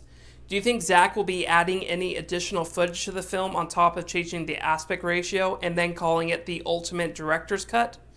My theory is that when Warner Brothers handed over Zack Snyder's Justice League to AT&T, that they also handed over the other rights to his films like Batman vs. Superman. Because why in the hell would Warner Brothers let Zack work on this film if they didn't even want him working on the Snyder Cut? I know that in one of Dave's interview when they interviewed Zack and they asked about Sucker Punch, by the way, I want a Sucker Punch director's cut so fucking bad you have no idea, that he said he couldn't release it because there'd be two competing versions of the film because other people are streaming it right now. Let me know what you guys think. I might be crazy, but whatever. Thanks. Nah, you're not crazy. Nice shirt, by the way. Yeah. TS, what do you think? ACS? Anthony? Oh, Anthony. Yeah. He said ACS really fast. No, don't think there's going to be any additional footage. I just think the aspect ratio is going to change, and he's going to put it in the same format as what's good, Joey. I see you in the chat. I don't think there's going to be any additional footage. And yes, I would also like a Sucker Punch fucking director's cut. So I'm all down for that. But yeah, I think it's just he's going to change the aspect ratio, and it's going to look a lot more similar to his Justice League than the original, his Ultimate Edition. Yeah. Nice. Now, Steven, you were remember I posted that image about the BVS and 4K at Walmart, and you made a comment about them doing a new release of that. Is that kind of what you're thinking about here? This new aspect ratio, or is that the one? Is that the one where you said something about the it was being discounted, and I said I bet it's being discounted to clear out stock, and then someone jumped in and was like, or maybe it just sucks, so they're discounting it. And it's like, sure, I don't. Yeah, if you want to lie to yourself, kid, by all means, keep trolling. I love people that like creep on Twitter to be like, oh, I'm gonna jump in and correct them on whether or not Batman v Superman is good or not. Thanks. Yeah. Well, I just noticed that it was $14 because I take a look for the discount 4Ks, and that one continuously is about 15. So I mean, my understanding, and I think what he said specifically about it is that the color was jacked up in the 4K transfer. Was that the HDR? Is that what he's talking about? How it's like oversaturated? It's grainy. It's grainy. And then also there was, I think the thing that he posted on Vero was the and I don't remember where I learned the additional details on this. He might have said it, but the Wayne murder was shot in IMAX, but because it was in Chicago in January or something like that, the IMAX camera was like freezing up. So they ended up shooting it, I think, full frame on 35 millimeter or whatever they shot everything else with. But then ended up getting the cropped aspect ratio to match, not the IMAX aspect ratio. Yeah. And so he's opening that up. The thing that is in question is whether or not that's happening to more scenes, because I've seen people say that it was shot in anamorphic, which means that there might not be data to expand more beyond any scenes that were shot with the intention of a more open aspect ratio. But I'm hoping, I would love if he could turn the whole thing into open matte. But I wouldn't. I'm waiting to find out. Yeah. No, I'm wondering like when that announcement's going to happen. I mean, he talked about it like where it's like, yeah, that's going to come out before Zack Snyder's Justice League, but it's like we haven't heard anything since. Hopefully that's the case. And when he talks about adding more footage, I'm like, I don't think he's going to add more footage. It doesn't seem like the case, but I would. But knowing Zack Snyder, who knows? There might be something that little tiny little bits maybe, where it's like, wait a minute, I don't remember that. What the fuck? I don't remember that. I would not be surprised. I mean, for God's sakes, he just snuck Granny Goodness in a tease to a trailer. I mean, it's crazy to think about. Like, he just does those little things, so you never know. Like, I honestly don't know. Like, he might be like, oh no, it's just going to be the same. It's going to be the 3-hour cut and blah blah blah. But then you just never know. He might just, because I remember when he put back the Hallelujah trailer, what did he do? He added a little bit more. And I remember when when we were talking about before he was going to show up on the vodka stream, we were talking on the phone. He goes, "Oh yeah, it was all a music thing, but I'm going to sneak in a little bit more, little extra footage just to see if like anybody notices." Like, oh, blah blah blah. And I'm like, that's awesome, but I'm wondering if he's going to do that with BVS. So I'm like, I really hope so. Maybe. Well, if he does, I think the only like addition that we've ever heard anybody talk about really would be the potential of the Superman flying up to try to find Martha by listening and just hearing all the other crime. God, that'd be so and awesome. Suffering going on in the world. Yeah. But my understanding is he said that like they shot it, but it just didn't work in the cut. Which I don't know if that was him just playing nice with producers at the time, or if he actually was the one that decided not to include that. Because I can see how like in that moment, pacing is so deliberate in that movie that like while that might work for like story and context reasons, to throw that extra delay in there at a moment where you need the acceleration into the fight to be happening. So I don't know. I can see that either. I think it'd be cool to see at least as like a deleted scene sometime. But maybe it doesn't work within the I'm story. not sure. I'm not personally expecting any new footage. Maybe some touched up CGI in places or something. I don't know. But more CGI blood. That's what we need. Yeah. That's what I like. Anybody so nobody thinks there's going to be more footage. So you know what? I'll just make it up. I think there's going to be a ton of new footage. In fact, I hear it on good accounts that there's going to be a 15-minute extended Martha scene where they literally look into each other's eyes, gazingly saying, in a passionate way this time, "Why, Clark? Why would you say that name?" As he looks back up and says, "Can you please get the kryptonite out of my face, and I'll tell you." And they have a passionate moment. It hurts. From the seventh season of the Clone Wars. They go, "I am one with the Martha, and the Martha is with me." They lip sync together, and then you hear it with one voice as their mouths move. Yes, but however bad it is, it will not be as bad as Civil War, where they're like, "Hey, we're fighting, aren't we?" "Yeah, but I don't really want to fight you." It won't be that bad. I hated that. It won't be that bad. Punches, yeah. Yeah, we're still friends, right? And it'll be like a Hallmark movie with Batman, Superman, with Lois looking on, and it'll be touching, and they'll save Christmas. But Brokeback Gotham. Oh, there it is. Why can't I? A lot of people want to see that. You know what? Listen. I'm just saying, both of the men were their peak physical condition in that movie. So, I mean, you know I what? looked up a GIF of Affleck doing his CrossFit routine to send to someone earlier on Twitter for whatever reason. I'm shocked at how jacked he is every time I look up that scene. Like you're like, oh yeah, Affleck was in pretty good shape, and then you like look at the scene, and you're like, whoa, yeah. I don't know how it is insane how jacked he is in that scene. To me, it was probably like a Hugh Jackman kind of moment where it's like he planned, okay, we're gonna shoot this scene, so I got to be my most ripped possible. I'm gonna hydrate myself for 48 hours, just like Jackman did, just to make those abs and everything, all those little creases pop out just a little bit more. Jackman was like a lean Oh, like, geez, Jackman was just a total different fucking beast. I mean, like the kind of the mass that Affleck had in that scene, the mass and the definite. Like Jackman was always like sinewy and lean and definitely jacked, but like, man, Affleck is pulling that tire, and you can see his ribs. I love that word. He's all sinewy. He's all sinewy. No, you could you could see it in the special features on the Man of Steel Blu-ray. There's there's a lot of training on there, and there's Zach even says that a lot of Henry's training was for that one particular scene where he came out of the water and started trying to get the clothes off the clothesline and stole those clothes. Like that scene, like they trained hardcore just for that. He, and then also, he looked bigger than in that scene than he did when he was fighting the Justice League and Zach is like really plugged into this like bodybuilding community too with Jim Jones, Twite, Mark Twite. Mark Twite, yeah. And so a lot of the like stunt people are also bodybuilders and other stuff that it's like this whole like lifestyle, like the Mark Twite and his disciples, I guess they call them. Mm-hmm. The guy that plays Ares in the history lesson, and I interviewed him a couple of years ago because he had that thing about how he wasn't credited as Ares, and that whole thing is a mess. But he talked about how he sat down with Zach to iron out the look of Ares because he spent like 4 months training leading up to his scene in the history lesson.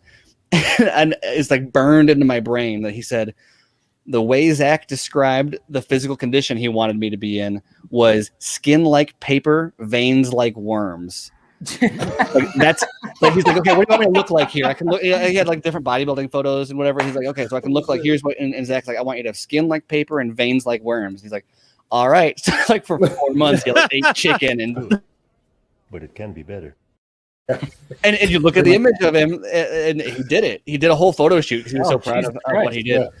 Well, that's. I mean, wouldn't you guys do that though? If like you were paid to like get in the best shape of your life, I mean, who wouldn't like go? No, show my ass. I already am. I've been training for the stream, Jarbo. What are you talking about? I've been training for the last week for this stream, man. Yeah, well, we know you show your ass a lot, so I mean, clearly you're in it. You know, or did you not? Did you not fart in your microphone on Nicotina stream a few weeks ago? I did.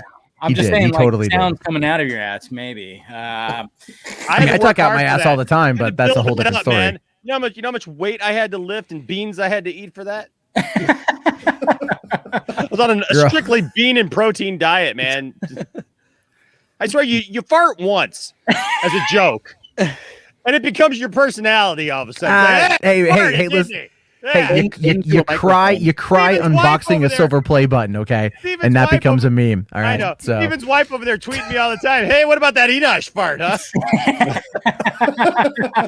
You don't even know. You don't even know. She wanted me to use that as a drop. She said you should totally use that as a drop. I'm like, I heard her. I heard her like listening to it on her phone in the other room and like laughing for like 30 minutes before eventually she comes into the room. She's like, "Steven, you got to see this." I'm like, "I saw it. I moved on."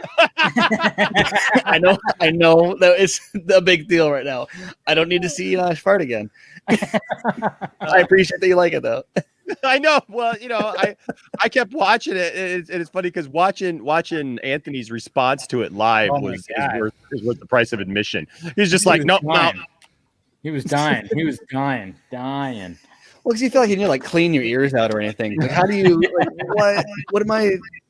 I don't know. I've seen enough weird stuff on the internet. I was like, oh, okay.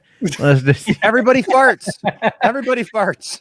Like if you want to, Mike, if you want to see some, you had the best response to it. I mean, I love your response. Oh, dude, it was hilarious. I mean, you were dying. Because I saw it earlier that day when Nicotina sent it to me, and I was like, "Yo!" And then we were just on World's Finest. We were talking World's Finest on Sundays, but anyway, we were just talking, and then the subject of farts came. Somebody posted in the comments about farts, and I remembered the thing that Nicotina sent me, and I was like, "Yo, I have to show this on it." Yeah, it was hilarious. It was hilarious. Yeah, you guys have to do a great show with that. By the way, for anyone that doesn't check it out, you do. There's a lot of like.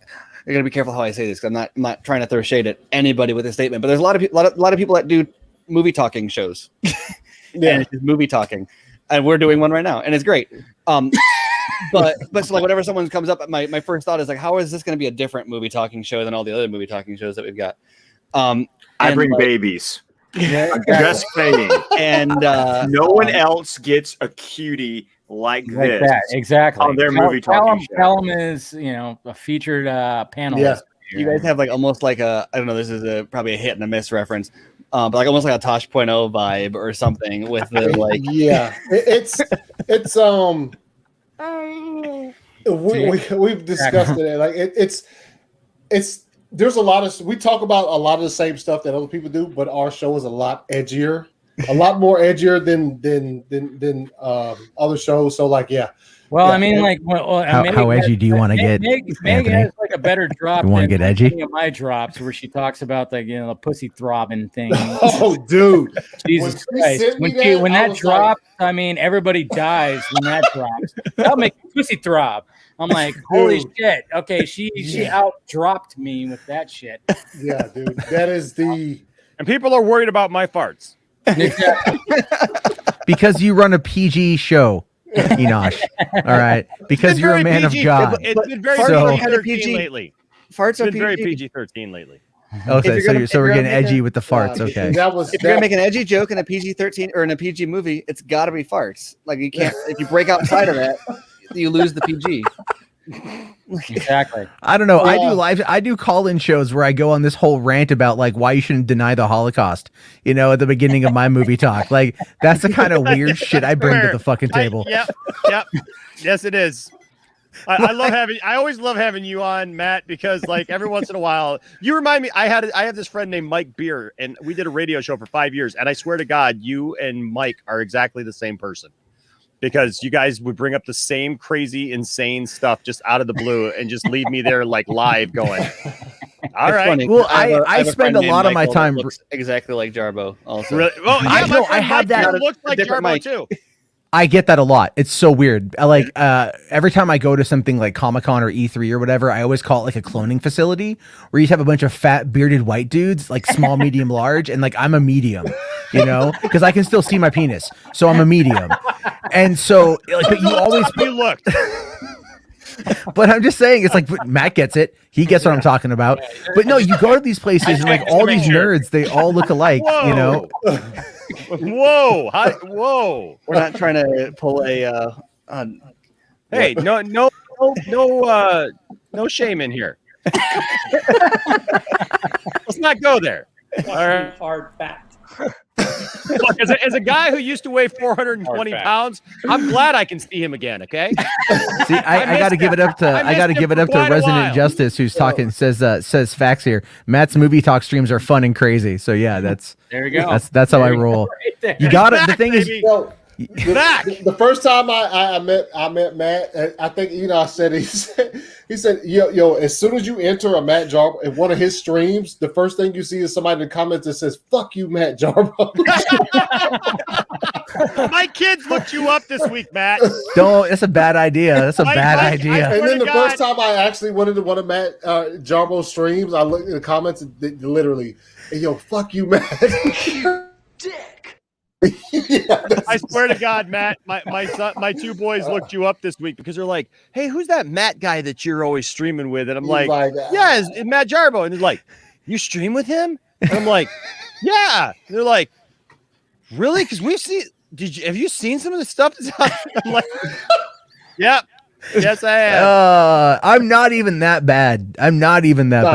But it's fucking funny, man. Like the shit people have made up about me in the last couple of years has been wild, and then it permeates and it spreads, and people like to believe a lot of it. But it's just like I'm like this pretty much. You hang out with me, I just joke and talk with everybody, and but there are people who fundamentally fucking hate me, and it is the funniest thing at this point because like they see if I do anything. And so I'm just having fun with it. Like, screw it, like let's, I try to bait him to come onto my show to actually fight me. I do. I try to bait him to come on and they don't, which sucks. Of course. Yeah. I would think if you were offering that for free, that a lot of people would be waiting in line. Oh no! Come on, people. Well, I mean, let's be fair here. If I don't get the second stimulus check, I might be, but But I'm a power top, so we're gonna have to have a lot of fun on that one. There it is. You heard it here first, folks. All right. You stream with this guy, Enosh? Yeah. I have a feeling he's probably gotten in trouble at work because of Mace. No, not yet. Yeah, he just went to Enosh and was like, I'll be your friend. Anyways, all right, let's bring in another Patreon question. This is from William. He actually submitted this last week, but I didn't get to it, so let's get to it right now. Hey, crew. Sort of a two-pronged question. First question is, if Zack Snyder's Justice League is successful, as I think it will be, do you think that will have an adverse effect on Toby Emmerich's and Walter Hamada's position, given the decisions that they made prior to and leading up to this? Also, what do you think it would take for Warner Media and AT&T to take direct control of certain aspects of DC films? Thanks. Bye. Ooh. Who wants to go first? I love how we all had the same reaction. I know, we're all kind of like, Yes, tasty question. Yes. Let me start off by being the contrarian. Let me just be the quick contrarian on this. Shut one. up, Jarbo. I got to do it. Someone has to. I'm going to take that brunt for the no. Yes. No, I'm just saying. Like, look, they just promoted Emmerich, so it's like that ain't. I don't think he's going anywhere. And Hamada's protected by Emmerich. I don't think he's going anywhere. However, I do think AT&T might, Warner Media might just take the Snyder stuff and put it on HBO. That's what at this point what I'd prefer. That's what we want. I think that's more likely also. Like, I think that the Emmerich and Hamada stuff is going to be more like, it's like they know what happened already. It's not like it's going to come out and perform well, and AT&T is going to be like, oh, now it's clear that you messed up. Like, they already, anything they're going to think about how poorly they messed up, maybe it'll be accentuated by performance of the Snyder Cut, but it's not going to be a revelation to them that that they screwed up a good thing. But I do very much agree that AT&T is the type of place that they're not going to allow creative control to be maintained by people who aren't going to maximize a property. And so they might say, like, great, you guys do whatever you want at Warner Brothers. We want this on HBO Max. Because Hamada's made it clear that HBO Max is not a priority for his, like, explicitly in interviews. He said, oh, that's for spin-offs. That's for smaller stuff.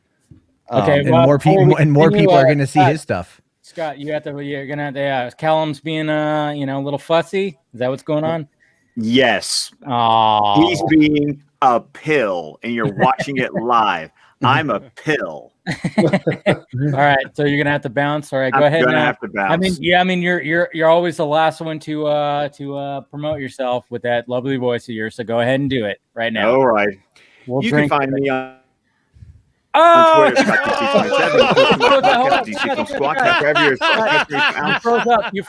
You froze up a little bit. There was a glitch. Of course that happened. Okay, start over. Go ahead. Well, no, okay. Okay. Of course, you can find me on Twitter at ScottDC27. You can listen to my podcast, the DC Film Squadcast, wherever podcasts can be found. You can find us on Vero, YouTube, Facebook, and the entire network of shows at squadcastmedia.com. All right, go ahead, Callum. You next. Oh, just kidding. All right. Thank you, Scott. Yeah, thank you, Scott, for joining. Yes. Adorable. All right. Appreciate it, man. Before so cute. My God. Bye, man. All right. What were we talking about? What were we talking about? There was a question about Hamada and that's right, Hamada and all that. Yeah. So, yeah. Totally. I'm sorry that ruined like the whole mojo of the conversation right there. But I saw that Scott was like, "Oh, I gotta go," because he was being fussy. So I was like, Does this happen a lot? Because it looks like Colbert's trying to look around your little logo here. It looks like he's trying to look around and like. Oh, I love it when somebody's like right there. Like, right. That's right. Little devil on his shoulder. Devil on his shoulder. I was actually leaning over. I was watching a video of Jared Leto on the red carpet talking about how he gave anal beads and used condoms to people as gifts as the Joker. Because wasn't there like a he's like, no, I never did that. I gave him vegan Cinnabuns and like vegan Cinnabuns. Although I think given him, I who knows what the reality is, but it feels like maybe he was like being hyperbolic as a joke about like if he didn't give him anything ridiculous and they asked him about it on set or on the red carpet, I can see him being like, yeah, that I gave him all these ridiculous stuff. But I have an idea.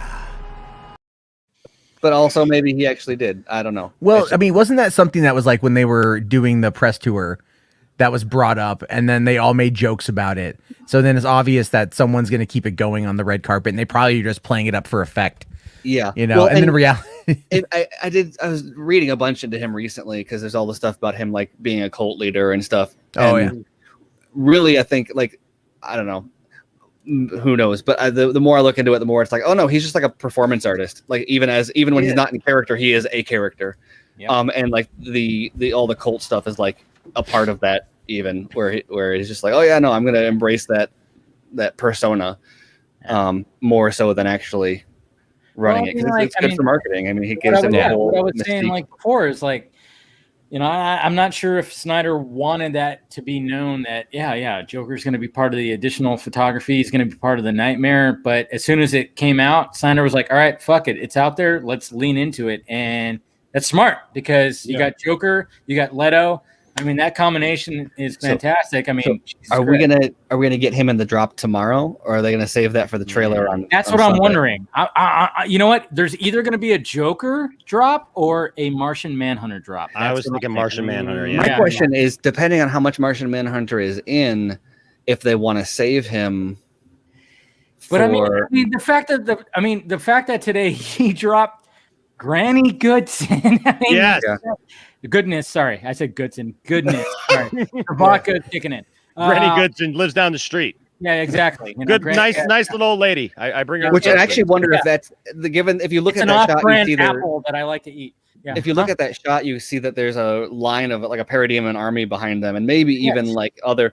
And so, I wonder if that's not like the last shot of the third act battle, like through the boom tube or something.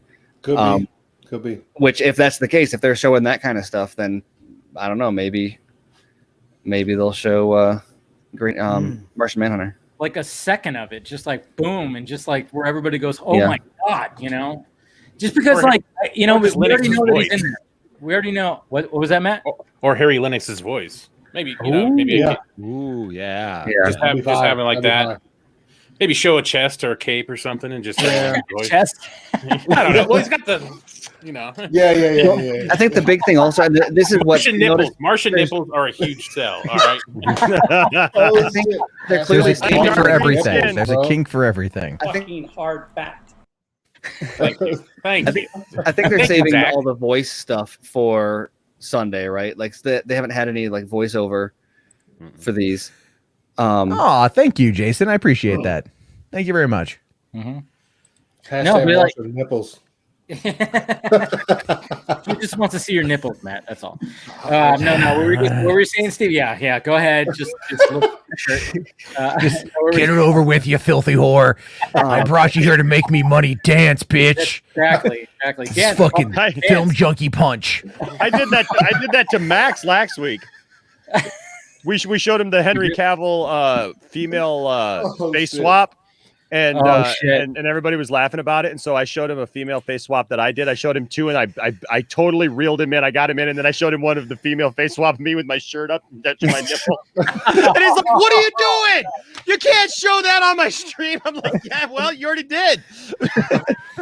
Don't worry, it's me. We have a girl," and I'm like, "Sorry, it's late."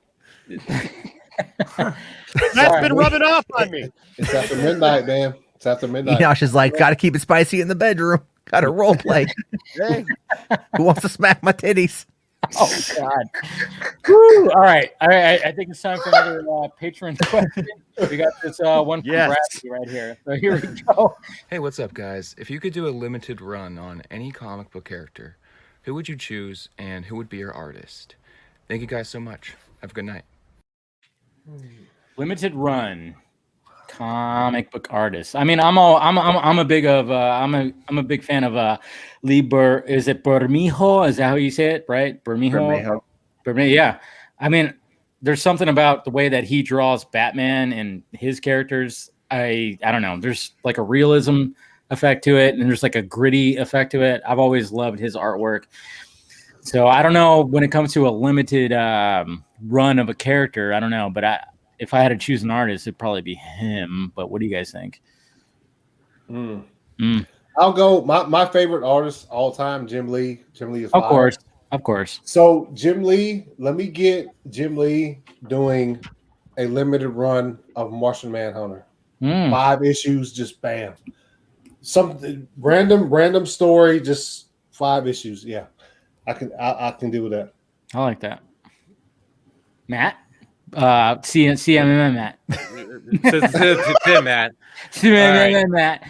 Let me get right on that one. I don't know about artists necessarily, but I mean, the first one that came to my mind is anything Grant Morrison. And actually, because I know he's more of a writer than really an artist, but Grant Morrison kind of came to my mind first. And I don't know, I kind of just started jumping in. If he was able to somehow continue the Watchmen universe, like I know Jeff Johns is just Doomsday Clock. Morrison would be so good to continue.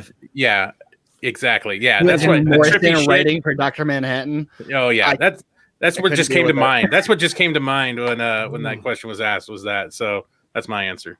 This question was perfect for Scott if he was still here. I'm sorry that I didn't get to it when he was still here, but yeah. Well, then save it for next week as well. Yes, I'll play it again. All right, Enosh, what do you think? Your audio is not working, sir. You should just let him keep going. There you go. Yeah, that would have been funny. Yeah, that would have been funny. Silent film. He's perfect. That's my answer. No, Dan Jurgens. Okay, Dan Jurgens. And I don't know what I'd want him to. I mean, I love him on Superman, so I don't know, man. If I had to put him with a character besides Superman, I don't know, man. Maybe have him like do a cyborg thing. I'd like to see how you would handle him. Yeah, yeah, kind of cool. So Dave, this is not mine, but imagine a Lee Bermejo cyborg series. Oh my god! With that detail. The detail, like him, like just like locked up with like other things, like LinkedIn and like oh man. Resonant Justice actually has a great idea. Dan Jurgens' Flash would be good. Yeah, okay. I like that. Okay, Jarbo.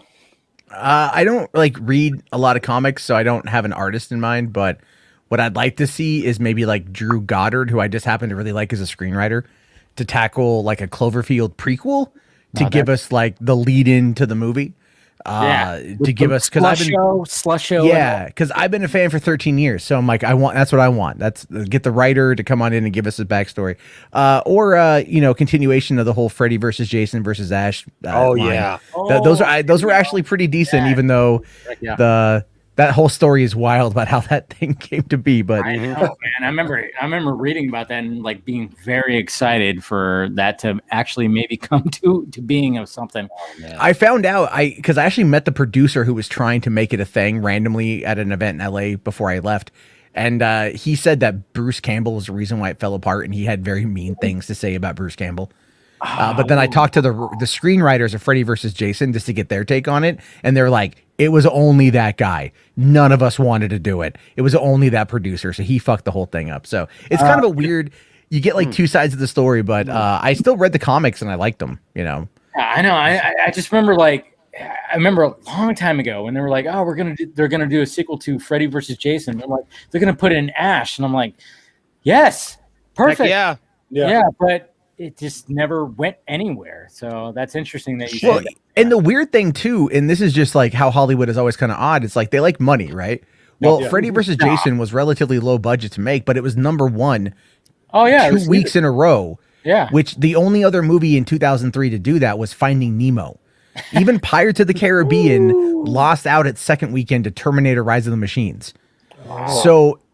But then you had Freddy versus Jason 2 weeks in a row in the beginning of August, which is not bad. The movie made money for New Line. I don't know why they didn't continue it. It was a great. I love that movie. I think that movie was fantastic. Everybody started going like, oh man, bringing Michael Myers, and bringing like anybody else, bringing a fucking Pinhead, Dude. bringing Pinhead. They were trying to like being like, let's like expand this whole fucking universe, and they never did. I didn't understand that. A movie that has Freddy throwing a roundhouse kick is definitely gonna make money. Dude. Yeah, it was an action flick. It was a fucking action flick. I just love that ending, man, where he's just throwing all this shit. He's like multiple punches, kicks, and shit flying through the air. It's like I was like, hell yeah, where's this Freddy this whole time? You could tell that he had so much fun making that movie. You could tell. Like, I love Freddy versus Jason. It's such a fun film. I need to revisit it again. I mean, I remember watching that and being, like I was like, I came out just going like, that was an action flick more than a horror flick, and I'm like, I loved every minute of it. I think it's on HBO Max. Oh, well, there you go. There you go. There's a plug. HBO Max has gems. I watched Dick Tracy last night, and I haven't watched it in a bit, and I'm like, God, I fucking love this movie. This movie. Yeah. Yo, dude. Dick dude, I saw your post. Dude. I mean, I'm watching this movie, and I'm going like, there's a reason why people have not touched like I'm sure there's been conversations where like, hey, we got to do Dick Tracy again, but then they watch this version and they go like, how do you top that? This was 31 years ago. This was 1990, and you could watch it now, and it could pass for now because just the way that Warren Beatty gang punch. Yes. The gang punch when he punches like the montages are great. The montages are great, especially when he punches. Yeah. He literally punches 7 guys. Like he just gang punch. Yeah. It's 7 guys go like that. I'm like, yes. Yeah. That's because Tracy knows how to throw a punch. But the colors and the way that he like integrated like that old style like comic strippy, but then added some depth to it. The way that Warren Beatty did all that. I mean, it was in the makeup and the fucking cast. You had Dustin Hoffman, you had Al Pacino, you had so many of these people. You had who played Lips Manus? Sorvino. I can't remember his name. Dustin Hoffman was Dustin Hoffman Mumbles. You had what's his William name? Forsythe, I believe, is one of the was Flat Top. Yeah. Dude, I mean, how do you get all those guys together? Huh? How do you get all those guys together like that? Dude, I mean, it's so dude. good. I mean, Al Pacino was a beast in that thing, and then he had Madonna. I took flack for much of my young life for liking Dick Tracy. I mean, like I used to be able to sing that Madonna song, like "Got My Guy." Yeah. Oh wow, I didn't know that Mandy Patinkin was in it. Sorry. Yes. Fucking Inigo Montoya was 88 Keys. Wow, man. You wouldn't. Paul you wouldn't Sorvino. That's who it was. That. Yeah, he played. Dude, James Caan. James Caan was in it. Catherine O'Hara was in it. What? And Kathy Bates was in it too as random characters. I just watched Thief for the first time a few weeks ago. Way to change the Speaking of James Caan. What is it? Why are you the way that you are? Dude, someone actually brought that up on our stream yesterday. So I was like, I saw that you went like 4 hours or something last time, and like 2 people commented because Colbert doesn't shut up. Like, that was in our stream. Yeah. No, this is the first thing I've said in like a couple minutes though. So He's got it on a fucking timer too. He's like, all right, guys, I shut the fuck up for 45 seconds. Let me talk. I got some Kevin Smith energy, bitch. But Steve, you watched Hmm? Steve? Oh yeah, no, you brought James Caan, and I was like, I just watched that, and I was trying to figure out how they did the lock picking scene in the very beginning, where the camera zooms into the mechanism on the lock, because it was just a practical effect, and so I'd expect there to be like a clear tutorial, or not tutorial, but like a clear like how they did that shot, and I couldn't find it, but they must have had like a miniature, or I guess it would be a Maximature version, and then they would just like smash cut to it as they zoom in. What? Because that's cute. I remember when I had my first beer. Because he drills a hole into the safe, and then the camera like zooms into the hole, and then it goes through the hole, and it shows the lock mechanism. But it's too clean, like it. Well, sure. But it's not digital because I don't know. Anyway, that's what's on my mind. I've never seen it. I want to see it now. I've never seen it. It's one of those movies where I'm like, oh hey, I need to see this because it's like one of Michael Mann's first. No. James Caan in it, so that's a Michael Mann and movie? it is such an '80s '80s middle-aged crisis dude movie where like Okay. the end of the movie it's just like I got rid of my wife, I got rid of my job, I got rid of my worries, I'm gonna walk down the street, everything's fine. It's like that's just like a power fantasy.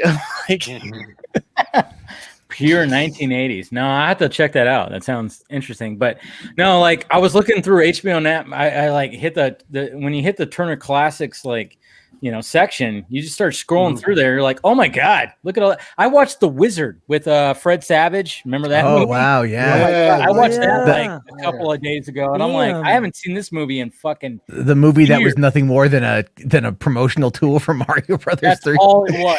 That's And all who it cares? was. It's No one so- cares. Power glove. It's horrible. It's so horrible, but it brought me back, and I'm like, yes. My, And then I my watched. son's a huge Nintendo guy, and I tried to tell him all about it, and he was excited until he saw the trailer. Then he was like, "No, Dad, we can watch something else." I mean, he's 18 now, but he's just like, "Nah, I'm good." Yeah, it's. I don't know. not I love that good. movie. I love that movie. It's like Super Mario Brothers. It's a shitty I movie, saw it at but the theater, man. I saw it at the theater. I loved it. same here. We old, Enosh. I We saw a know, lot of man. the same movies. I remember seeing Bill and Ted's Excellent Adventure in a double feature with Who Framed Roger Rabbit. Like Wow, that's a good double feature right there. that's a great double feature. Yeah, that was a great one. Yeah. Good No, I old, good watched- old, I good old watched 80s. that. I watched that, and I watched National Lampoon's Loaded Weapon 1. Oh, dude. Oh my god. Oh, come don't on. even get me started on that. Oh, I dude, was so young when I saw that in the we're theater. gonna talk I didn't about- think it was funny. Yeah, we're gonna talk about spoof movies. Do not sleep on Loaded Weapon 1. That movie. No. No, Oh my no, god. it's good. Yeah, so fucking It's good. also what's another good one? Like fuck Hot anything with Shots. Leslie Nielsen in it is Oh, yeah, I usually watched pretty Naked good. Gun, too. They're remaking. I had a marathon like last night. I Who was is it that's watching remaking Naked? Oh yeah, somebody's remaking Naked Gun with. No. Oh, it's Liam Neeson. Seth MacFarlane wants Liam Neeson for it. Yeah. he wants Liam Which Neeson. is That's what it was. I remember. Yeah. There are so many scenarios under which I'd be like, no, don't do that. Like, especially like including like Seth MacFarlane wants to remake Naked Gun. I'd be like, But then they said Liam Neeson, and I was like, oh. But then Hey, again, hey, I mean, hey, A Million Ways to Die in the West Steven, was really Steven. good as a parody of westerns. Yeah, That was a Steven, good you movie. need to tell your BBS by the host buddy to relax a little bit here. But I know what he's talking about. He's talking about the Wizard, California. Yeah. Oh, I thought You it did was it twice. the You did song it from twice. OC. I thought that was Jared Leto's 30 Seconds to Mars. That was a reference to the OC. California. Or it could have been the Dr. Dre Tupac song, California. Oh yeah. Yeah. In the city of No, concrete. but I get what he's saying. I get what he's saying.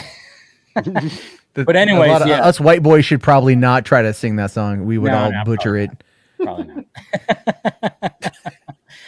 No, saying. but yeah, I went on like last night. I was like totally about like parodies, and I watched Loaded Weapon, and then I watched Naked Gun right after that. And then, yeah, I mean, the parody genre needs to be brought back, and it's like, I mean, I know there was like in like the 2000s they were trying to do shit.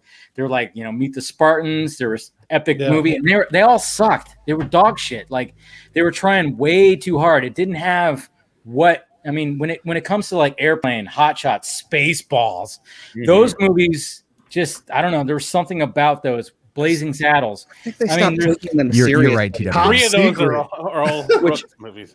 might seem like, I don't know, counterintuitive, but it's very much like you watch like Meet the Spartans or whatever, or even like the later scary movies, and you're like, they don't take them seriously enough. And it's like you don't want them to, like, obviously they're not supposed to be serious, but they're just too flippant about the comedy. Like you can tell Mel Brooks like cares about how how he flippant. still has like there's a core to like the plot. Like he's like, I still want to have a good plot, but there's all these jokes like intertwined in it. Yeah.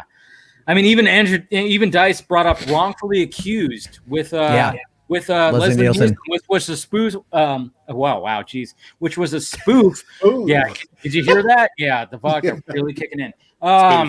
It was a spoof on The Fugitive, and it was fucking great too. Like, there's a lot of great moments. There was that weird blowjob scene where you think she's giving him head, but like she's just tying his shoes.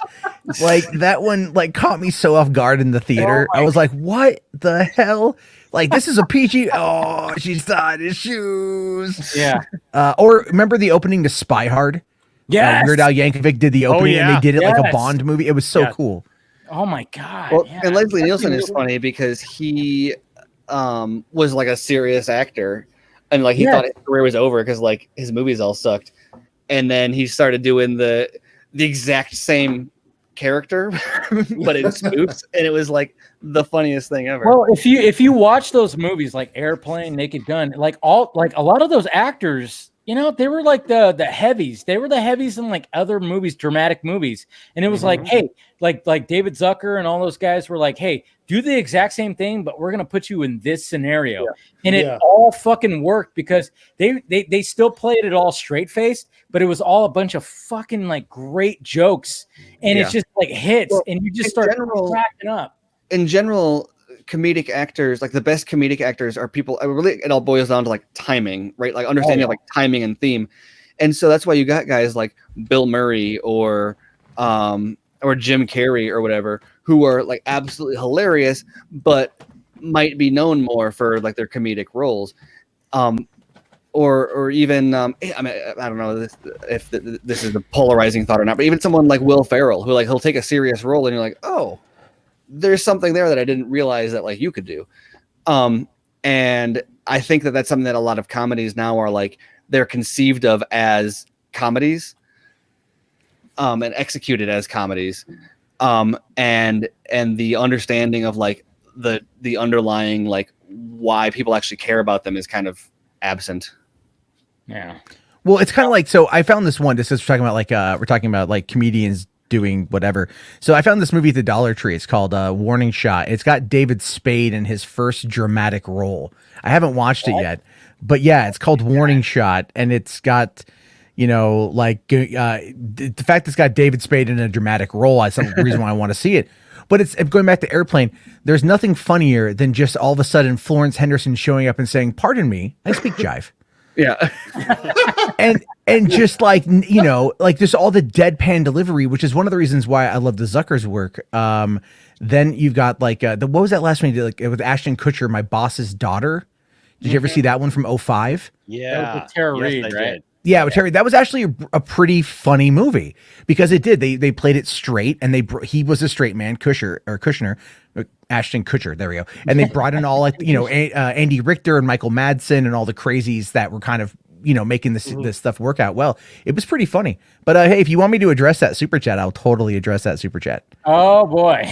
I will totally address that super chat. I saw it pop up. I mean, oh no. Well, here's the thing. I'll talk about it with him if we want to do it a non like. No, here's the thing with that though, is because I think I stated my case pretty well in regards to that. So I don't have a problem. Let me just point this out. Hold on. I think hey Matt, did you think that was about you? You were like, oh shit, did I do something? Well, yeah, I was like, what the fuck is that? No, dude, you're not. I was looking at you. Because I knew it was about Jarbo, but I was looking at you. I was like, and I kind of I love Anthony's laugh. Yeah. Yo, dude. I had no fucking clue. I was like, I'm glad he's skipping over that because Like, I what have no video idea did what I the fuck's do? going on. I was looking at that Matt. And I saw you kind of go like, wait, what did I? Somewhere, some guy who looks just like Matt, whose name is also Matt, made some kind of video like this, and I'm just gonna duck to the side. It's all him. It's all him. Go ahead, Jarbo. Talk about. All right. So I addressed this a couple times. I think that using Let me formulate my thoughts on this. Okay, so I claimed unethics or a non-ethical conflict of interest usage of quote mining the book in order to create articles. I have no problem with using the book as a source for articles. What I have an issue with is Sean writing the article, putting in multiple links to his book in the article, and then having that be just an advertisement for the article. Now, let me explain why this is an issue. Because when you look at ethics in journalism, and I don't give this is enthusiast press, but there's still ethics that you have to adhere to. This becomes an issue because It's not that he went and conducted this interview for Cinema Blend. This is a for-profit endeavor that he is making money off of. His boss telling me, oh, well, I okayed it, I'm okay with him doing that, that doesn't even fly with me.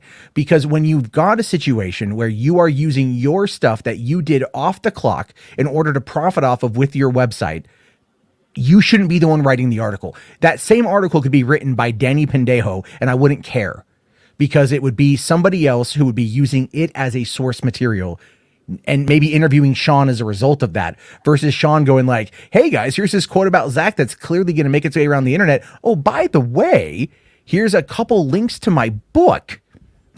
No, that's my issue with it. That's my issue with it. And it's, you're not going to change my mind on it, because this is not how ethics operate. Yeah. Are you saying if you were told, or you were told by his boss that they were okay with it? Oh no, his boss straight up came to me on Twitter and said he okayed it. The editor-in-chief, Mac something or another, came to me on Twitter and said something about it, because Sean wouldn't address it. Because the first time he did it, I said something about it on Twitter and he didn't respond. So I did a live stream where I talked about it and I clipped it out and I made it a video. And then the video he caught, he paid attention to. And then he did it again the next week. And I called it out again the next week, and his boss came in and was like, oh, but I okayed it. And I'm like, well, if this is the hill you want to die on, that's fine. But, you know, he should not be the one writing the article. And his response was, well, he conducted the interview, so he should be the one talking about it. I'm like, fine, then have him be interviewed by somebody else who works for the site. Well, because ultimately, I think, because I understand, and I think I could probably say I agree with your point about that, unless the book is financed or sponsored by Cinema Blend, yeah, that is one publication covering quotes from another publication.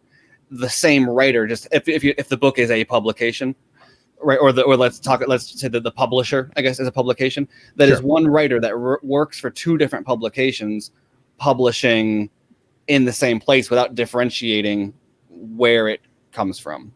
Yeah. And I think I would personally probably consider it more of like a gray area of like, I think I'd agree that it would be like beneficial or more, it'd probably be a good idea to be more upfront about what. Yeah, all I said is just be ethical about it. Is like, just where's the disclosure on this? You know, because I don't feel like it was like shifty. It was just like, I didn't feel like bait and switched so much. No. I didn't say that at all. I didn't say there's bait and switch. I'm talking about like the content of the article is not what I'm referring to, because the quotes were his. He did get those from Zach. They are juicy. They are of public interest. I get all of that, but it is the disclosure, or I should say lack thereof. It's the multitude of articles that have been coming out without explaining this disclosure. The fact that it's a for-profit because he's a managing director of Cinema Blend, meaning that he's at least paid hourly or salary. So he's being paid by the company to write about his book. And then he still puts in links to buy his book, you know? And I'm like, because when and the reason why I bring it up and the reason why I'm so ardent about this or stubborn about this is when Gamergate happened, a lot of people dug into games journalists, and they found out, like, one of them, Patricia Hernandez, who is a prolific writer at Kotaku, was writing articles promoting a video game that was developed by not only her partner, but that partner lived with her, and she never disclosed any of that information. And it's like, now you're telling, because what this is this all the perception of public trust. People come to you because they read your words and they think that you're being honest and truthful.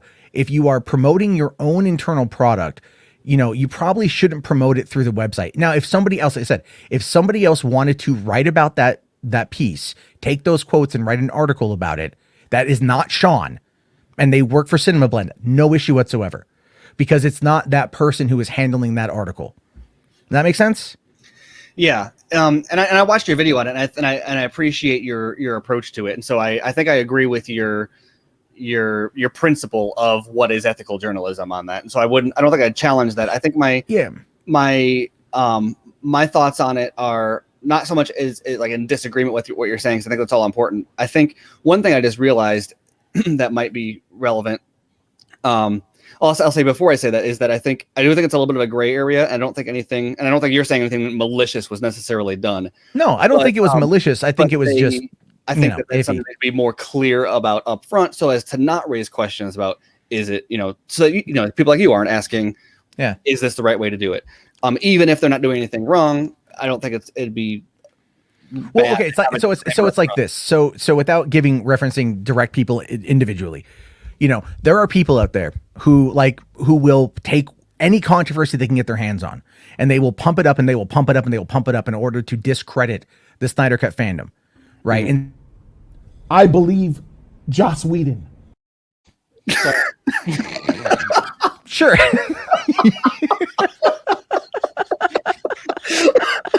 Sorry. Man, that clip.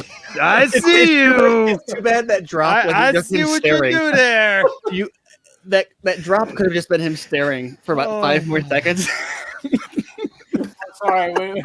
I just went full screen too. I went full screen to check something out. Exactly. All of a sudden, this Jody came on my screen. I'm like, what the? I'm What sorry, did I hit? Jarbo. I didn't mean to ruin your flow, but like when you talked about people using controversy, I was like, perfect. Well, I mean, to be fair, that is who I was referring to. Yes. So there's that corner of people who do that kind of thing, and they do it because Fucking mad out. They're like, no, get it off my screen. No, no, it's the whole I believe Joss Whedon thing. Like, dude, come on, man. But anyway, it's because people will try to discredit it. Believe what? Joss Whedon hasn't said anything. Like, I know. What do you? I still believe it, motherfreaker. Yeah. Sorry. Okay. I know it's a whole mess, but I look at it. I'm an optics guy, right? I'm an optics guy, and in Gamergate they called it an optics cuck, and because I care about people are going to say what they're going to say, obviously, but you can always try to mitigate damage to the best of your ability, and I think in a situation like this, where you've got people that are actively trying to argue against it and trying to say all this shit, the last thing they need is to point at somebody. From an ethical standpoint, because those are harder to argue against than someone's opinion, And so I just would prefer it to be more on the up and up, and then to not like hide behind this quote mining, because the more you do it, the more it does come across as kind of like, okay, now you're just selling off info, you're trying to, it's clickbait, you're trying to get it spread around. I get it, but it's like, handle it a little bit better and it won't be a problem. That's how I personally view it. I don't have anything against Sean. I wish the book well. I want to read it myself. It's not about anything involving that. It's just like the process of publishing it. Yeah. And I, like I said, I think I agree with all those principles. I'd agree that to me it's more of an optics issue than any other violation. I think the other interesting angle to it also is a question of, I know before I compared like the publisher or the book to one publication and Cinema Blend to another, and the fact that there's not clarity on like they're not sourcing the book, they are treating it as like an exclusive Cinema Blend quote when its origin is the book. So really they're citing the book. And I'm thinking about how would that be treated as if a freelance, like, because freelancers all the time will have an interview on their own. Yeah. And then they will shop the quotes out or shop the interview out to different publications. And then that publication will then treat it as their interview or their quote. And so but they would pay for it. They would pay the freelancer for the exclusive rights, correct? Yes. Mm-hmm. So is Cinema Blend paying Sean to promote his book? Now I know he's a managing director. Right, and that'll all be a transparency question. That's the whole point. Is like, and because if this was like another situation and let's say Sean did the interview with Zach, that's Sean's interview. Yeah. Does he then have the freedom to use it? Like, do the publishers care that? I mean, the publishers, I'm sure it's typical book promotion behavior, right? You release the clip, like that's what, or the clip, the excerpts go out all the time. Excerpts, and so that's the way to do it. But I think the nature of it's a unique situation because of his day job. So I don't know. It's like I said, I think it's more of a for it to cover, like more of out of concern of like to cover yourself, Sean, not out of like, Sean, you're doing something wrong or unethical, so much as you need to be clear about. Just be more. All I want is more transparency, and I just felt the response from the editor in chief was such a getaway. Okay, I okayed it. It's fine. Like this, but that's not how ethics and journalism works. It's not going to hurt the click rate or the No. read, or the on page time or anything if you just say at the beginning like this is an excerpt from someone's book. It's discussing film on Twitter is still going to run with it. I'm sure Screen Rant's going to pick up on it. All the other outlets are going to grab it, but I'll tell you what pisses me off the most though is these fucking websites now that are trying that go behind a Patreon paywall or they pull from behind a Patreon paywall. Have you been seeing that now? I know that there are some people that operate behind the Patreon paywall, and then I'll see stuff come up and it'll say like on Daniel RPK's Patreon, he said whatever. And it's like, oh, that seems like a violation because it's behind it's not. But at the same time, if you purchased a book like a source book for Star Wars, and then you covered everything that's in that, that's technically a paywall also. Well, no, and I know. I just find it weird where it's like, because this is where I've been so like just. I guess I'd be pissed if it was my paywall. I think. Well, no, he likes it, but that's the thing though is like RPK. I'm pretty sure I caught him once actually stealing a scoop from another person associated with the corner, and running it behind a paywall. And then when I criticized that while just talking about it, he actually threatened blackmail because I know Mikey Sutton. And Mikey's been prolific in that field and everything else. And so Daniel hit me up and he's like, oh, remember when you said this? And I had said, I don't know if I can trust Mikey. This is before I even knew him. And so then he was like, I'll post this if you don't delete that video. And I'm like, you're going to try to blackmail me over me criticizing you hiding your scoops behind a fucking paywall? Like, what the fuck? So I did a video laughing at him about it because I'm like, this is where it's at. Like, this is where you can see like the business model now is moving into these territories where everyone is just because there's not a lot of news going on. So everyone's clamoring for whatever they can get their hands on, and everything's turned into clickbaiting nightmare. There's also a evolution from the I don't know what it would be like the phase 1 of movie bloggers with your your Drew McWeenies, your Devin Faracis, I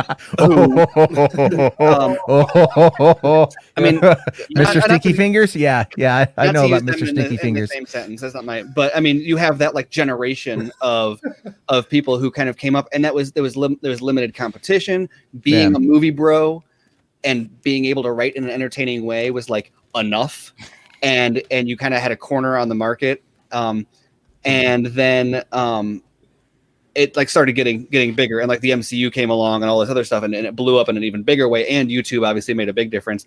And so then you had like the phase 2 of like the Colliders and the Screen Rants and the Cinema Blends, and now I feel like we've got like this phase 3, which is like the Twitter scoopers and the discussing films and the like. You don't have a web, like, are you even monetizing? Do you want like and I feel like the complication at every single step is at first it was easy to monetize because there was no competition, but then once like phase 2 came along, you see a lot of those OG guys started having trouble knowing how to monetize their content because they could no longer get paid like this exclusive deal that they were getting paid, and they didn't want to go write 100 news articles a month for where nobody, like, their editorials didn't have the same value they used to, but they didn't want to adopt I need to write way more now in order to accomplish the same thing. And so it took a while, but you see like Drew McWeenie's got his like the Patreon was a big thing for them now. Like Drew McWeenie's got his newsletter and it seems to be doing well for him.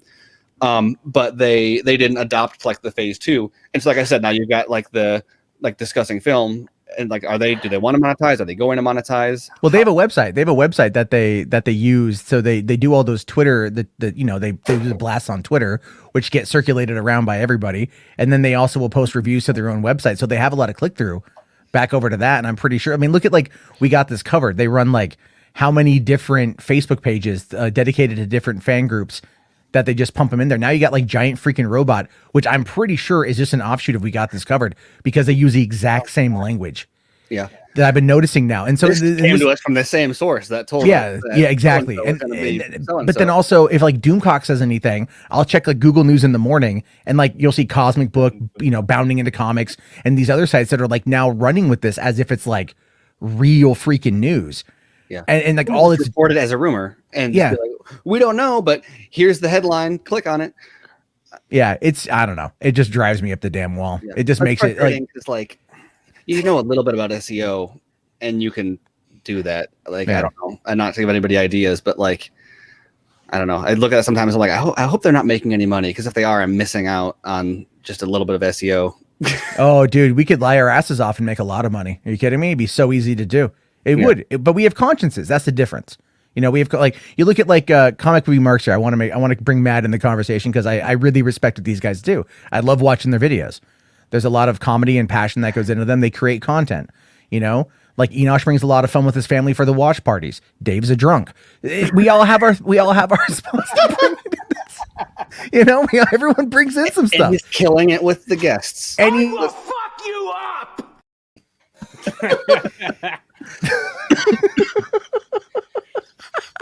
I love you, Dave. You know I love you, buddy. No. But I mean, you got Anthony with. I love that.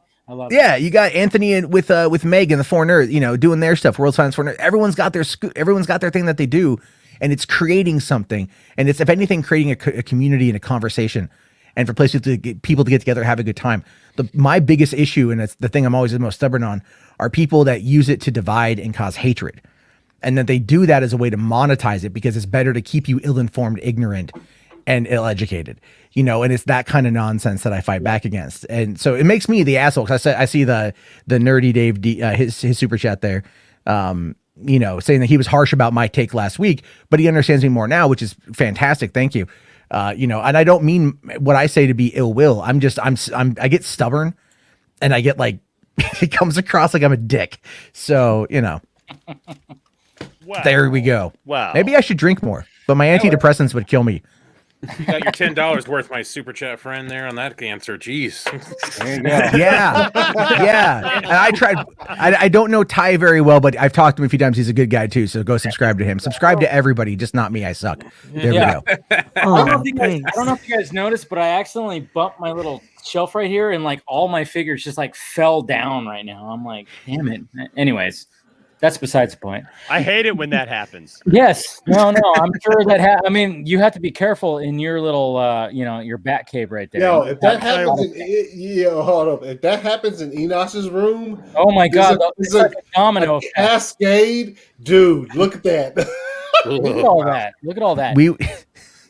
So like, speaking of like Mel Brooks, I can see like the slapstick trying to stop the toys from falling down scene. Dude, for like 10 minutes of just. How did you get into the room? Yeah. It doesn't look like there's anywhere to walk in. The door is. Hey, yo. I think he just has that shit around him. He just hey, Matt, a wall. From Combo Marks, I've actually been in that room. No, yeah. You can't. You have to approach it like you're Ethan Hunt, and you're like fucking like you have to like like your own little. Yeah, you drop down from the ceiling. The room is so, it's your own personal. I'll put it like this: before I walked in there, I brought my phone. I had to put the camera. They did. On. They showed up. They had their phones. They thought it was like they were in Disneyland or something. Yeah, awesome. It's ridiculous. It awesome. It's speaking of toys. I mean, you mentioned Doomcock. I have the one and only Doomcock action figure. Love it. Yes. That fucking guy. My God. Stay angry, my friends, for no apparent reason other than to put money in my coffers. Yes, I have spies all over Disney. And now I'm... Don't do this to me. And now I'm here to get my proctology exam by Dr. E.T. Ouch. Going home, huh? Yes. Yes. Oh man. Glowing finger. Yeah. All right, we got one last question, and it's from our good friend Neil, Mr. Irregular. I can't even talk. It comes on my show all the time. That drunk comment by Jarbo is totally off basis. Oh yeah. I know. I'm a slanderous motherfucker. No, he's 100% right. You know, yeah. I mean, that's what it's all about right there. But here we go. Here's from Neil right here. man, I love Jarbo.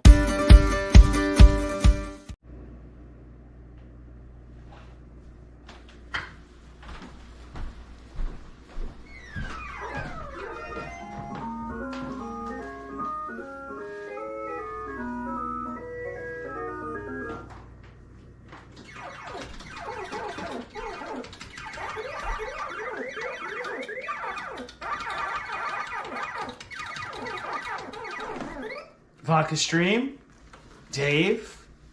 Good evening. Green Arrow here. So, with Zack Snyder's Justice League 30 plus days away and a trailer only 2 days away, what I want to know is what is going to be your most anticipated moment of this new trailer? Do you want to see new scenes? Do you want to hear more language? Do you want to hear that score? I don't know. That's what I want to know from you. So,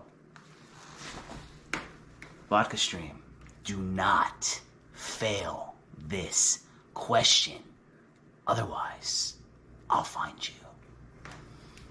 Cheers. Charlie Hunnam. Charlie Hunnam. Will it be? Will it be? Yeah. Jesus Christ. That's what we love about Neil. He always brings in the theatrics. He's I'm jealous of his little man cave that he has. That's his fire. It is. All right. Let's those arcade games. That's pretty cool. That is cool. No, but Ty, are you still around? You're still there, I right? am. Okay, Yeah. cool. What are you looking forward to most about the Zack Snyder Justice League in the trailer? Yeah. Definitely more interested to see. I'd like to see more of. There's a couple things I'm like torn on whether I want to see Martian Manhunter or not. I don't know if I want it to be revealed like in the actual film or maybe a little like sneak peek in the trailer. Potentially some Joker. But again, like I don't know, because I already know that they're going to be in the film, so like I don't know if I want to wait for those or like I'm ready for a little bit of like dialogue, whatever. But just seeing more Nightmare and just knowing that Zach's making this film is enough for me. There you go. Good answer, Enosh. I just overall, I'm really excited. I'm really excited the more and more I see of Darkseid. I'm just, like I said, every time I see that picture of the three of them, oh my God, I just can't believe that it's real.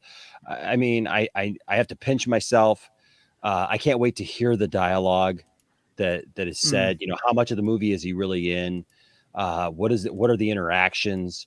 What role does Superman play in all of this? We saw the atrocious way that they treated Superman in Justice League. So just to see how they bring him back, how they do that, how his interaction is, and also I'm very, very interested to see how this movie ends. And like what it sets up, where we go from here, because I know this probably goes without saying, but I mean, really just seeing this, who's going to pop in Justice League ever again? All those guys that are complaining about an R-rated Justice League. I guess, but I mean, my God, it makes it look like a Saturday morning, fever dream. I don't know. There's nothing that's comparing to just the few seconds that we've got so far. So I want to see all of the things, man. Like I'm so geeked at this point to see Black Suit Superman. I love Black Suit Superman. I just got a new one not too long ago to add to my collection of Black Suit Superman. I'm just all of it, to be able to see Darkseid for the first time. And to quote our good friend that you pulled up earlier, surprising us with you're gonna tell me that the first time we see Darkseid's gonna be on a streaming service? Heck yeah, and he looks awesome. Deal with it. What an idiot. He doesn't look anything like Darkseid. Darkseid wouldn't ever wear the Omega symbol on his armor. Like, yeah. Oh my God, it's upside down. Yeah. Well, Darkseid, he had a couple of drinks. He was out with some friends. Some friends were getting a tattoo. Some other people were getting some piercings. Somebody was like, "Hey, Darkseid, why don't you get like one of those like implant things, man? Like iron on your branding right? iron. He's like super cool, man. You get it branded and stuff. Next thing you know, he changes his name. He has to move out. Yeah, they were gonna brand some space cows. He's living with his grandma. Like can't get a job. All right, ACS. What do you think? What are you looking forward to the most? Skip right over me. Yep. Did we skip over somebody? Yep. Yeah. No. I'm just jumping around. Okay. As far as the trailer goes, there's a few things I like. We saw Dark Side in this teaser, and I'm totally cool with that because this shit was fire. But like, there are a few things I would have wanted to wait to see until the movie. But since we did see them, so like with a final trailer, I think. Oh man, it's such a hard thing to fucking decide on. Just show me just a little bit more. Give me some Barry. Give me some Victor. Obviously, we're going to see some of the Gotham football game and shit. Obviously, so but yeah, just show me a little bit of that or whatever, and just save a little bit. But obviously, I know they're not going to save too much because I mean we've already discussed it here. Is this just like with this movie? It's like you have to fucking sell it. So there's going to be a lot of there's probably going to be a lot of stuff released in the teaser tomorrow, and then in the trailer, and then like before the movie that Zach probably would prefer not to give out, but they have to because that you have to get people to subscribe and shit, and he totally understands that. But yeah, so I totally expect to see a few things tomorrow. Maybe some Lois because she is the key, and we haven't seen her yet. Yeah, we haven't seen the key yet. We haven't seen too much Aquaman and Volko. I wonder we haven't seen and maybe it'll say Lois because she is the key. So who knows? But yeah, I expect the teaser to be. It's probably gonna be the same length, 17 seconds or whatever the time length is, and then on Sunday, I mean. How long do you guys think the trailer is going to be on Sunday? 2.5 minutes. 2.5? Yeah. Maybe 3. I was going to say, yeah. It's going to be long enough for us to discuss it for weeks. No, of course. Until we actually see the movie. So yeah. All right, Matt. Comic movie marks. Matt. Blah blah blah. Fake. Fucking fucked. All right. That's exactly what I was gonna say, though. But anyway, no, I got a few things. That I would hope to see in the trailer, or at least hear more than anything. I want to hear Darkseid. I'm curious. I want to hear the voice. Yes. And I'm not sure if he ever I wish. quite. I'm not sure if he ever quite confirmed it, but I don't know. There's like some speculation that Steppenwolf might sound different than what we heard before. So I think so. So I'm curious how Syrian Hines sounds as well. And I hope, I would like to save it for the movie, but seeing Sam Benjamin as Green Lantern would be pretty cool as well. That's what I'm waiting for.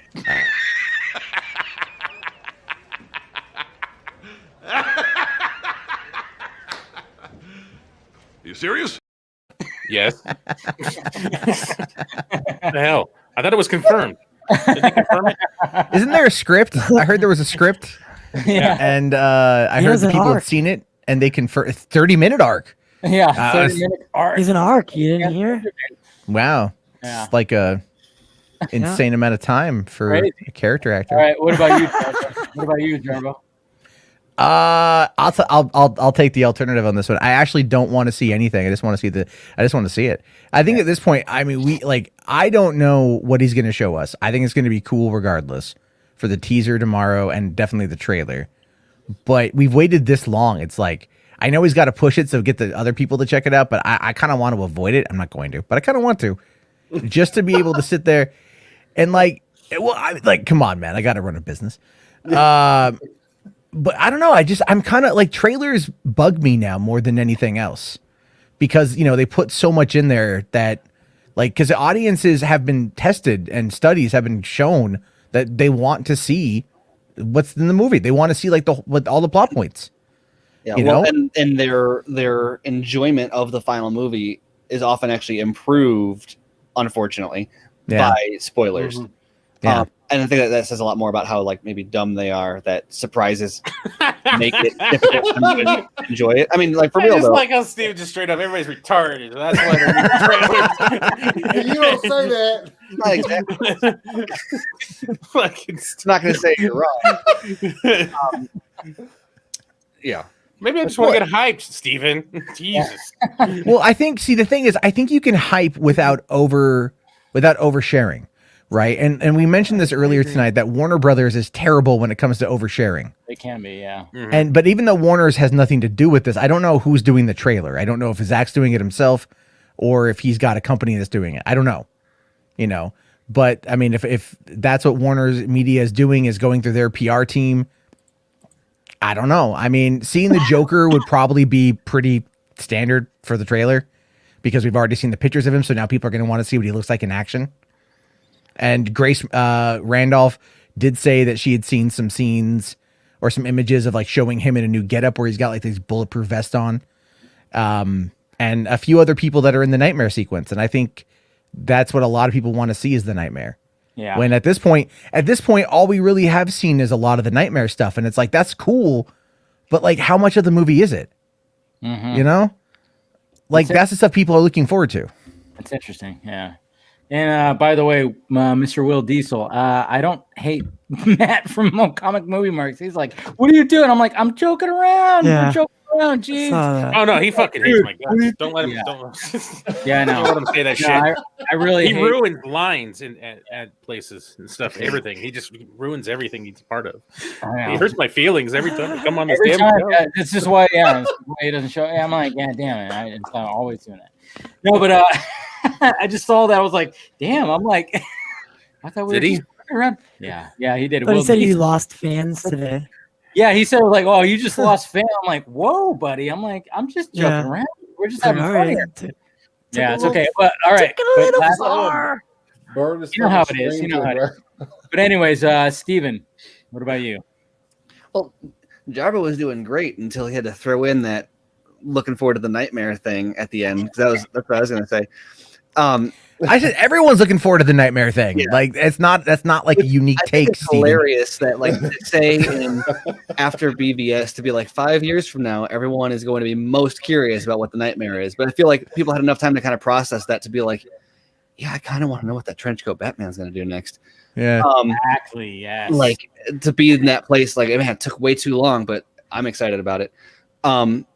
But I do think that's probably what I'm the most curious about because it's the thing we have the least context around. I think the number one thing I'm excited about is that it's going to, I think, be a story trailer.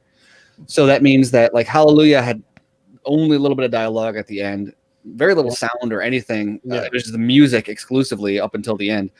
And so I'm excited to get more of that like, actual feel of the sound and how things look, not just set to music, but actually set to actual scenes. So getting some dialogue, I hope we see a lot that we didn't see, some Cyborg backstory, some Flash backstory, some Aquaman backstory, stuff that was absent from the theatrical cut. That's not like super spoilery, just kind of like, hey, here's the stuff you're going to get that you missed before. Junkee XL soundtrack, obviously, but I think the biggest thing, like I said, is a little bit of because I think we saw like the Nightmare, like a little bit of like the one take fight. Like, what's something from the Nightmare other than like the grand like sweeping shots? Show me like Batman punching a parademon or something in the Nightmare to give me a little bit of an idea of or a fight in the hallway or whatever, something to get me excited for what's going to happen there, other than just there's sand and I guess Joker. Sand gets everywhere. Yeah, but it does. You want to hear Batman going like, "God damn it, it's up in my crack again." Oh, that's gonna leave a mark. And because I think to Jarbo's question about, we still don't know how much they filmed initially, but we do know that they filmed 4 to 5 minutes of new footage that seems to be mostly Nightmare footage with Batman and Joker. Yeah, but also we know there was some Nightmare planned prior to that. There was 5 minutes total in BVS if you include the Flash Lois is the key part. Otherwise it's 4 minutes in BVS, and so that's the same amount of time as about what the Joker stuff is. So anything else, and you already have more Nightmare than BVS. So I'd hope that we get some sort of a tease about that and maybe why the nightmare is important. Yeah. I don't not like sand. Nice. Good I pull. like the I love delay. I love the delay. It's like it went up and around and came back down and then hit tie at the bottom. Like, Yes, you know like it. I don't not like sand. Dave laughed first. Dave laughed first. Matt Jarbo just got skipped over because Matt Jarbo is just a angry, miserable wretch of a soul. So it skipped down to Matt, came back up to Steven, went down to AC, and then hit tie there at the bottom. It was like, ha ha ha ha! That was hilarious. Yeah. Yes, sir. That was a good pull. I like that. One of the worst lines ever in a Star Wars film, but So it's dumb. okay. But no, when it comes to me, like, yeah, I think the fact that we're gonna get Leto, Joker, and Batfleck finally face to face talking to each other. Oh yeah. And I mean, I still stand on this hill. I'm like, when we talk about that F-bomb that Batman's gonna give, it's got to be to the Joker. It really has to be. I mean, I mean, yeah. Just I'm gonna fuck. I don't know something. It's just it has to be directed to the Joker. I do like the thought of whatever interaction they have at the end of it. He's like, after this is all over, I'm gonna fucking kill you.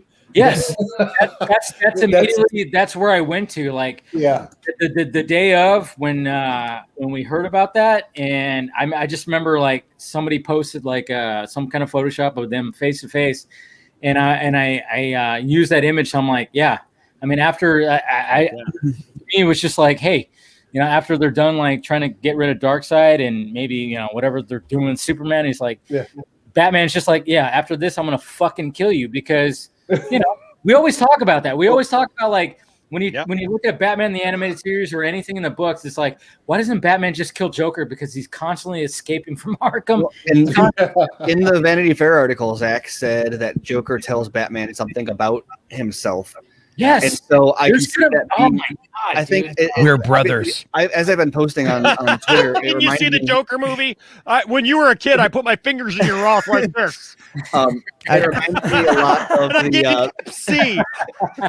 the Dead Man's Hand scene from Batman R.I.P., which is very similar. Which ironically is where Joker says you're going to die, which we know is going to happen in Batman's arc here. That was right before Final Crisis, which is what Justice League 2 is supposed to be based on. But also, I feel like Joker to be twisting the knife here would be very much like we know he's there because he probably something to do with getting the mother box so that they can build the cosmic treadmill so that Flash can go back in time and fix everything. So I imagine that if Joker is going to like criticize Batman as a down to his soul, it's going to be something along the lines of, "Look at you working with me. You, after all the things I've done for you, you are such you're so pragmatic that you have to take this deal, and I am getting great entertainment out of that." And then that's where ACS's line I think fits in is like, actually, sure. I think I know what he's going to say in that moment. And it's just going to be a callback to BBS. He's just going to say, "I like your shoes." It's gonna go down and there's gonna be clown shoes, just like big red. Perfect. Perfect. That's cut print. Go. No, but that's what the fact that he has to he has Deathstroke in there too in the nightmare scene. Yeah. The fact that he's gonna like have to team up with like and we heard about what was gonna be in that that Batfleck movie. Mm-hmm. I don't know if they're gonna like. I don't know if they're like using those story elements as like, if the nightmare scene like has those story elements where it's like Deathstroke was like basically fucking with Bruce's life and killing people and just like, doing that whole David Fincher's The Game, kind of plot when it comes to like them two. I don't know if that's gonna like, if that's something that happened in the past within this nightmare scene. I don't know, but it's just I'm looking forward to a lot of the what they do with that nightmare scene with Batman, Deathstroke, and Joker, and even everybody else. I mean, I think what would be super cool is if the first like 2/3 of it, if not more, is like very story trailer driven. A lot of new stuff, a lot of fresh stuff, very tonal kind of oriented. And then you get to the end and you get one of those like Junkie XL's music kicks in and it just does like a sizzle, like fast cut of like 20. All the like the super spoiler stuff is just like a bunch of single frames of just like through like him punching Deathstroke and then Joker and whatever and all that stuff where like you have to go back after and like freeze frame through it and be like, whoa. But so it's like spoiled, but also not like with one of the songs from Dick Tracy during those montages where he's punching everybody. Yes. I want more. Back in business and here. Yeah. I like back in business. Here we go. Oh, this time I'm not only getting, I'm holding. What if Joker? My tell me, man. what if I told you that my mother's name was Martha too? That would actually be good. That would actually be good. Yeah. That would be pretty funny. Everything too. Or something on the level of whatever you would hear about, like, oh, so they're going to get Joker to get the last mother box, and he gets it, and he's just like, yo, how long have you been trying to get this? And I just got it in 5 fucking minutes. And then it's like, yo, when this is all over, I'm gonna fucking kill you. God, yeah. Yeah. If it's something, because he's gonna be on the level what Steven just said, or something on that level where he just cuts it deep, and then the only response Bruce can have is, when we're done with this, I'm gonna fucking kill. Well, especially because I don't know how he would find out about the Martha moment, but it'd be hilarious because in this context, it's like, seriously, this all you could have prevented this whole thing if your mother's name wasn't Martha. Like you had the spear. Oh my god. Okay. Like Joey in the chat. What if he called it the Martha box? Oh my. Like for Joker to call him out and be like, you had the spear on him and you threw it away for what? If my mom's name was Martha, would you forgive me for killing Dick? Oh, that would be good. That would be really good. That'd be meta and it'd be great. Like writing a whole different thing right now. Yeah. This is where Dave is taking notes feverishly. He's like, I'm just gonna vero this to Zach later on. Okay, here we go. No, Zach, bring me in for Snyder. Is this what's happening? And Snyder's gonna be like, "Fuck! I should have done that. Damn it!" Like all of a sudden we see it next well, week. I mean, Snyder cut delayed. I mean, HBO grants $40 million more dollars. So long as my name gets added in there next to Will Beals. Yeah. Can I just say, Martha love, oh my gosh, I love when Zach toyed and talked about like how they actually like vocalized the idea of having Martha Wayne survive and then move to the Midwest. Like I hate that so much. I know, but I mean, it's hilarious. I love that he makes the joke out of it. Yes, I love that. I love because it totally trolls. It just trolls in the face of everyone who like doesn't understand the Martha thing and gripes and complains about the Martha thing constantly. It's like, well, we toyed with this idea of having Martha Wayne survive and move to the Midwest and marry some guy named Kent, and then all of a sudden they find this child, and it's like it's the same Martha. What? Oh, man. Wow. You know what? Fuck it. Let's do it. Right? Like, why not? I mean, the bloggers already hate Zach. Let's just give him that one thing that would just like really put him over the edge. Right over the edge. No, that'd be stupid. Maybe I'm alone in this one. I'm pretty sure I'm not in this company, but I always liked the Martha scene. Like, because it's powerful. It's fucking. I love the Martha scene. That's what I'm saying. Like, I saw that in theaters, and I was like, "Oh right, fuck." Yeah, I mean, it just triggers Bruce's PTSD, where it's just like I mean, they established it right at the beginning, and then all of a sudden it's like as he's about to just like kill Superman, and he does that, and it just hits him where it's supposed to hit, So if you're not hard to understand, and it's amazing how many people that's lost on, Well, and I think totally you have to be in this like. If you're not in the right tonal headspace, it doesn't work at all. And I don't mean like that necessarily is Zach's fault so much as people refuse to. It's like it's like someone makes a 5-course dinner with like pairings, and like you mix the one that you have the wrong wine with the wrong one. You're like, this is a terrible meal. And it's like, well, no, because you're not eating it the way that the chef made it. Where like especially if you've seen Borman's Excalibur, you know that like that's very much like what Zach is kind of going for here, where he's like, yeah, no, that doesn't like.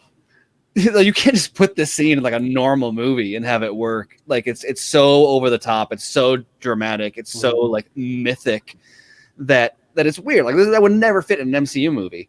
But this movie is already like at that level. But there's so many people that were fighting that the whole time. From the second that like Bruce floats up with the bats, and people were like, "Oh, bats can't carry someone like that," or whatever. The second you start rejecting that level of the movie and like fighting against it, the Martha moment was never going to work for them because they were already refusing to accept the romantic mystical approach.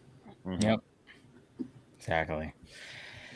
And I wonder if we're gonna get, I don't know, are we gonna get a scene like that in Zack Snyder's Justice League? Are we gonna get something like that hits hard like that? Hopefully. But I guess Heroes Park. We haven't seen anything from, or very little from Heroes Park, from Zach's version. I'd love to see a not Prometheus looking Henry Cavill with like that ivory glow skin from like, what are they called? The engineers. He looks like an engineer in that scene with because of the way they changed the lighting. That's gonna be an interesting scene to see. But anyway, there's going to be a lot of people breaking that shit down. Oh yeah, we're all gonna. I mean, it's going to be we're all going to be nonstop, man. It's going to be nonstop. It's gonna be great. It's going to be great. That's why I wish it was I wish they did the 4 episodes. That way we could have time. Yeah, exactly. I mean, I think that's why we all kind of thought that it was like, I mean, a lot of people were like, oh no, he wanted it to be like the film, initially, but at the same time, he pitched it to HBO Max as a series because it's going to be divided up into chapters. He talked about that, 6 chapters and an epilogue. I mean, and I think what people are missing about that also is what Zach wanted. Zach always wanted a movie. Like nobody ever said that Zach didn't want a movie, but we're talking about format versus release model. And or like distribution model, and the distribution model that makes the most sense, not just for like generating hype for this, but like increasing the chances of a sequel being greenlit, is the episodic model. However, there was always gonna be a movie after the 4 episodes released. He was gonna release it. He always got what he was always getting what he wanted, or what the fans that opposed the episodic idea wanted. It's just that it came via a distribution model that made it really enticing to do more. And now that's gone, and so that doesn't mean it's not enticing to do more any longer. But it's a little bit more of an uphill battle to. But it would have been a good template at least. It starts the idea and stuff, and that's why in our streams and when we talk about it as well is the episode thing wasn't just for obviously it's to generate revenue and stuff like that for subscriptions and stuff like that, but it was also what can we do to make HBO Max better than the other streaming services. And this is one of the things, having Justice League as a premiere on your platform and make it an episodic form. That's the point. And some people I don't know why people don't grasp. I don't know. Well, look at what happens with one day of a 17-second clip or 13 or however long these are every day. So imagine 4 weeks of, oh my God, of not only, so you have 4 weeks where each week has an hour of the movie drop. And then you have teasers like the ones that we've had leading up, like every day leading up to the next one. Oh man, it would just be Zack. Like March would be like Snyder month, right? Like they just rename March Snyder. Like that's because Snyder History Month. Snarch. Snarch. Oh. You say that, Matt, and I got something to DM you later on. But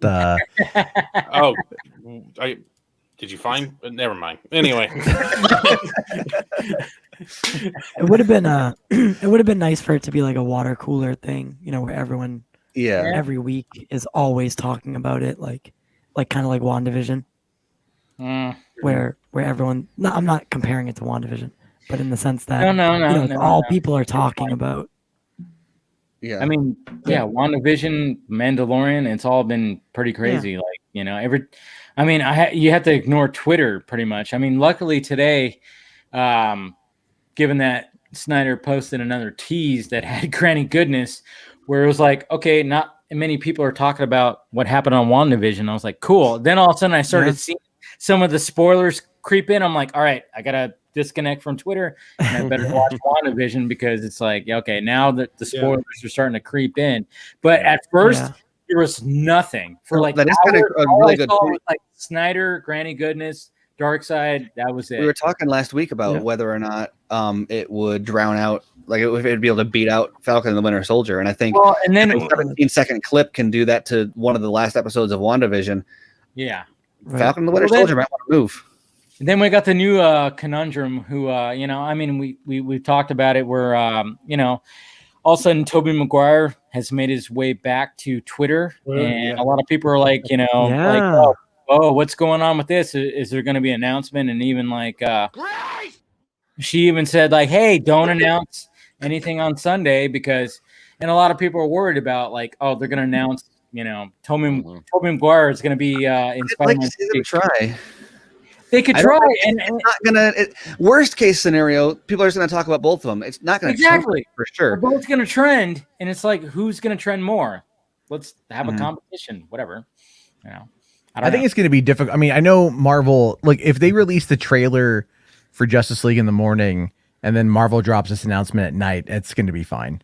Yeah. You know, I mean, because the WandaVision stuff, people were watching WandaVision at midnight last night, and so by the time the Snyder the clip hit the net today, like it had been like 10 hours, you know, so it's not like it's not happening simultaneously minute by minute. It's within the same 24-hour cycle, which is you know how much stuff comes and goes every single day.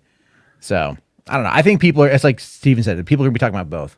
Yep, exactly. That's the way. And I think both are gonna be cool. I just man, I don't want them to spoil the Toby thing.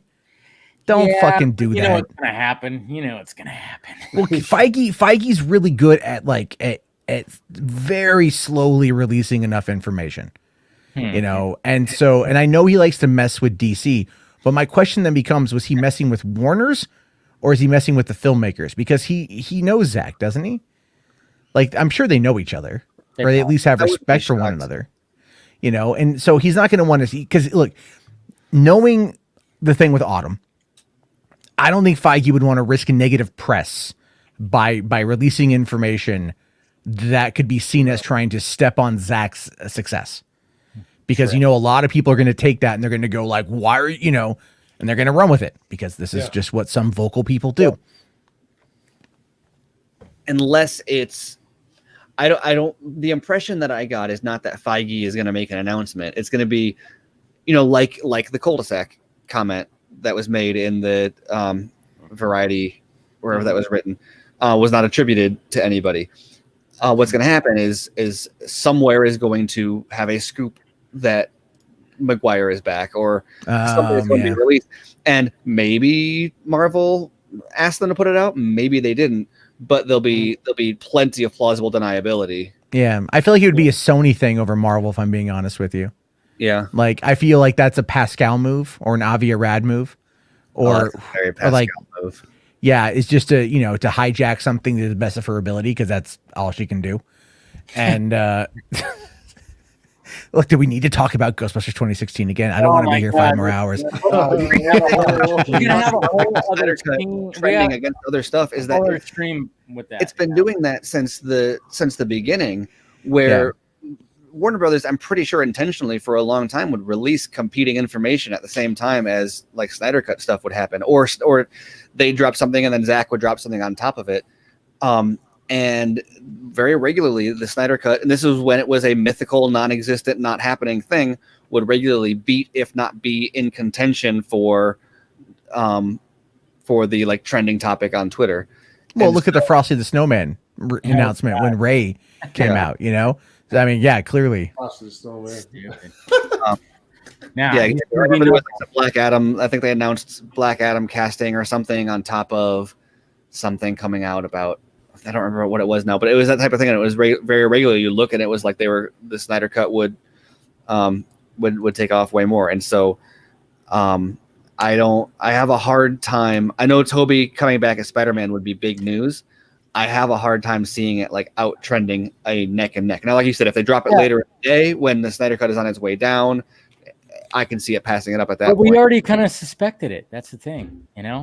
Yeah, exactly. It's not gonna, I feel like a lot of people that hear that news are going to be like, I thought this was already confirmed. Like most of the people that are going to read it are going to think it was already known. So don't worry about it, guys. We'll be Unless they release like a picture of him in his costume or something. If they're like, here he is. That would be a different. I don't know. I just kind of feel like that phase of competition feels like it's kind of over. But because right now, I mean, WandaVision is as big as it is, and obviously they're riding that high Falcon and Winter Soldier on the horizon. It feels very Twitter scooper drama of like, ooh, yeah, you're right. Yeah, I'll give you that one. Are they gonna, and more of the speculation over, ooh, is Marvel gonna try to pull one over on DC? Is like, we're talking about it now, right? Yeah. Yeah. I know you're gonna see a bunch of shit. It just gets, and that's the most frustrating aspect of it. It's like we just want to talk about it. But the I'm not even sure if you like. I know everyone calls them grifters, but I think carpetbagger is probably more of an appropriate term. Like just to move into. I'm serious. Yeah. Like grifting is a thing, but like people moving into something that's they're not related to, and then in order to build off of something, it's carpetbagging. Yeah, sounds like it. I also fucking hate people. Yeah, I know. So do I. I'm with you on that, Jarbo. All right. We're like 4 hours into the stream, so let's. I think we can go ahead and wrap this up. I think we talked about as much as we can with here. So let's go around the horn and promote ourselves. Man, the vodka's really kicking in, man. Dave hasn't pissed in 4 hours, man. You got to pee, don't you, Dave? Sipping vodka, and I'm like, oof, it's really hitting. All right. Go ahead, Mr. Jarbo. Go ahead and promote. You guys can find me over at $3 Theater. Also, check out my new channel, Patio Commentary. I just do more of a deep dive breakdown of certain films. So there you go. All right, Mr. Steven. Yeah, you can find me on Twitter at smcolbert or check me out at Screen Rant, as well as on the BVS by the Minute podcast with Andrew Dice. And the Justice League by the Minute podcast, which we have been doing periodically leading up to the movie. Obviously, we'll have a trailer breakdown after Sunday. And man, we're a few weeks from actually starting to make real episodes on that show, and that's insane. You can find both of those at SnyderMinute.com. There you go. All right, Enosh. And we're doing a Patreon exclusive. Did Lex Luthor actually piss in that jar, and how did he do it? Episode. Oh yeah. So easy there, Steven. This is boring. Hey, is it a whole video of like, well, he stood over the jar and he aimed, and it was hard for him to hold it just right, but he got it in there, and he didn't have proper lighting. Any other thing? Yeah. He drank a rock star first, and then he just sat there for 3 hours on the stream. Well, the term viscosity did come up, so it was frothy at first. I'm sorry, what context? I'm just like, you don't hear about viscosity very often. Well, so is it like pee or is it like apple juice? Like how? The thickness of it. I mean, he was clearly he's that kind of sociopath. Okay, you know what? Let's not go into this discussion because we could do a whole. We're talking about paywall. The fucking members only. The stream just went members only.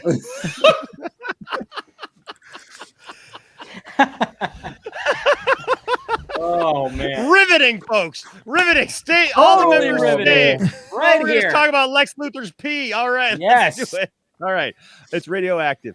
We're on the kryptonite. All right.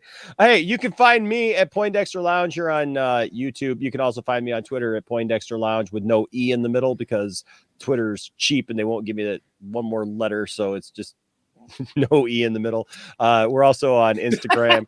we get the E on everything else, but we're on Instagram and we're on the Facebooks still because some of us are older than others and no, we just have fun. We do lots of fun commentary videos, and I do family videos. I do watch parties with my family, but then we also do a fun show on Thursday nights at 9 p.m.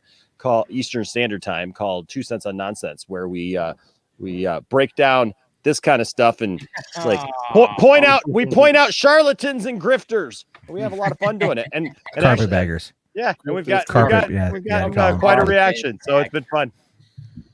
Hold on, real quick, because I just had a thought about the pee thing. Sorry, Matt. Sorry, real quick. Can we confirm? And Steven would hold on. Steven would be the man to talk about this because he's doing BVS by the minute, a podcast you should listen to, by the way. Yes. So there's my pitch. Did the Jolly Rancher that Lex had, was it peach? It's cherry. No, it's cherry. God damn it, cherry.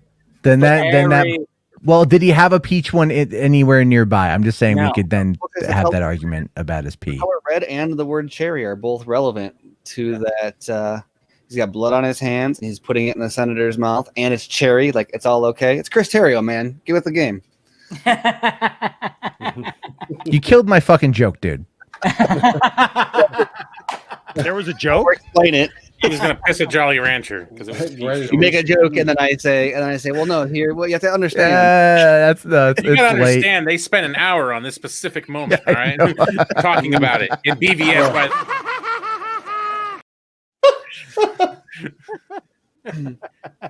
I love it. Oh, I love it. All right, Matt, CMM, Matt. All right, I am Matt from the Comic Movie Marks, one half of the Comic Movie Marks. Come join us over there at YouTube, Twitter, Facebook, Tinder, all that stuff. Check out our recent series of The Road to Zack Snyder's Justice League. We're at part 2, slowly working on part 3. So there you go. It's good stuff. All right, ACS. Yeah, you can find me on all forms of social media at 2279ACS. You can find me for now every Sunday with my homegirl Meg on World's Finest, and every Thursday with my homies Dawson, Ryan, and Nicotina on 4 Nerds, where we just chop it up at 7:30 p.m. Eastern time. What was that emphasis on for now? That was ominous.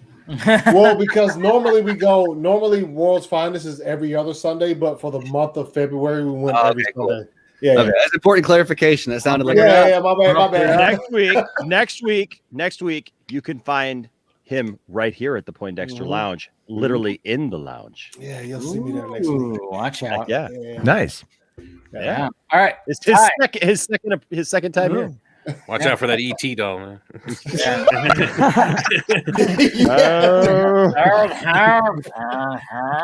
there you go.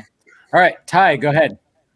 All right. Sorry for not talking too much tonight. I'm kind of actually fucking tired, and I didn't realize it until after I already said yes. But wow, you sound like a lot of dates I've had. Anyway, bad right now. No, sure, go ahead. This is my. Go ahead. Just get this it is over my with.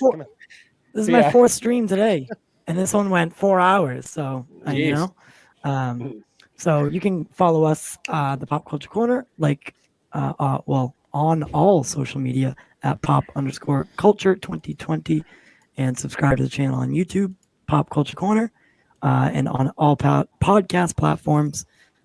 Just search in the name and look for the logo. I love you guys as always. Thank you for having me. There it is. Well, I appreciate everybody on the panel. Jarbo, thank you for joining. And man, thanks for having me.